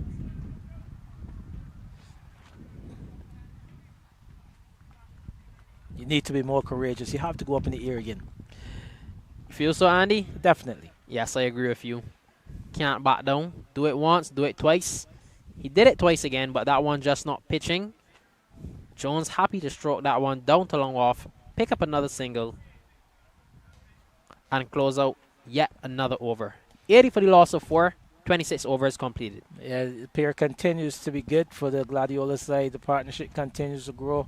They're 80 for 4, like you said, moving that lead into the 90s really now. But O'Neill just showing a little bit of not as courageous as he should have been. I would have liked to see him go in the air again after that big shot and just ask Matthew Jones probably to carry him a little bit wider on the offside and ask him to hit him over the other side on that occasion. But you saw him trying to pull it down a bit, and Matthew Jones was able to defend. So Go back over here to the 4-square oval. Yes, we go back over to the 4-square oval where we see another QC product, Zandre Baptiste, into his first over. And he's bowling to Tevin Walker and he's set Joshua Morris, who's on 33 from 50 deliveries, as Wanderers lead by 133 runs. Delivery straight to the batsman. Just doesn't stop that one. Gives away a single. Zandre Baptiste, he's a very talented off-spinner, Andy. I don't know if you know much about him. He would have picked up 4 wickets in the first series. That would have been versus BCA Youth. Yeah, I know a bit of Zandre Baptiste. I've known all your Queen's College team, man. I've got a player of Queen's College repute. Thomas is very much one of my boys. Young Thomas Armstrong. Yes, I know that Thomas is in and around the Maple setup, which is your club. Yes. Yeah, so we now see a change in bowler. Zishan Mutara, first signs of leg spin for the innings. He would have picked up 4 in the first inning, so he'll now come to look to continue his good form, and he'll be delivering to Matthew Jones. Starts straight at Jones. Good delivery. Remember, this was a little bit of a contest in the first innings. So Jones hit him out of the ground a few times, but eventually he got the better of his man, Mutara. So let's look to see what the contest will be in this second innings. Jones just firmly striking that one down to long off. Fielder Jerome Jones does well.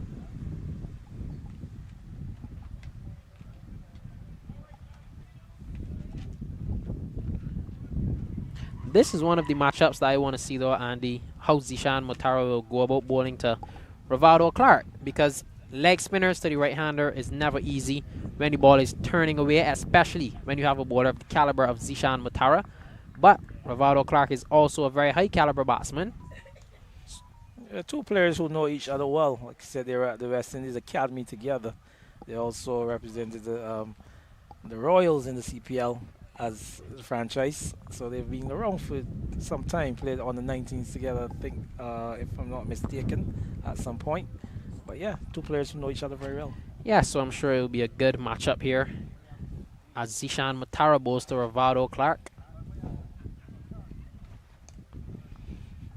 Clark just continues his solid defense. He has not looked phased at all, and everything that he plays just seems to be hitting the middle of the bat. Whether he's defending or attacking, he just looks in good touch. Yeah, he seems in full control. This is one of those players who's really one of a talent, really. And they tell you, very well loved here in this Rice's area. They would love to see him cut out a big score in this the second innings if he's going to put his team in any chance of securing a victory here. Picking up first innings, they find themselves precariously placed when they lost the 4th wicket, but a partnership have come together and a lead now of some 94 runs, and they're really batting extremely well here, especially that man that you spoke about, Rivaldo Clark, just so solid in defense as he's playing some attractive shots as well. Yeah, so tidy over comes to an end for Zishan Mutara. Just 1 run conceded. 81 for the loss of 4 after 27 overs. And we'll see Tariq O'Neill return from that other end.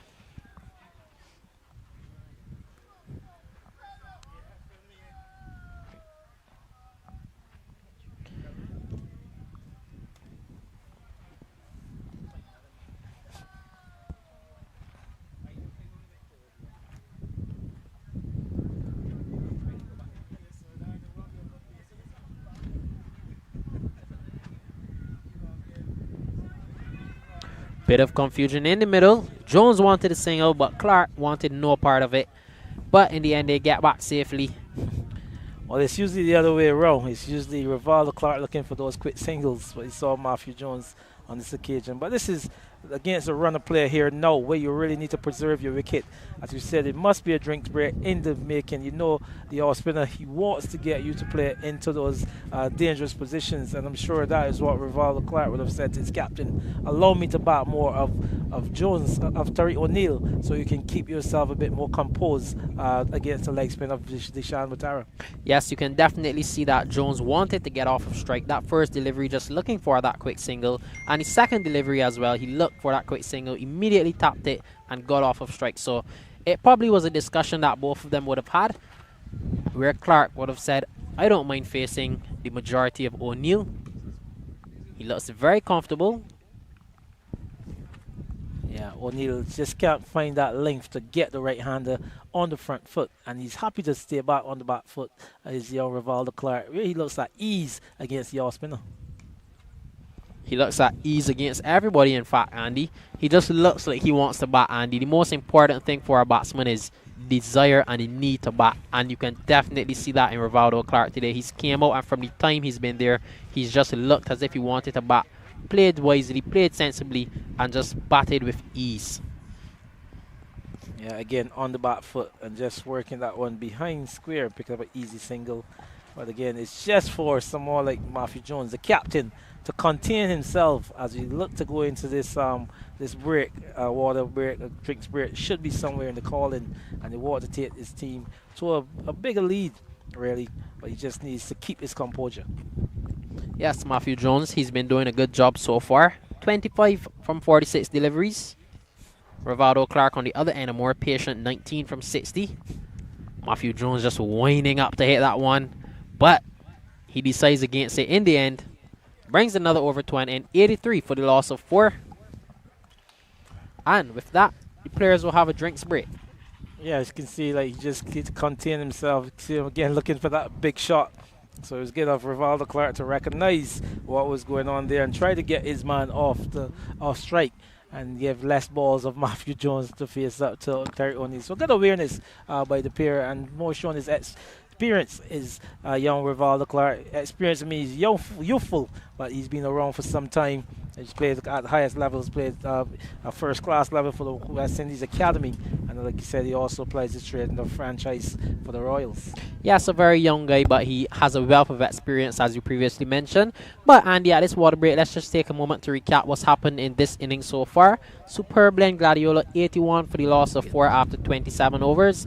Rashawn Worrell, he was the first to be dismissed. Just 3 runs from 7 deliveries. Shomari Gittins, 8 runs. Zidane Hirawood, he was LBW by Desmond Currency for 18 runs. Giovanni De Pisa went cheaply for 4. Caught Zishan Matara bowled by Jerome Jones. And the 2 not out batsmen right now are Rivaldo Clark and Matthew Jones. Those 2 are into a good partnership. Yep, they're into a good partnership indeed, and they need to carry on a bit further. Yeah, so they just need to continue to bat and try to get out the end of this day without losing any more wickets already, or to get the team beyond that 150 lead. Like I said, going into the 4th innings, it will be very challenging for the Wildey side. Remember, losing first innings, you saw the bowling of Stephon Griffith, the ever so aggressive fast bowler, and he will be a contention in the 2nd innings. Yes, but we now make a trip back over to Bridgetown, where Spartan and BCA Youth are playing. Signia Globe BCA Youth trail by 14 runs. They're 4 wickets down, so they'll want to build a partnership here. Malik Amy and Justin Paris, who took 5 in the first innings, are on strike. Malik Amy is on strike, my apologies, for BCA Youth. He's set on 30 from 54 deliveries, and Justin Paris now looking to build an innings, 9 from 7 deliveries.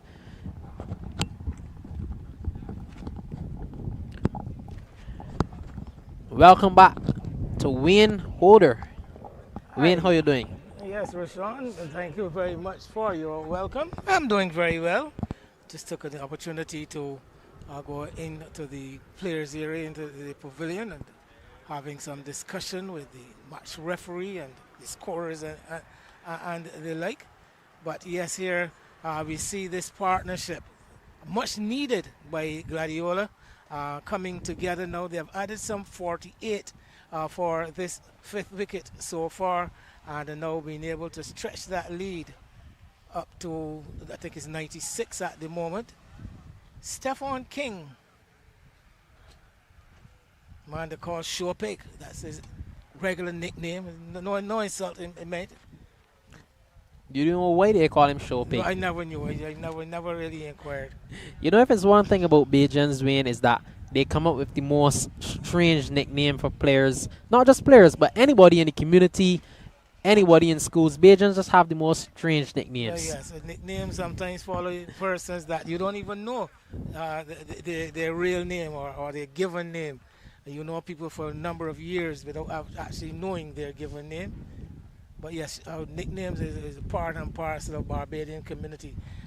somehow or another, I've never had a nickname stick to become universal. There are different phases of my life that I would have met, would have interacted with other people, and small groups of people call me by different names. But I've never had a nickname that has really stuck with me universally. But we are back into the action here, Rashawn, as we head down into the final stages of the final quarter, one should say, of the day's play. And Gladiola really fighting back, chopped away into the offside by Clark, only a single. Oh, and it looks to be an overthrow, but fielder does well. That's Tariq O'Neill. But yes, we're back here at Rice's, where Zishan Mutaro will continue his second over. And Matthew Jones, who's on 25 from 47 deliveries, is joined by Rivaldo Clark, 20 from 62 deliveries. So these two have done well to put together a partnership, and they look to continue and carry on to go big for this superb blend Gladiola side. As the partnership has gone on, the pitch doesn't appear to have the devil with which it had been associated throughout the earlier part of today. But I think it is a case of, it's a pitch where once you get in, you can stay in. But it's a difficult pitch on which to get in. I think that is how I would want to assess it. So this pair are in, and they would want to remain there and remain set for as long as possible. Yes, as we see a delivery just turned off the legs from Matthew Jones, completes another single. But I think you assess the pitch so well, Wayne, in that it's one that has been playing pretty well. 50 runs partnership comes up for Matthew Jones and Rivaldo Clark. Matthew Jones contributing 26 and Rivaldo Clark contributing 19. So they've done well to build this partnership so far. Fighting stand it has been. Clark, as I think I heard you mention earlier, seems set on wanting to spend a long time at the crease, not being tempted to do anything extravagant, has been very diligent and discriminatory in his shot selection, not been taking any chances with anything that is except is an absolutely rank bad delivery. Yes, but another over comes to an end. 29 overs completed, 85 for the loss of 4. Yes, and Matthew Jones, a bit more adventurous, but that is the type of player that he is, Matthew Jones, and recognizing the earnestness of the situation, the critical nature of the situation in which Gladiola had found himself. We saw Matthew Jones restraining his general character, his very ebullient character, and bringing to bear his many years of experience. A player, you know, we talk about batsmen and batters being aggressive and what they like, but you know the key component on which good batsmanship is built is your defense. And Matthew Jones has shown that despite what you may want to say about him, he has the technical proficiency to defend his wicket when he wants to. Oh, loud appeal. Umpire Gregory Brathwaite says not out. Fielders look convinced, but at the end of the day, it's that man who stands there in the white and black who makes that decision. So, Jones lives to see another day. Importantly, I think I recognize wicketkeeper Maynard actually apologizing to the batter. So there's every possibility that ball might have sneaked off the inside edge of the bat onto the pad. But a very enthusiastic appeal. It was confident coming from the bowler in particular. Well, I mean, that's what the fielding side is supposed to do. When any fielding side, once the ball hits the pad, their job is to convince the umpire, and it's the umpire's job to make the decision. So I don't blame them for it. Yes, and my experience in the game in this game is that those slight nicks onto the pad are sometimes very difficult to detect. And I know I have kind of been able to transform myself into one who sympathetic to umpires, having tried it out myself, doing a bit of umpiring once I stopped playing, and it was really revealing, you know, to recognize that I have accused umpires of bad decisions and whatever, only to realize, you know, that it is a human thing, and that errors will happen, and it can happen so easily. That one struck firmly down the ground from Jones. And Craig St. Hill does well yet again. He's really displaying himself as an agile fielder here, Wayne. Everything that's going to him, he stopped. Well, he's always been very, very proficient in the field. And he's done some excellent work, as you said, down on that, in that area, straight down the ground. And leading by example, I would want to suggest. Yes, but Clark on the other end continues to be astute in his batting. 86 for 4, 30 overs completed. Well, yes, and the lead approaching that 100 mark with this partnership continuing to build. Partnership now worth somewhat 1 runs.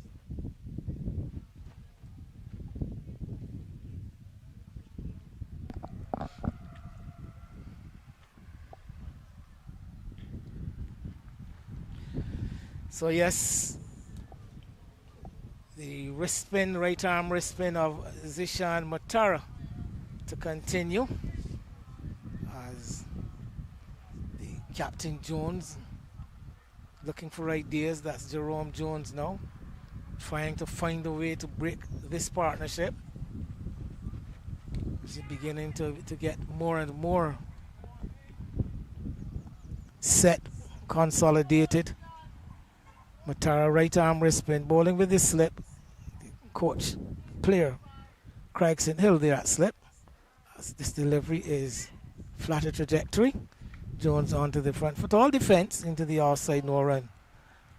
Yes, so you talked about Matthew Jones displaying his ability to be defensive and responsible. Not necessarily defensive because he's still attacked, but to be responsible here. We know that he's typically an attacking player, but he's done so well today to restrain himself.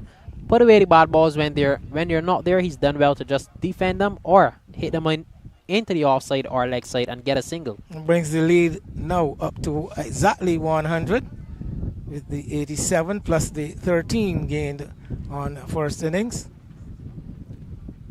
So breathing a lot more comfortably now, Gladiola, from that very precarious 35 for 4 at one stage. Misfield in the covers there by Shenaldo Taylor. Yes, Shenaldo Taylor, he's really been having a hard day here. Had that half chance earlier off of Jones, and now he's just fumbling in the field, but that takes away no credit from what he's capable of. He's typically a very good fielder on the boundary. Good hands always. Not an easy ground to field on either. Not easy conditions this time of year. Well left there from Matthew Jones, just being very watchful. Very much into that dry period, the dry season here in Barbados. Grounds all over the island very, very parched. This one is hit hard by Jones and has caused some pain to young Zishan Matara, who bravely put his hand at it. The ball, I think, taking the fingers and not taking them down to the boundary. The ball itself rushing into the boundary, and there he is bending over in agony as the 3 runs would count towards the Gladiola total. Yes, that one was struck with power and aggression, so I do hope that Zishan Matara is all right. He's in a bit of pain right now. We probably will have a short break as he just looks to get himself sorted. Well, I think he looks to be okay. Seems to be okay. Hope it doesn't cause too much damage to his fingers. You know, he's a bit of a basketballer too. He would want to have those fingers to enjoy his second sport. And of course, as a right arm wrist spinner, fingers are very, very important tools in his trade. Yes, and it's not the first time that we've seen Matthew Jones almost destroy the fingers of a Wildey player. He hit one firmly back to Tariq O'Neill, which he stuck out the right hand, but thankfully both of them are doing well. But it just goes to show how firmly Matthew Jones can strike a ball. Well, 155 and now 91 for 4 in the second innings, Gladiola. And Wildey dismissed today for 142 after resuming at 42 for 3 from the overweek position. Yes, and we now see Joshua Dorn marking his run-up. Wildey, number 3 batsman, who is a handy medium pacer as well, so he will now come into the attack.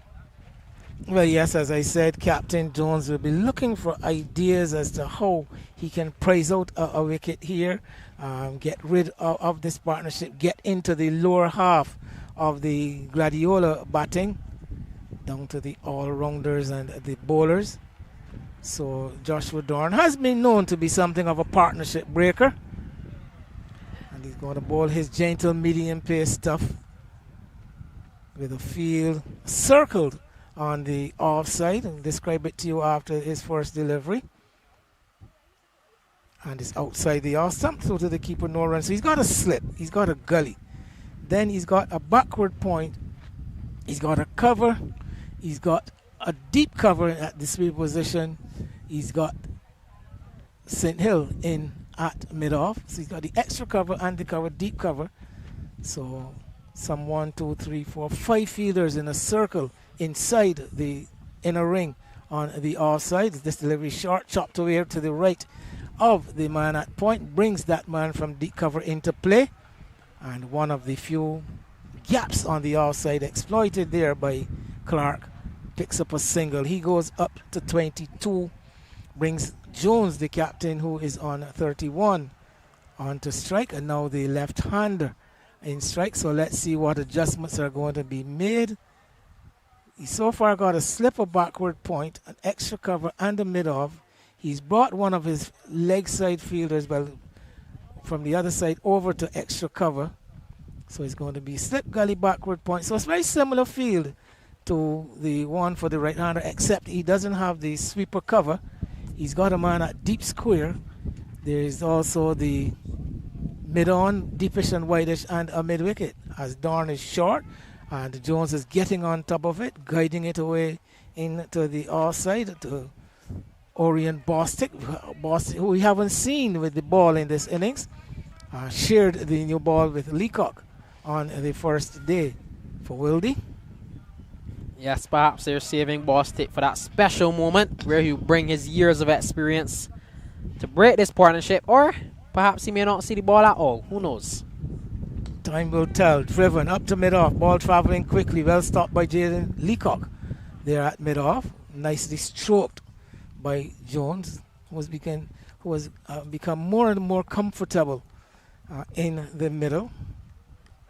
This is not the first time this game where we've seen a quote-unquote part-time bowler come and have a ball for either of the sides. We saw Rashawn Worrell, who's typically an opening batsman and a handy medium pacer, come and have a bowl earlier for Gladiola, and now Joshua Dorn, he's bowling as well. And Worrell actually picked up a wicket in that innings. Looking to drive, good delivery, hitting the Q end of the bat. Delivery pitched up Yorker length, but outside the off stump. Jones looking for the drive, gets it off the bottom of the bat. The ball ricochets away from the wicket out into the slip, bouncing to the first slip. So Captain Jones at slip, Matara in the gully, Taylor at backward point, Bostic in the covers, Paris at short extra cover, and Leacock at mid-off, as Jones is hitting this one powerfully into the body of the fielder at mid-on, parries it behind him. That's Craig St. Hill bravely putting his body on the line, because that ball was hit very, very strongly by Matthew Jones. As I mentioned, not the easiest surface to field on, but showing a good example, the player coach, getting his body behind it and putting his body on the line and saving his side at least a run, because that was headed for the boundary at wide long on. Yes, a fantastic stop indeed. And once again, Wayne, Jones injures the fingers of another player. If we look closely, we see St. Hill just holding on to his hands there. So that's the third victim that Jones is out for today. Hopefully he doesn't capture too many more. Seems that his bat could become a weapon of mass destruction.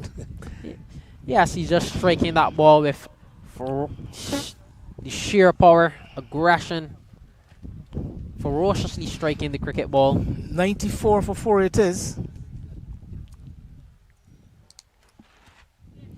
Zishan Matara returns for his fourth over.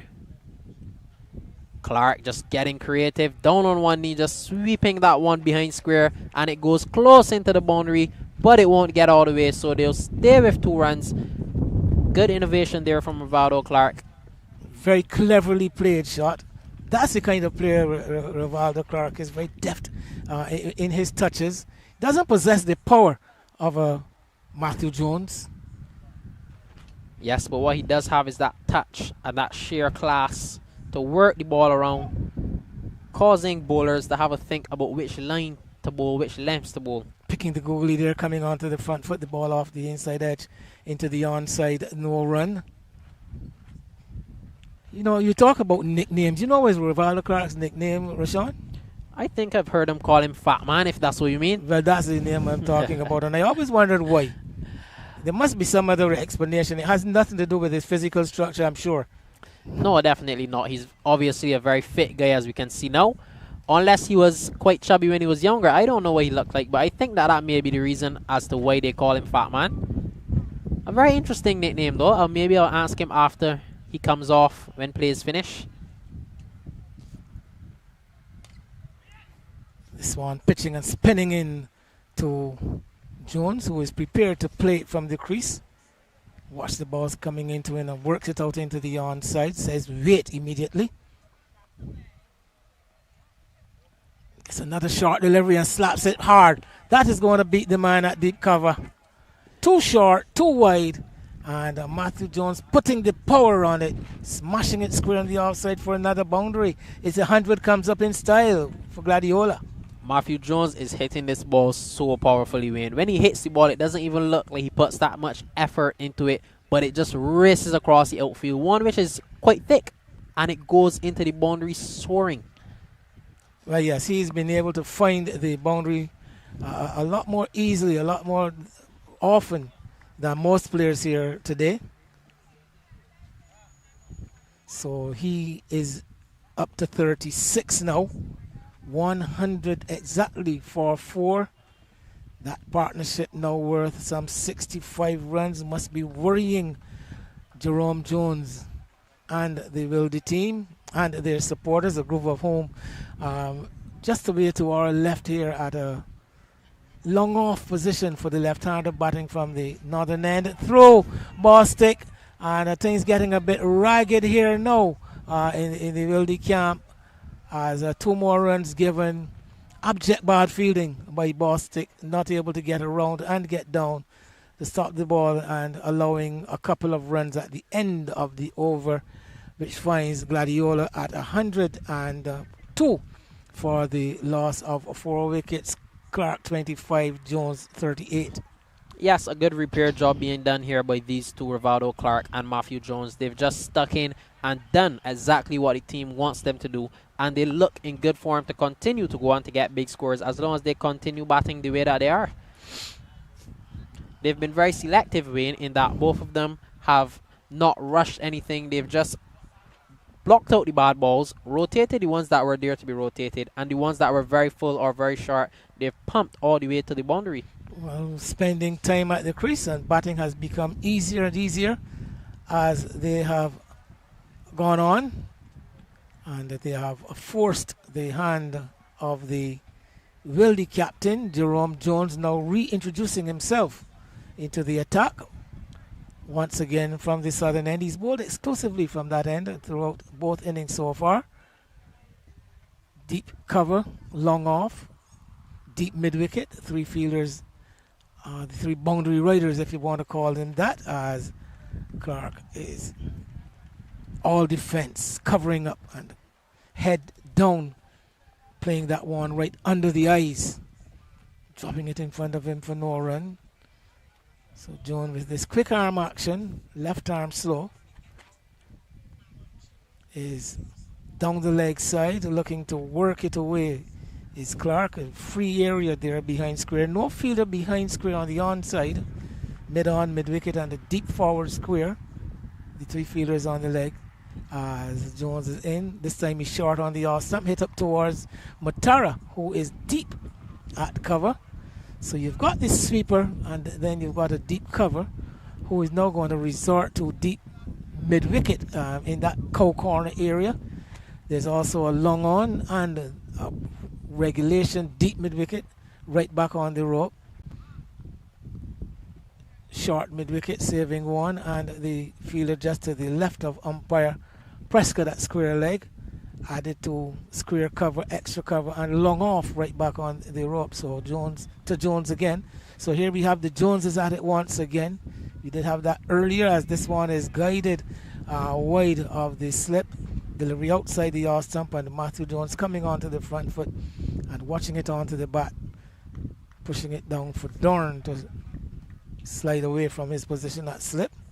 There is no run. It remains 103 for 4. Yeah, so Skipper Jones facing other Jones. Who is the better of the Jones? It's a battle that we always love to see. Skipper Jones versus Captain Jones. Yes, Skipper Jones versus Captain Jones. Both left-arm spinners, both handy middle-order batsmen, so they're very similar in roles. It's just a matter of who can execute their role better for their team in this match. Well, Matthew Jones is very discreet this time, just stroking this last delivery up to extra cover, and there is no run, so it remains 103 for 4. This game continuing tomorrow, having started last Saturday. And you know, club cricket has this unique feature where you have the pitch prepared for the first day, then we have a week elapsed, and then another pitch prepared for day 2. But then there's no other preparation for the third day. So we'll be playing on a second day pitch come tomorrow. The game heads down to what I believe could be a quite exciting climax. Yes, most definitely. I believe that there will be a result in this game. The way it's shaping up, I don't know which team will be in the ascendancy as yet, but we're likely to see a result here between these two teams. It's been a fierce battle so far for the past 2 days, and I know that the last day will hold lots of action here tomorrow. Well, the spinners from Wildey, the strength of the Wildey attack is in their spin, and they haven't been able to extract or exploit the kind of life and the purchase that the faster attack from Gladiola were able to get. As we've seen, Joshua Dorn now switched around to the northern end. So just handy little medium pace. Still, the regular field, 6 on the off, 3 on the on, slip and gully. Good protection in the cover area where you've got that point, cover and extra cover. Mid off also saving 1. And this delivery is wide of the off stump. And the Clark not taking any unnecessary chances. Just covers his off stump and lifts his bat out of the way, allows it to keeper Maynard. Again, there is no run. Yes, you talked about Clark not taking any unnecessary chances, and when I look at these two batsmen, you can tell that these are two guys that want to bat. They're two guys that want to do it for their teams, because the way that they've batted has displayed maturity, it's displayed responsibility. So these two guys are building a good partnership for the Gladiola side.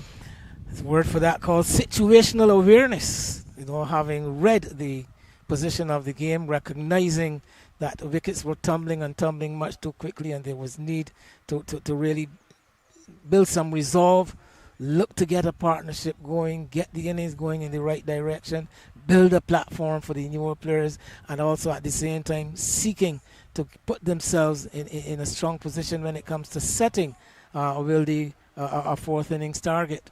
Yes, this is a perfect example of what situational awareness should look like, and it's something that we've not seen enough of in Series 1 and parts of Series 2, Wayne, but I'm very glad that we're seeing it here today, because last week we saw a totally opposite story where Gladiola were crumbling and they just continued to fall. But these two guys today have come out and put their hands up for the Gladiola side and said, I'm going to bat. A good delivery there from Joshua Dorn, just rising off of a good length, beating Matthew Jones. Nice seam-up delivery coming out of nowhere, actually, but looking to be getting his wrist in a very strong position. That delivery hitting the pitch and really zipping off. Actually had Jones playing at the delivery. Luckily it went past the outside edge and into the gloves of the keeper. So Dorn showing that there's still something there for the seam. Jones just flicking that one, and it goes down to the fielder, and he takes the catch. So Matthew Jones has the depart for 38 runs. A full delivery from Joshua Dorn. Jones just going across the line of it, catching the outside edge, and it goes down to that deep cover fielder, Tariq O'Neill. Out. Matthew Jones goes. I did describe for you the delivery before, pitching on the seam and going a bit away from the left-handed batter. This time, a similar delivery, only thing this was a bit closer, a bit fuller, a bit closer to the batter, and Jones looking to come onto the front foot.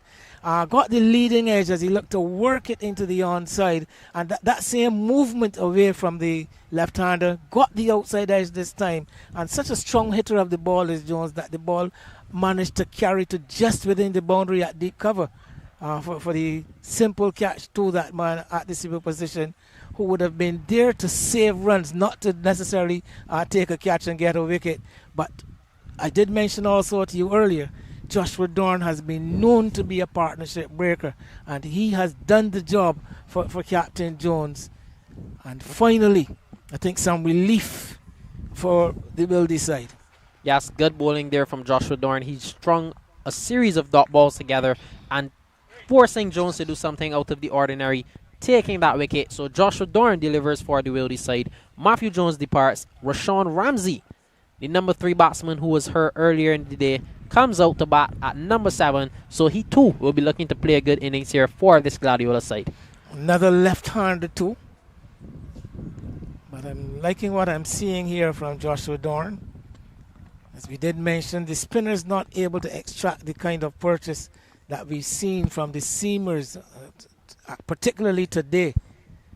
And Captain resorting to one of his medium pacers and getting some success.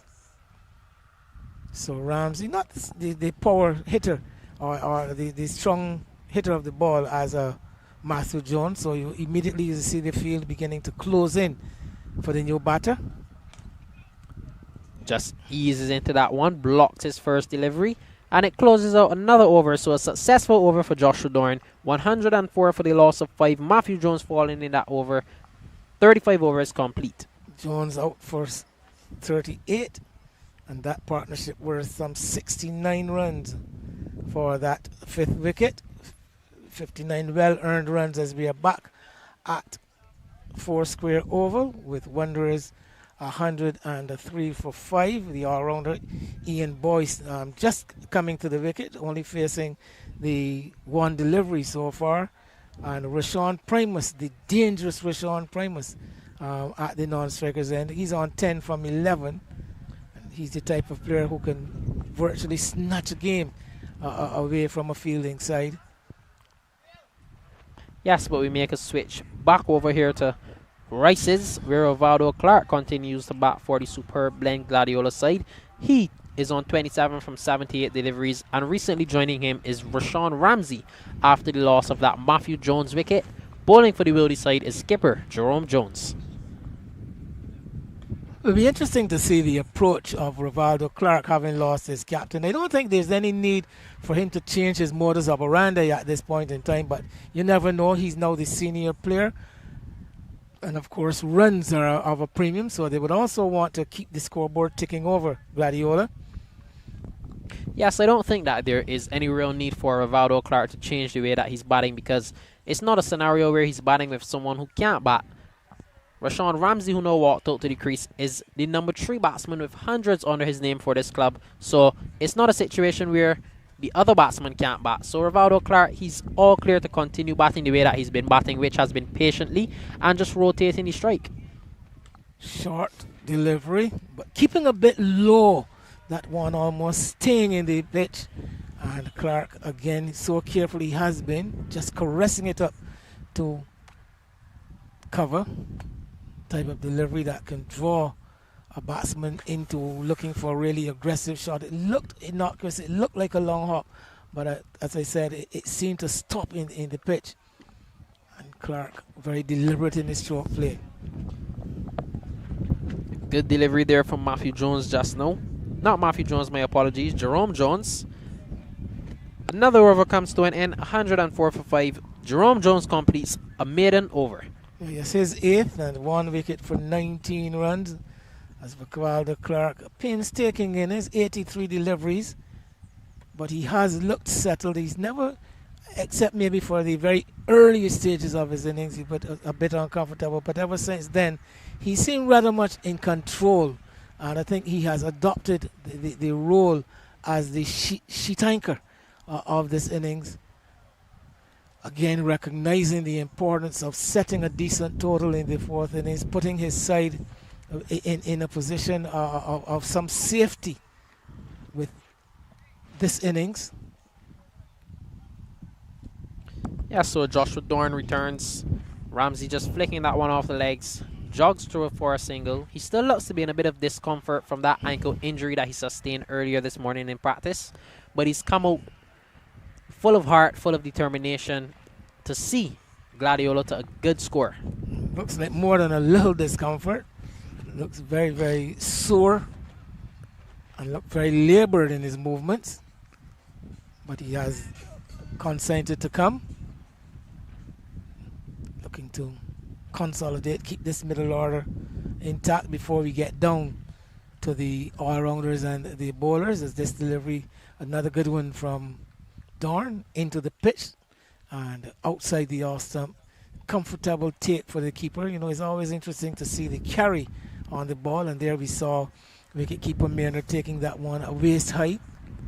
So Dorn definitely enjoying so far bowling on this surface, and looking a lot more comfortable from the northern end as he did coming earlier from the south.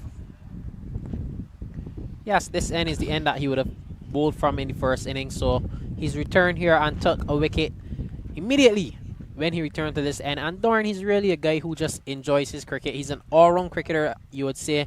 He bats, he bowls, he wicket keeps when necessary, and he's an excellent fielder. So Dorn, he's just an all-round cricketer, Wayne. Fine young prospect. Gentle approach. On the pads, worked into the onside. Clark already settled that there's only one on offer there. Draws the fielder, O'Neill, from mid-wicket around to his right, running back. Just turning it over. So we've had the 2 singles in this over so far. 2 deliveries left, 106 for 5. Clark on 28. The lead, 119.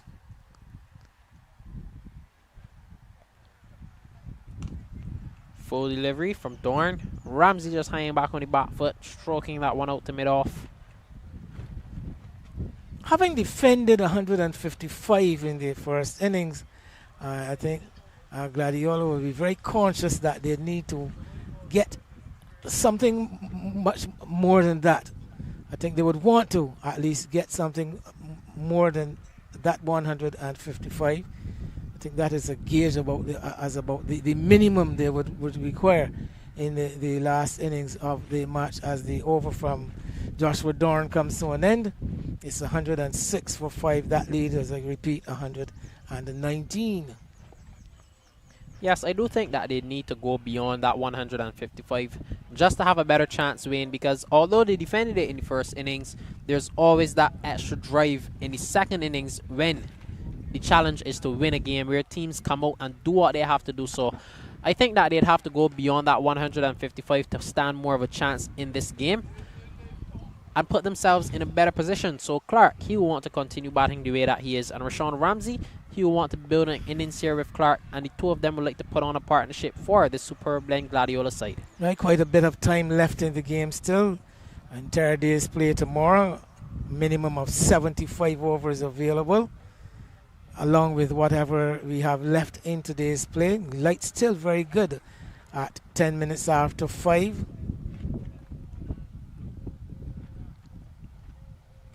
Yes, Jerome Jones comes back to deliver to Rivaldo Clark, stringing good deliveries together.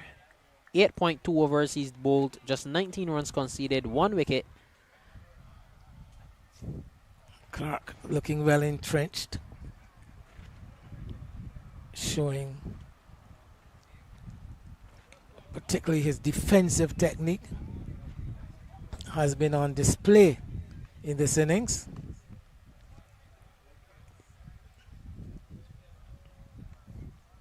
Waits for Jones.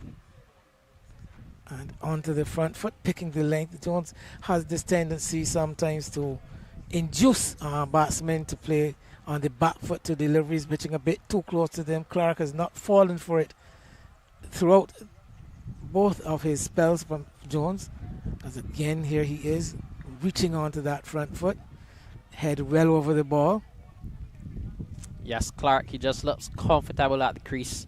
Nothing seems to be phasing him. Forward on the front foot confidently, each and every ball, head right over it, and he keeps that one out to bring another over to an end. Another maiden for Jerome Jones, 106 for 5 after 38 overs. So getting through the overs quite rapidly here now, Jerome Jones in particular, and the medium pacer Joshua Dorn. Seems, I guess, just a minute ago he was completing his previous over, as we head back down to the 3W's Oval and see the UWI side in a complete reversal of the batting form from the first series. 292 for 9 with Javid Leacock and Ricardo Boyce, the last pair in. But 292 represents a lead, I think, of about 90 runs. YMPC dismissed for 202 last Saturday. Dorn is over the wicket to Ramsey, shuffling in behind it, pushes it into the offside. There is no run, so Ramsey looking to provide some support for the very well entrenched Rivaldo Clark. Yes, and we know how to look back over at that UE game, and Jay Clark, who we spoke about earlier, scored 78 batting at number 3, a patient 78 from 176 deliveries. And he was well supported by player coach Kyle Corbin, who scored 44, and Taj Tavernier scored 58. So a good batting performance from Yui. Well, yes, happy for Jay. He's managed to get a score under his belt. And things were looking a bit worrisome for the Yui team. Yes, but back here at Rice's, Rashawn Ramsey continues to bat, and he faces up to Joshua Dorn. Young Rashawn Ramsey, a player that I have followed throughout his career, starting at the primary school level, believe it or not, playing in the Herman Griffith competition through his days at Princess Margaret Secondary. Went on to play for the BNOC, the Barbados National Oil Company, now called the Barbados National Energy Company, before eventually ending up or finishing up in his own hometown here, playing with Gladiola. Still a very young player, probably just around the age of 20 or maybe slightly over. Yes, a very young, talented player, Rashawn Ramsey. Had an outstanding season last year. I'm sure he'll look to replicate that or do even better this season.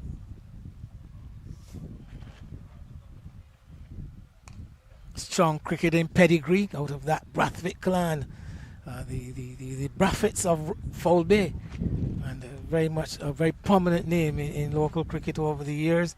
We go back to the likes of Donville Brathwaite, Rommel Brathwaite, Kemar Brathwaite, Adrian Brathwaite, Ronaldo Brathwaite, who is his brother.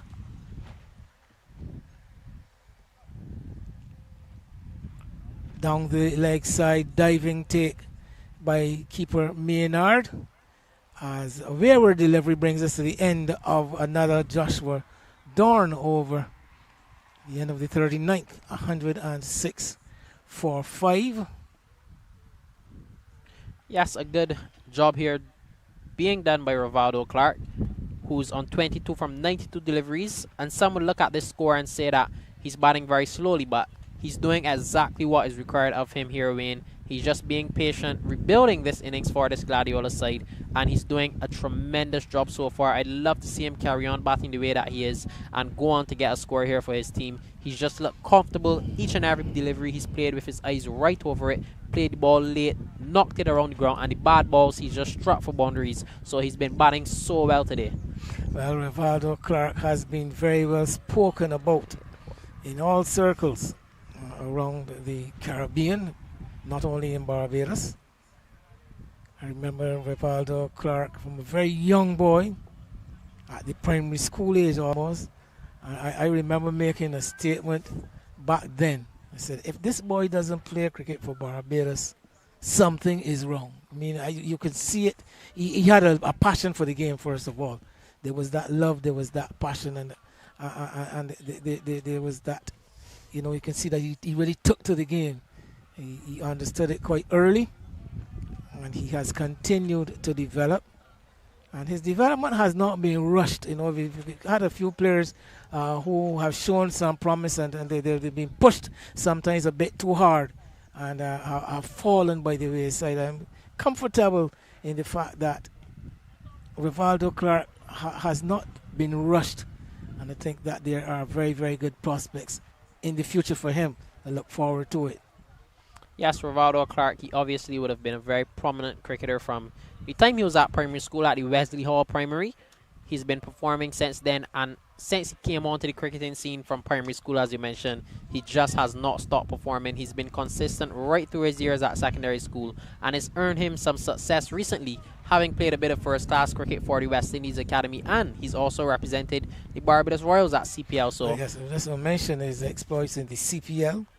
That's why I mentioned that he's been well spoken of in the Caribbean area, because there he was on display for the entire Caribbean to see. Yes, he's a very great cricketer. He is Rivaldo Clark. I'm more sure in the making, in the making, yes. Of course, he still has good ways to go. So Jerome Jones, wheeling away from that southern end. Ramsey just prepared to occupy the wicket. Block him out.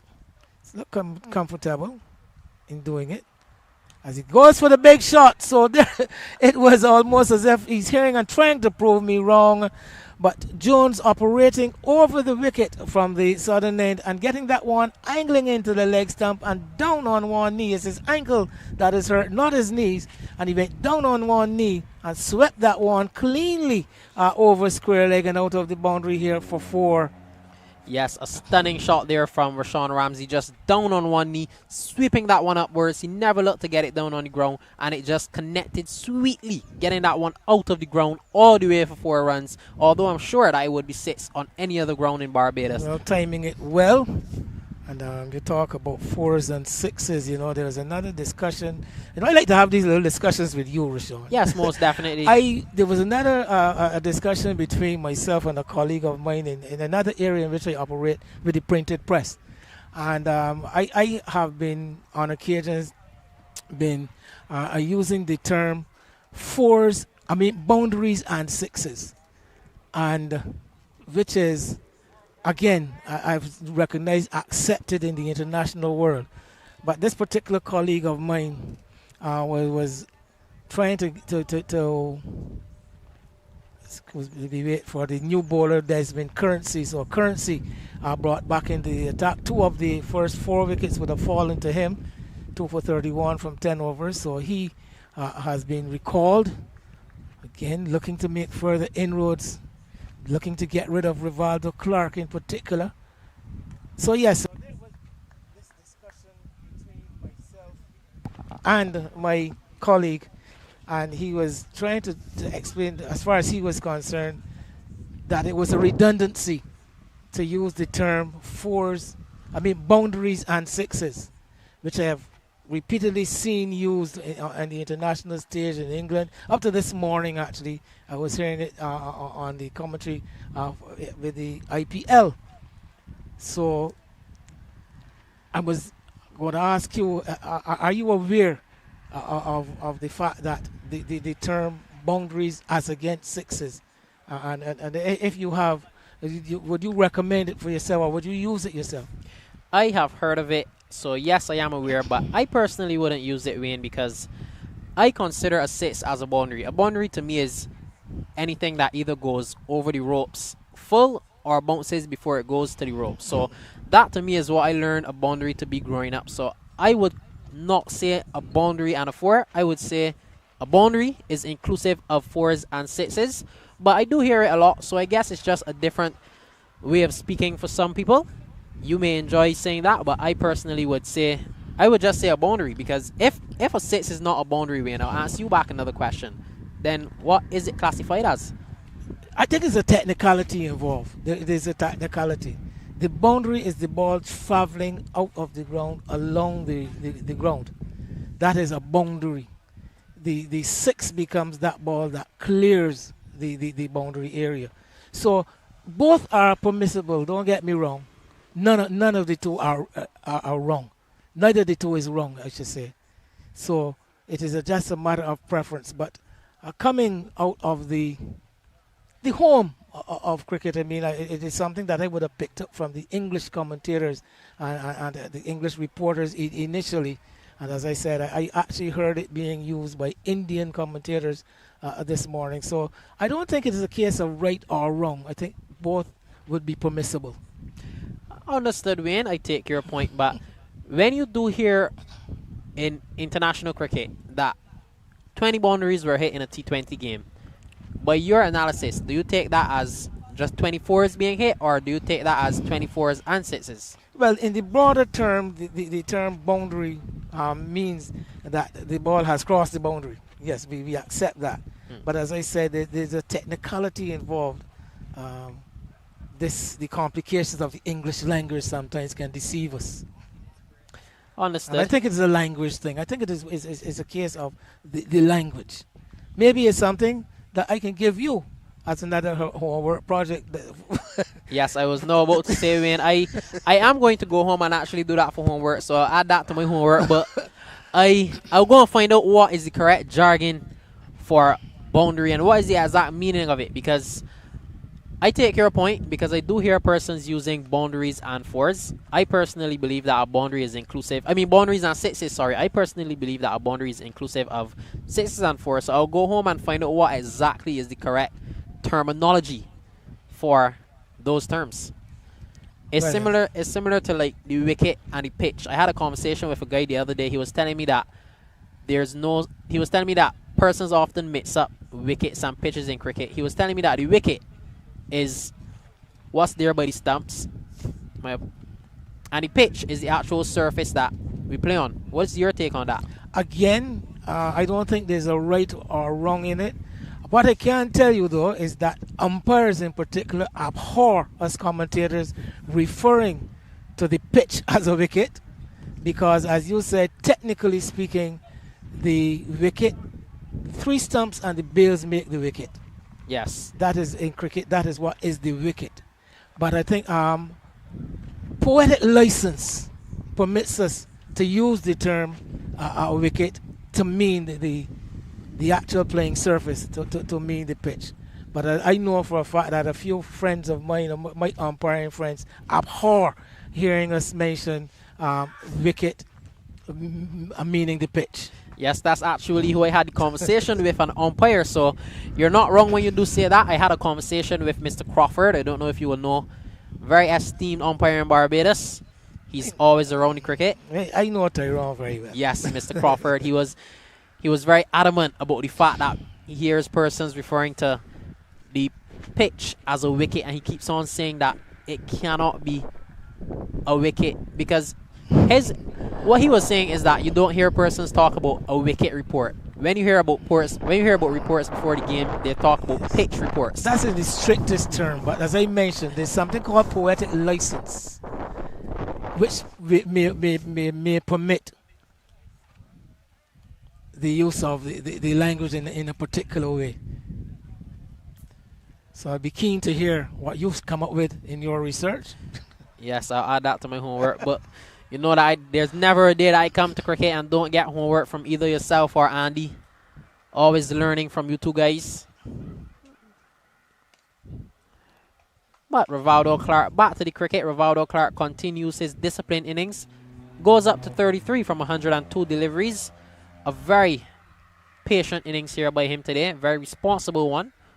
102 deliveries he's faced. He's had his head down from the start of his innings. Yes, quite literally every shot he's played, his head has been down. watching the ball all the way onto his eyes, all the way under his eyes, in fact. Sun has left us in the direct form. Still get even light.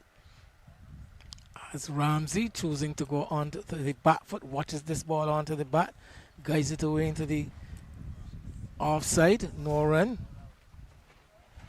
Sure that Wildey will be keen to pick up at least another wicket before they close. As this time he's floating this one up and driven. A lot of things gone right for him on that shot. Currency taking the pace off, flighting this one up outside the off stump, and injured ankle or no injured ankle, the young Ramsey strutting that front foot forward, that right foot forward, getting to the pitch and finding the gap just wide of the man at cover. No coverage in the deep at that cover position, and picking up a boundary. A boundary.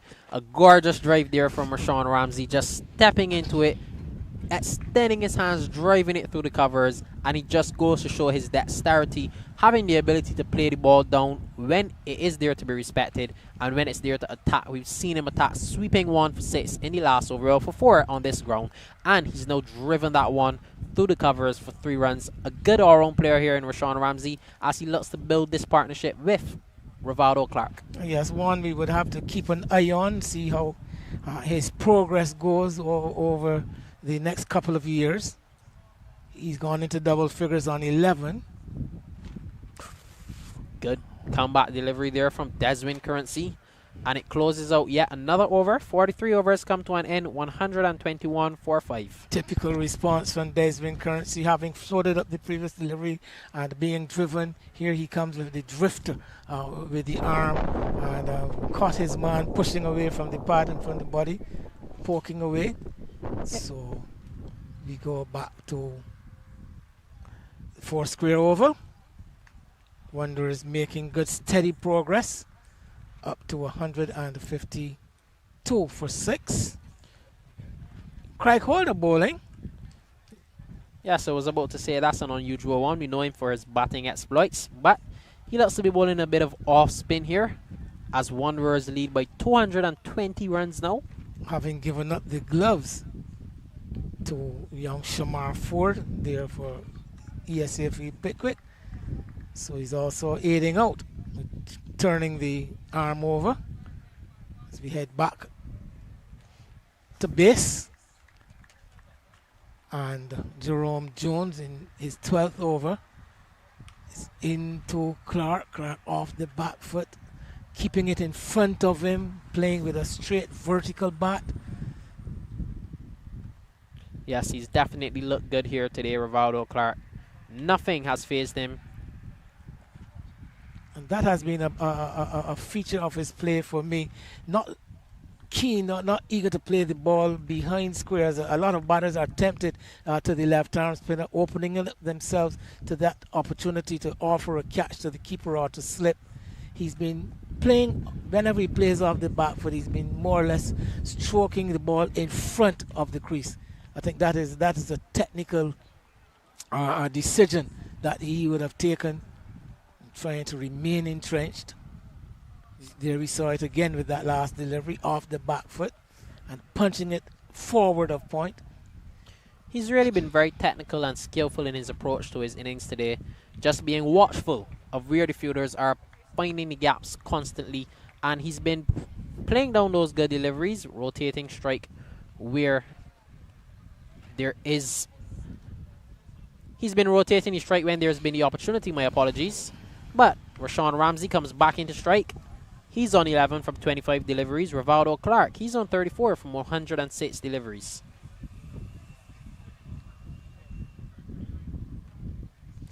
Partnership now going into the 20s as there he is offering a single, but fortunately Clark, watching the play from the non-strikers end, advises him to get back into his crease.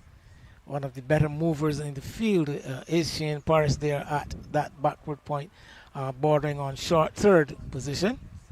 So the end of the over, the end of the 44th over of this innings, and at the end of it, superb blend Gladiola leading by 135 or 122 for 5.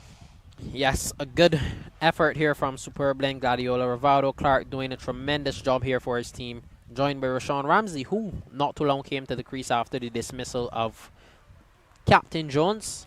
These two are building a partnership. They've been moving along steadily. Currency to continue. And Clark again, he's played that shot so many times in this innings. Onto the back foot, punching it up to the fielder at extra cover, all along the ground.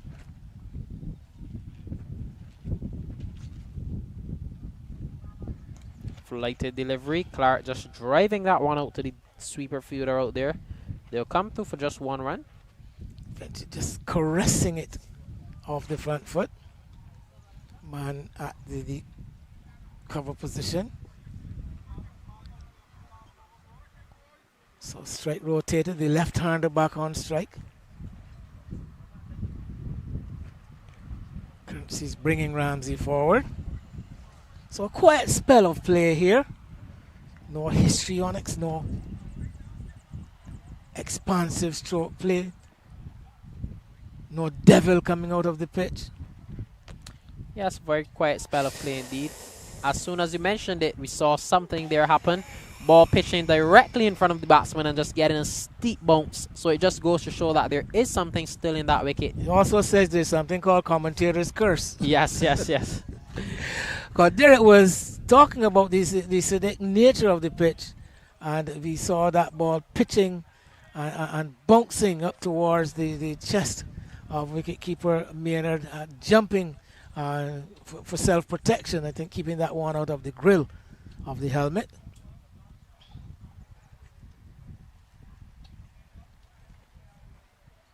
Outside the leg stump, and it reminds me of a shot that cost the wicket of Shamari Gittins, looking to play a very similar shot, but executed but very well by Ramsey, picking up a couple of runs. Remember the dismissal of Gittins when he swept, and I think probably not to the pitch as Ramsey was there, the ball taking the glove and offering a simple catch to the keeper. 2 runs to bring us to the end of the over.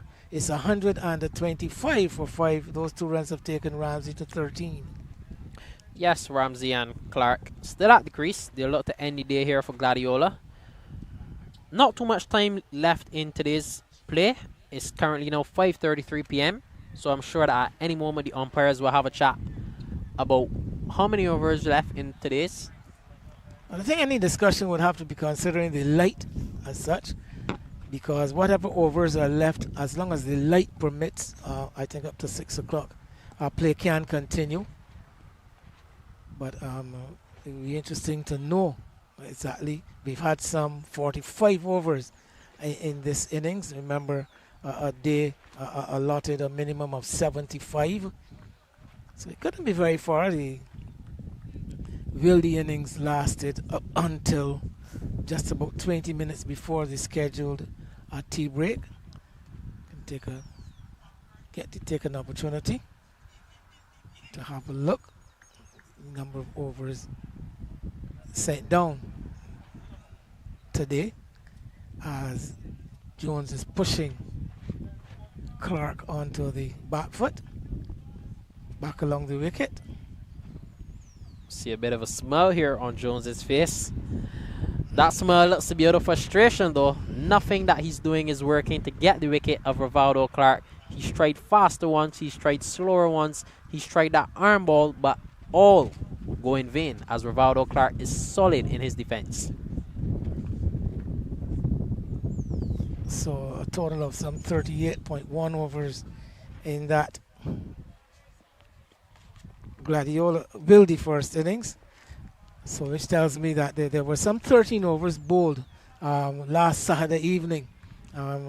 Some 25 overs bowled today in the Wildey first innings. 25 plus the 46 that we've had so far. 25 on 46. 71. Should be. You're the mathematician, Wayne.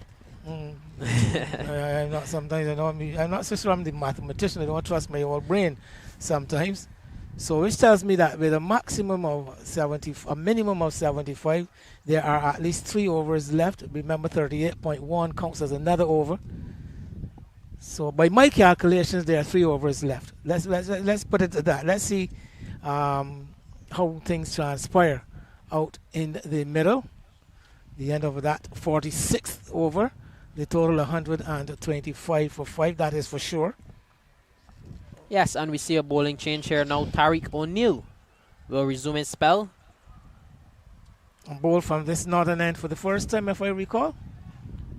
Yes, I'm pretty sure that he bowled from the other end in his last innings.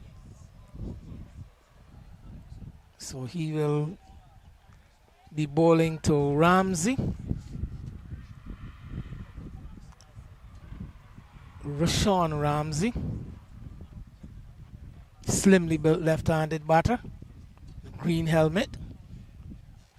And a bit of a handicap with a twisted ankle, which has forced him to come down the order rather than his usual position at number 3.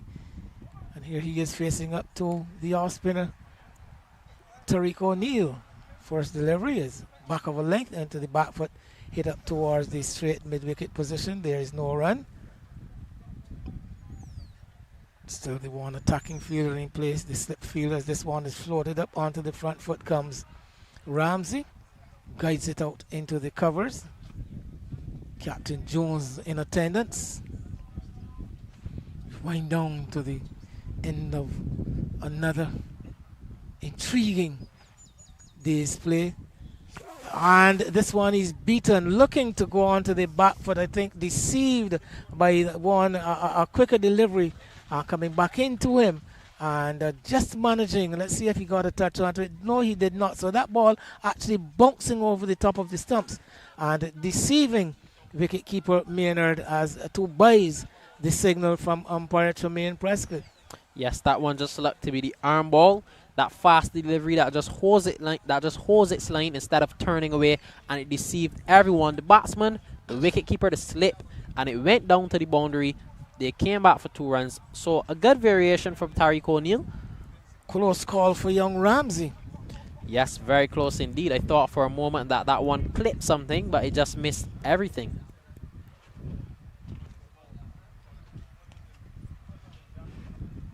Ramsey looking to give himself some room. Not the same bounce as the previous delivery.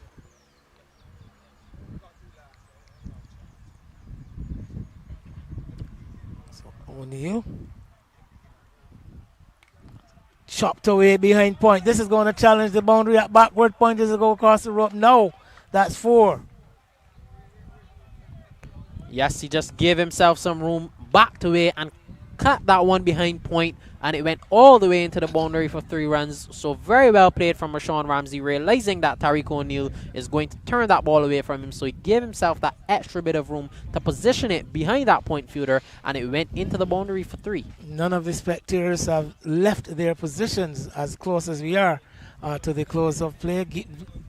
Game very keenly observed by a small audience. Hesitate to call it a crowd, but we've got these spots of spectators gathered at different areas around the ground, particularly on this eastern side, of course, with the sun making its way down to the west. So we've got a group of Gladiola, Wildey spectators at the northwestern side of the ground. Of course, the pavilion fairly well populated. And then we've got these small gatherings at different points around the circumference of the ground. So there we saw a look at that Wildey group. Yes, Wildey. They came all the way from Dash Valley up to Rices today to support their team. A loyal group of supporters there. A lot of them being the parents of guys who are playing in this game. You know, and both of these sites have history in them. There we see the Deputy Director of Sports, Mr. Emerson Bascom, who was a strong supporter of the Gladiola side.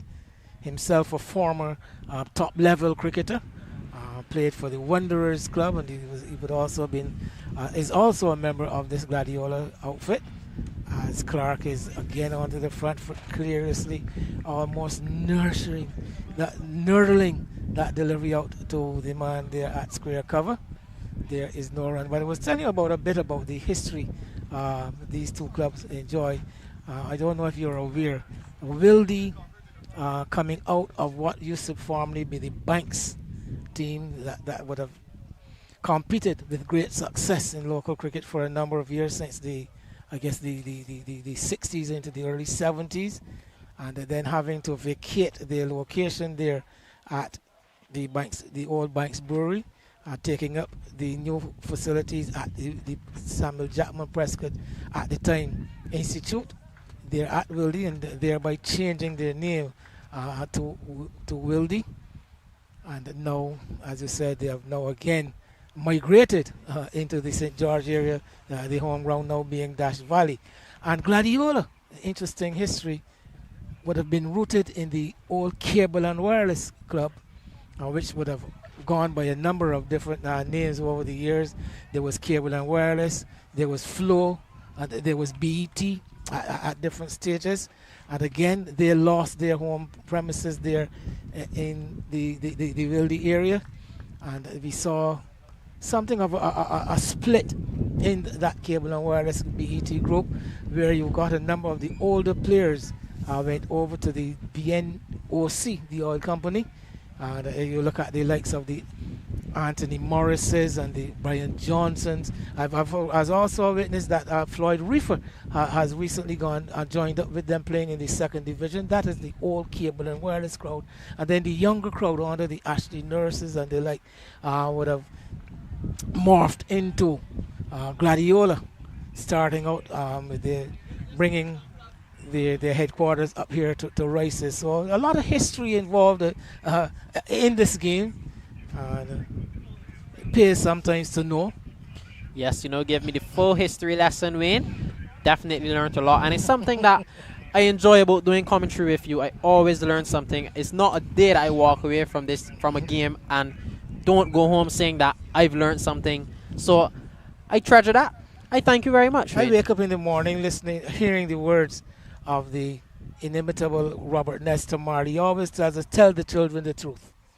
And it is my mission at this stage of my career to tell the children the truth. Yes, I definitely appreciate that, Wayne. Always learning each and every day. Sharing the history. Yeah, sharing the history. Because a tree without a root, a person without a knowledge of their history is like a tree without a root. Correct.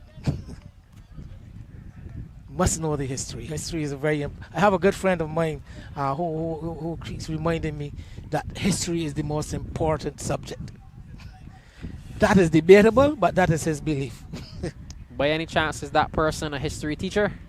No, he's not a teacher per se at all, but quite somewhat of an intellectual, very, very academic. And he, as a matter of fact, he does tremendous research in cricket, so you can call him a cricket historian. I think you would not be out of place to call him that. Very interesting. I asked if he was a history teacher because there's this thing at schools, Wayne, where every single teacher believes that their subject is the most important. So if you ask an English teacher, they'll tell you that English is the most important subject. If you ask a math teacher, they'll tell you that math is the most important. So that leaves me with the question of which one really is the most important. There are more questions than answers. Yes, but I do have a belief that they're all very important because one thing can't function without the net. So without math, we wouldn't understand English. Without English, we wouldn't understand math. Without the history, none of that would be possible of what has evolved over the years. So each and every subject is important in its own. As we see O'Neill bowling an over, completing the over. See, umpire Brathwaite is going to come in and take his position, but a cue, Rashawn. We've also seen umpire Prescott take up the marker from this northern end where the last over was bowled. That suggests that he would not be going back to collect it at the end of this over. That tells us that we are very much into the final over of the day. Yes, that was a very good observation there from you, Wayne. I didn't even notice it. I was having a glance around the ground at the spectators who are now beginning to pack up as we get a bit of a breeze here. They too would have picked up the cue. Yes, they too would have picked up the cue. 135 for 5 at the 49th or the 50th over being bowled. Yes, and Deswin Currency, he will deliver the final over of today. Currency 2 for 45, 14 overs before this. And guess we can start to look to round up the statistics, the numbers for today's play.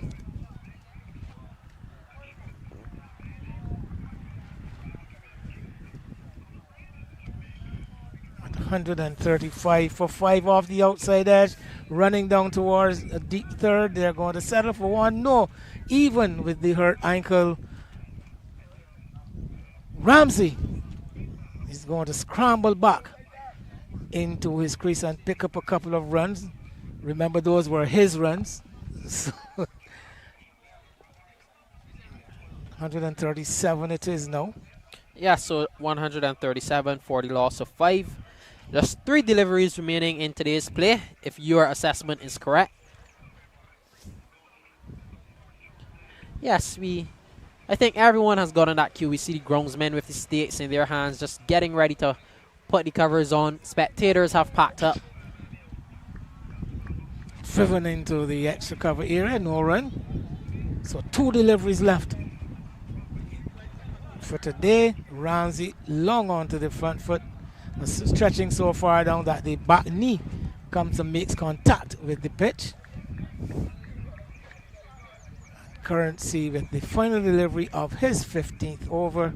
Ramsey stands his position in the crease, drops it away into the offside. Slight hesitation, turns and hobbles his way towards the pavilion. He will soon be joined by his partner, Rivaldo Clark. Ramsey on 19, Clark on 39. Superb blend, Gladiola 137 for 5, a lead of exactly 150 going into tomorrow's resumption. And it should be quite an interesting day's play. As we did mention, 75 overs are permitted. How much would the Gladiola consider to be enough if they have the opportunity to declare? Of course, Wildey will be looking to get deep into the second half of the lower half of the batting quite early and restrict whatever lead the Gladiola side may be able to procure. But another very, very interesting day's play, Rashawn. It was not the typical exciting stroke play that we might expect, but it has been gripping, it has been interesting, and for if I may be guilty of overusing the word, it has been very intriguing. Yes, most definitely. An emphatic day of cricket here at Rice's. Not a lot of, how do I put it? Not a lot of big or interesting moments, but what has been so interesting about it is the fact that they've been battling away over these 2 days, and today especially, we saw another day dominated predominantly by the bowlers, but the batsmen, they did their best to put up some resistance at the end in Rivaldo Clark. He did a very good job. So it's been an interesting day of cricket overall, and I'm keen to see how tomorrow plays out. So at 150 in the lead, Gladiola would want to first of all think about how much they're going to need, how many overs, how much time they will need actually to get through this Wildey batting if the opportunity presents itself. So those are decisions that have to be made. It has been a battle. A lot of the battle has gone on in the minds of the players, in the minds of the teams, with wickets falling as frequently as they have been. And it just, as I can't emphasize enough, the influence of helpful tracks on the game. And this is one which has been compulsive viewing, although there hasn't been that exciting stroke play that spectators claim that they come to watch. So 137 for 5 with Ramsey on 19, Clark on 39. If we can quickly run through the batting for Gladiola in the second innings, starting with a lead of 13, Rashawn Worrell went for 3, Shamari Gittins for 8, Zidane Harewood got a start. He got to 18 before he was dismissed. Giovanni De Pisa only 4 today. Rivaldo Clark, we'll get back to him. Matthew Jones, a real captain's innings, and displaying another side of his game. He made 38 from 71 deliveries, and Rashawn Ramsey did his job, came in, secured one end, supported Clark for 17. But Rivaldo Clark, I'll leave the best for last. I'll leave you to describe him. Rivaldo Clark, how do I describe him? A circumspect innings today, not taking many risks. He just batted and batted. And what I liked about that innings, Wayne, is that from the time he came out, I mentioned it before, he looked as if he wanted to bat. He looked as if he wanted to be there. Nothing ever gave me the impression that he wanted to get out. He just always was present. He always was in the moment. And he played the ball under his eye, each and every ball to his merit. Nothing premeditated. Even when he got creative, Wayne, paddling the ball behind square, cutting the ball, he always looked as if he was in the moment. He always was present. And what even made this innings more impressive was that his 39 from 124 deliveries, there was not a single boundary included, Wayne. So he ran all of his runs, piercing the gaps, and it was a truly impressive innings. Anyone looking at the scorecard may think that he soaked up balls, batted too slowly, but that was not the case. If you were here and witnessed it, a truly superb innings from Rivaldo Clark, and I really do hope that he comes back here tomorrow with the same attitude and the same approach and continues for Gladiola to get them to a big score. And he too himself, I would like to see him get to 50 and potentially those 3 figures, and I don't see why not with the way he's batting. Well, he's going to need a lot of support if he's to get up to 3 figures from here. But, of course, there is still some amount of batting ability left in this Gladiola side towards the end of the order. But as far as the bowling for Wildey was concerned, we saw the spinners creating some early problems for Gladiola. But once that partnership between Jones and Clark ensued, things began to look so much easier, even with the dismissal of Matthew Jones, and the batsmen looked so much more comfortable, and the spinners from Wildey were not able to extract the kind of life and purchase out of this very green surface as was the case with the faster bowlers from Gladiola in the first session. Yes, and you talked a lot about the batting, Wayne. Now let's just have a look at the bowling too. Resuming at 42 for 3 today, Wildey, they were bowled out for 142, earning superb Glenn Gladiola the first innings point, and that was thanks to Stephon Griffith, who picked up 4 for 21 in his 6 overs, and he stuck with that short ball plan, continuously banging it in the wicket, causing problems to the batsmen in that rib area, in that head area, and he just troubled them, and he got the rewards. Jaden Lord as well, he was consistently challenging the batsmen. 3 wickets for 39 runs in his 9 overs, and there were also some other contributions from Jamar Eiffel picking up 1 wicket, but that does not discredit how well he bowled, along with Rashawn Worrell picking up 1 wicket for 9 runs in his 3 overs. Let's also have a look to, Wayne, at Wildey's bowlers. There was the likes of Desmond Currency. He was the pick of the bowlers today, picking up 2 wickets. He dismissed Shomari Gittins along with, do you remember who else he dismissed? It's not coming to my head right now, Wayne. Well, I can tell you if I take a brief look. Right, I have it here. Zidane Harewood, LBW. It now came back to my mind. He was good in dismissing those 2 batsmen. And there also was that wicket from Joshua Dorn breaking that big partnership. He got the wicket of Matthew Jones. Outside edge, not outside edge, a leading edge rather, carrying all the way down to that deep cover region. Caught. And he picked up that wicket of Matthew Jones. There also was Jerome Jones. He picked up 1 wicket along with Tariq O'Neil. So overall, it's been a fantastic bowling performance, and I look forward to see what tomorrow holds. As for the bowlers, though, Stephon Griffith definitely the standout today from both sides. He worked up good pace. He bowled with good, mainly with good control. He was accurate. He bowled those short deliveries straight at the batsman. And I don't think anyone who was here today will ever forget that delivery that young Zishan Matara got from him. And he did well to avoid being struck by that delivery. A vicious bouncer that took off at pace, heading straight for the throat. And Matara, I think, to his credit, he was good enough to get a touch onto it.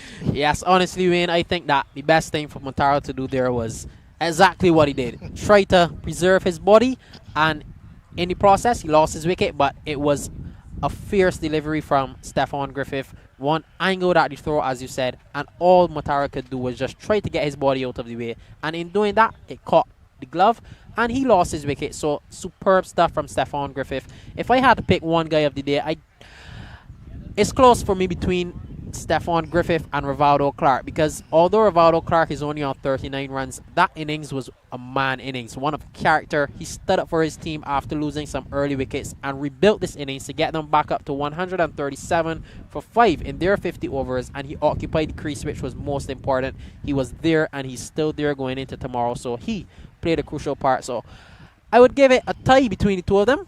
Most people probably would pick Griffith because he picked up those 4 wickets, but what Rivaldo Clark has done, you cannot forget about that, and I hope that he goes on to get a big score tomorrow. I'm not going to dispute what you say. We look forward to tomorrow. Another very, very interesting day's play in prospect. Let's hope that the weather cooperates with us as we look to bring this one to a thrilling and exciting climax. It certainly has been a pleasure bringing the commentary to our viewers all day today, and on the behalf of Rashawn Hackett and, of course, Andy Payne, the boss man, this is Wayne Holder saying good evening, and we look forward to seeing you and welcoming you tomorrow again.